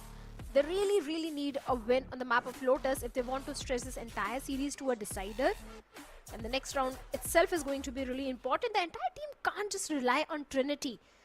RVK is also showing signs of improvement in few of the rounds, but it's only in few rounds. He needs to come online in the entire game. 2 major ultimates to both side of VLT, Nightfall being one of them. Holy has his own Nightfall as well, but once again, a fake towards A, and the entire team of .exe moving towards C side, which has been left completely open by the players of VLT. Here's the thing, right? Yeah, they do have the Nightfall available. But when SK Rossi is able to find picks like that, that Nightfall is not going to be able to do anything. Another Prowler invested. Coley's positions. No, the man's trapped. But Coley, man might just break through the deadlock. Madeline picked off SK Rossi on the opposite side. And SK Rossi's on the verge of finding the second one as well. A bit of that whiff, but SK Rossi still controls it. Take the day for Velocity once again. C-site is not taken away by .exe yet. But Coley, how is the man even surviving on 1 HP? Coley's trying his best to put in a lot of work, but since he does not really have his HP supporting him, one single bullet's going to put an end. RVK with this lurk. Does seem quite a major lurk on paper, but Velocity knows exactly what's going on in the map. A 1v3 in the end for RVK to convert. 30 seconds left. Which seems a little bit too overwhelming. Yeah, a 1v3 for RVK. Seems like an impossible task, because first he has to go for the spike, and after that, in fact before that, he has to deal with the entire team of VLT with the 3 players. Maybe after that he can go for the plant or something like that, but nah, there is not enough time. 10th one coming for the players of Velocity Gaming. Gotta go. Here's the thing, there was a bit of the whiff from the side of Trinity as well. It was not just SK Rossi. Trinity also whiffed in that particular moment, because SK Rossi, yes, he missed few of the shots on Trinity, but after that he switched his weapon, and after that he was able to take down Trinity. But let's see. Tour de Force just 1 point away. It's understandable though, right? It's one of those awkward engagements that you have once in a while. And for Velocity, it was one of those times. And it's just crazy how SK Rossi is able to do this so smoothly. He gets a pick on towards B, falls back towards C, gets 2 more. It just makes him look extremely easy. And that's the best part about it. Go, go. .exe this time around, since they have lost the previous round, economy is going to be a bit of a setback. Sheriffs and 1 Vandal on the board. Trinity, all the eggs in 1 basket this time. And unfortunately for .exe, they do not even have the showstopper to go for that proactive control or to go for that space. Bomb buddy out. So they need to rely on the Nightfall heavily. They certainly will rely. Towards C, the man's looking good for now. He certainly is, but look at the position where SK Rossi is towards the waterfall. Indeed a very important and crucial position, because the entire crossfire setup which he can have along with Redland can bring the entire team of .exe down to their knees. But let's see if the location has been revealed. Redland gets one, DC also gets a trade. One trades one, SK Rossi, this guy gets one more.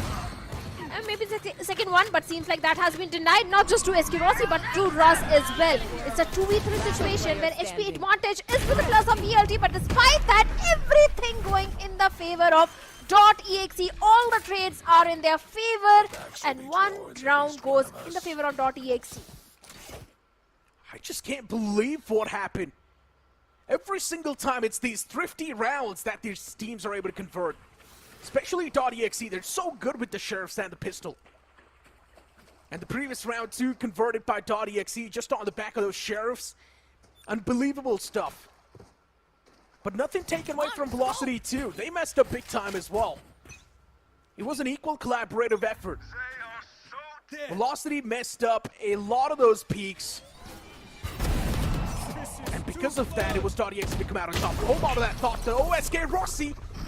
Her activity showcased as SK Rossi once again finds that first initial frag, and he instantly backs away. Now the man advantage once again in the hands of Velocity, and SK Rossi is just able to do it consistently. Every single time, whenever he's in chamber, we see such sort of plays from the side of SK Rossi. That's why his fans love to see him as a chamber, especially on the map of Lotus. But once again, position he is in. Oh, he looked away. Oh no. I thought he'll get one more. He looked at the radar at the same time. And that's why he got picked off. That's gotta blow. SK Rossi down. The danger man not in the game anymore. Which means Trinity now has a big chance of converting stuff. Adapt or die! Steel Garden being invested. Yeah, as you mentioned, even Steel Garden's invested. .exe, they've managed to float on towards the site. And Velocity, they've got no other thing to do than respect the opponents. And that's what they do. Now they're going to try to play for the post plant. But what a pick that was from Devara. Prowler's out, and that Prowler as well was not able to find the value. In the end, it's taken down to a 3-on-2 though. .exe with the Bandits advantage. And just like that, even Tomorrow falls apart. Velocity, they're trying their best on the back of those utilities, but DC did a lot of damage. Rolling Thunder invested. Machiavelli's gonna use this from the shadows. Not even sure what Machiavelli's doing, but what a play that was! 200 IQ play from Machiavelli. And it worked out. It certainly did. It certainly did work out in the favor of .exe, and finally an equalizer has been established from their side. But it was an alt-heavy round for the players of Velocity Gaming. They invested into the overdrive. That itself didn't give any sort of value. After that Russ, imagine sir, what sort of pressure the entire team is, that in a 1v1 situation, Russ also invested the Rolling Thunder, and despite that, the round went in the favor of .exe. The way these rounds are going back and forth, I won't be surprised if we get to see an overtime on the map of Lotus. Some of the rounds that .exe is able to convert, oh boy. It's really making me believe that there's a big chance .exe might just be able to convert this map against Velocity. Velocity getting challenged heavily on their own map pick. And I'm pretty sure a lot of us did not expect this. 10-10 is the scoreline at .exe. They're consistently giving a tough challenge, a tough run for Velocity. And I'm not even sure what Velocity is supposed to do. Yeah, SK Rossi was the man who was able to convert a lot of those rounds, but when SK Rossi's not able to pop off, it feels like Velocity, they're just falling apart.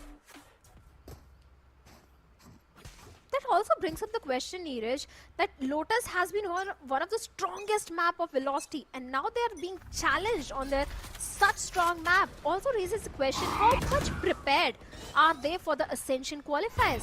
Have they been read by all the opponent teams?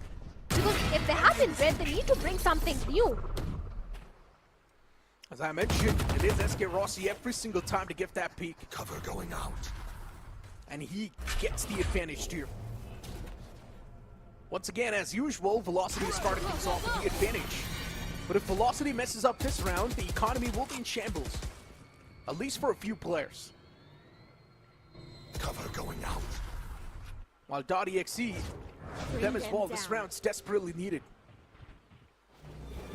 I'll find you. Since Velocity's already found the man advantage,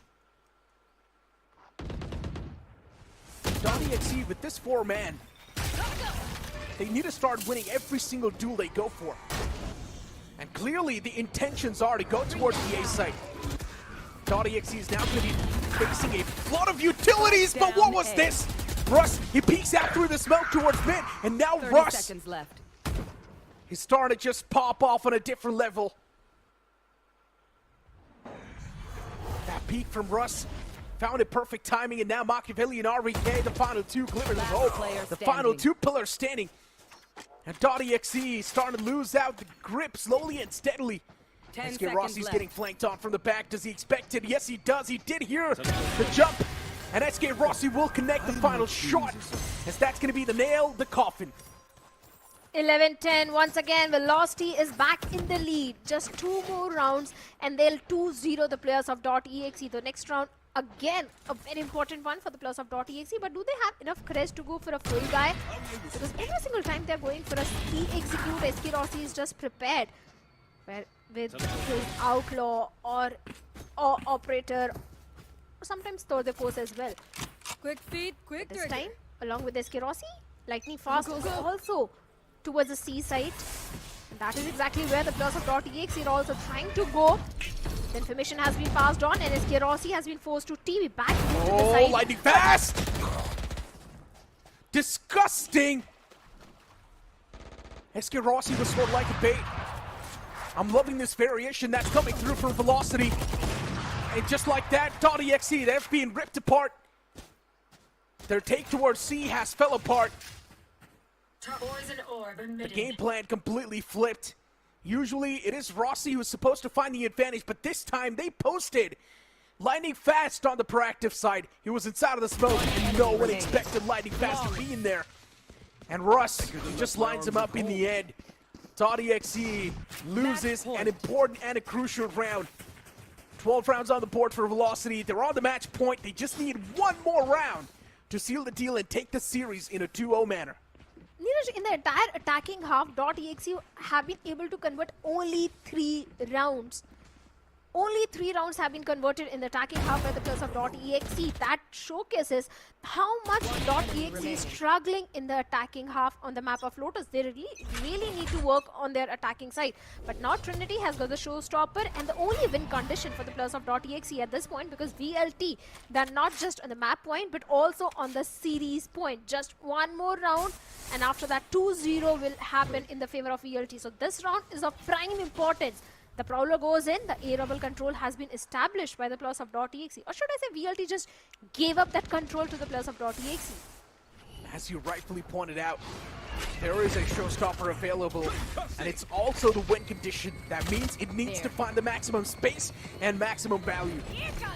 And if Trinity's not able to get anything accumulated on the back of the showstopper, it won't be good. Where are you? At least he does get that space, so that's going to give the side take as well in their hands. And .exe once again starting to convert these kills with just the Sheriff.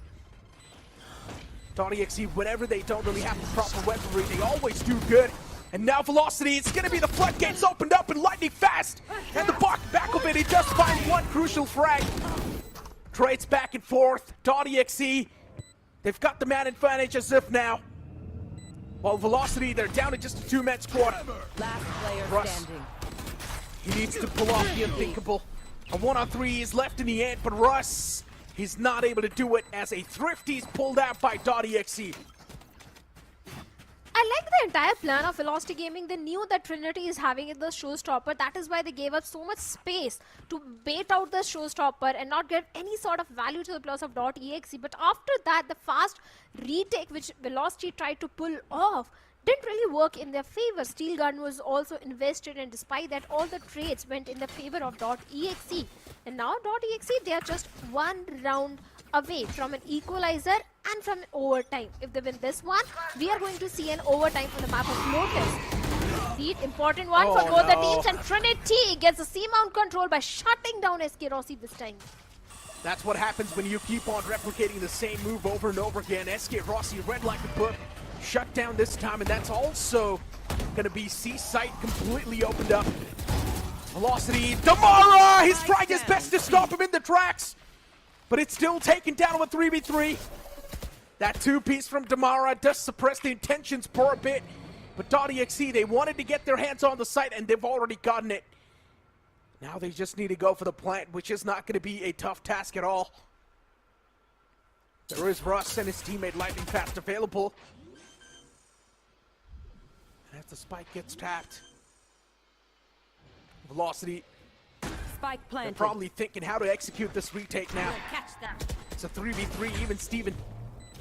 Anyone's game. It will come down to those initial trades, and Madeline, he wins that.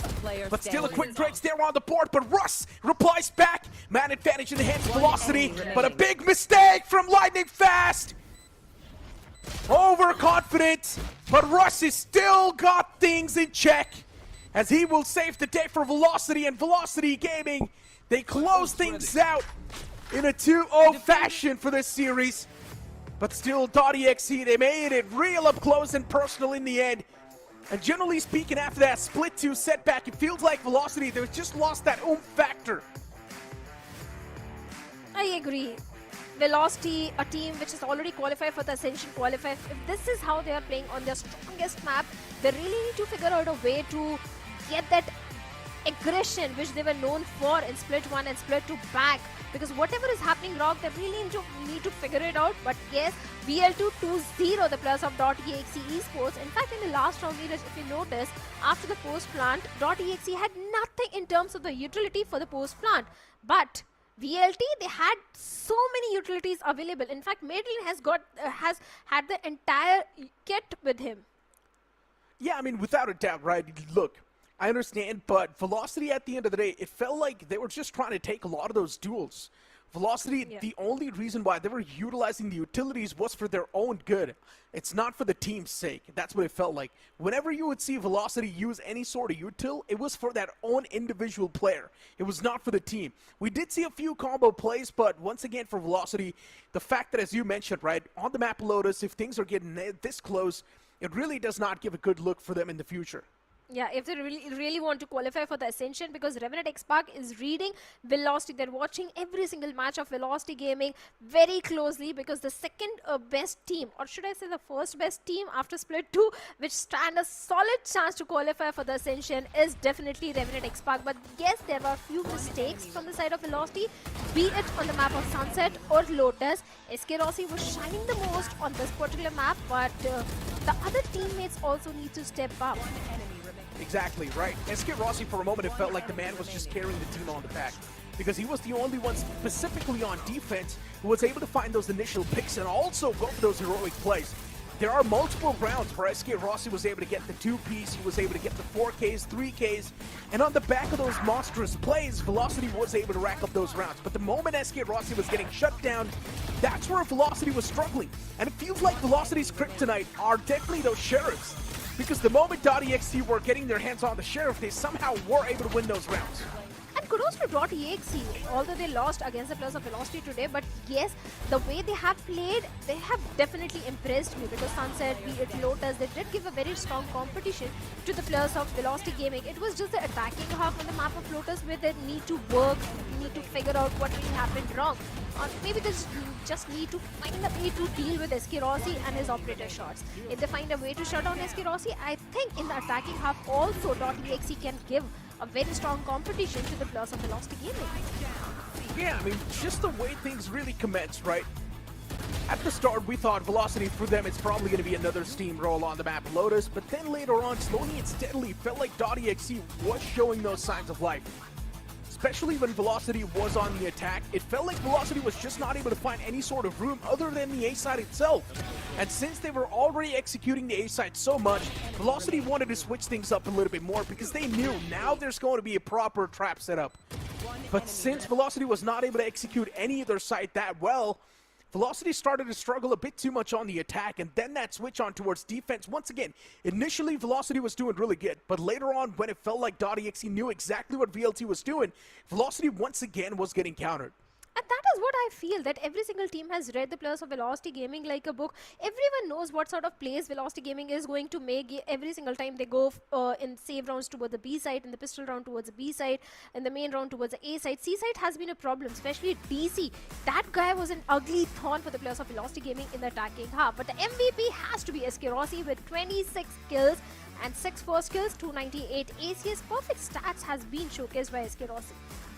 Of course, it's going to be SK Rossi, as you mentioned, right, with the ACS of 298 as well. And SK Rossi, there is one clear pattern in the match gameplay, which is, especially on the defense, push towards C, get that initial pick, instantly teleport away. That's what SK Rossi likes to do, and that's what he entire time on defense. But then you saw, right, when it felt like .exe knew exactly what SK Rossi's trying to do, Velocity was getting countered on the defense as well, which means Velocity needs to switch things up in the future, and they need to come up with better counter strat. We have the stats on the board. Velocity, they ended up winning the entire series, so once again, props to them. 15 first kills, and on the other hand, you've got .exe with just 9. Yeah, post-plant, not that great for the players of Velocity Gaming as well, but looking at the player performance, Trinity, the MVP from the side of .exe, 21 and 18 with 2 assists, 226 ACS, 2 first kills. But SK Rossi with 6 first kills, 298 ACS, even Madeline with that initiator utility was also providing so much. And Russ, yes, the kills are not in his favor, too many, but the assists are there. And as an initiator, you need to have those assists. You need to provide that initiator utility, which Russ was providing every single time. But I also have a thought regarding the players of VLT.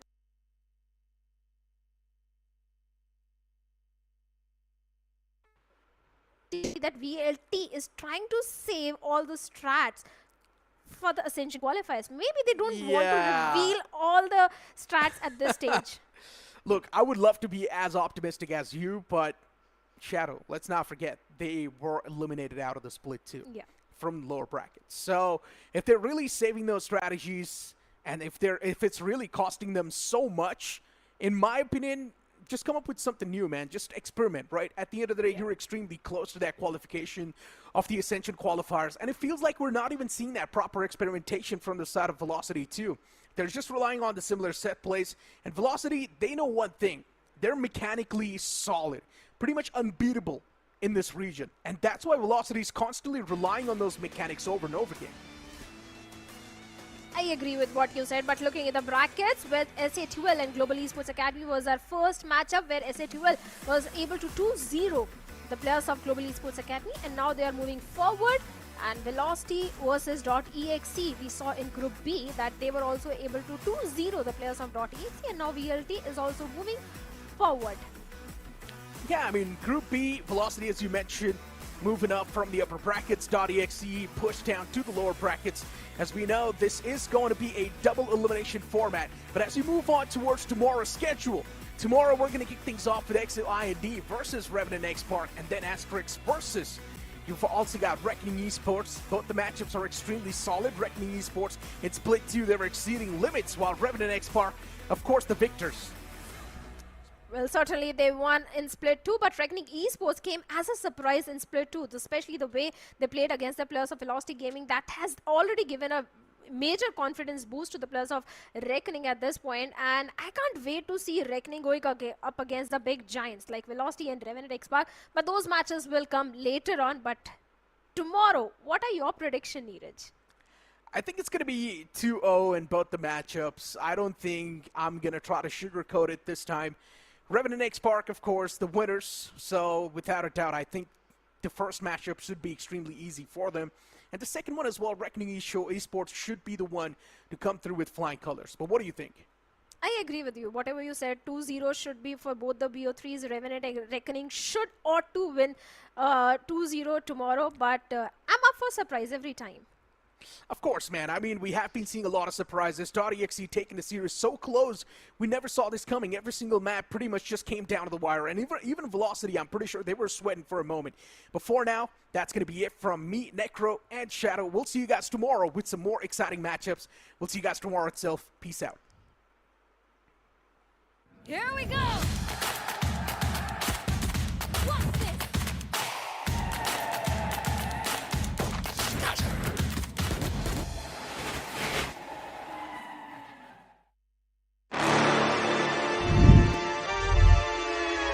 Hold up. Why do they doubt the kid? I'm about to prove them all wrong again. I got a low tolerance, cause they don't even know what the problem is. It's me. Why do they doubt the kid? I'm about to prove them all wrong again. I got a low tolerance, cause they don't even know what the problem is. It's me. I ain't taking no loss, no loss, no loss. Look, I'ma always win. And I'ma do it again. Watch me win. Then watch me do it again. I'ma always win.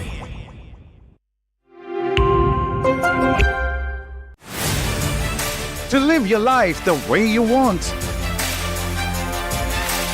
Compete like the toughest challenger.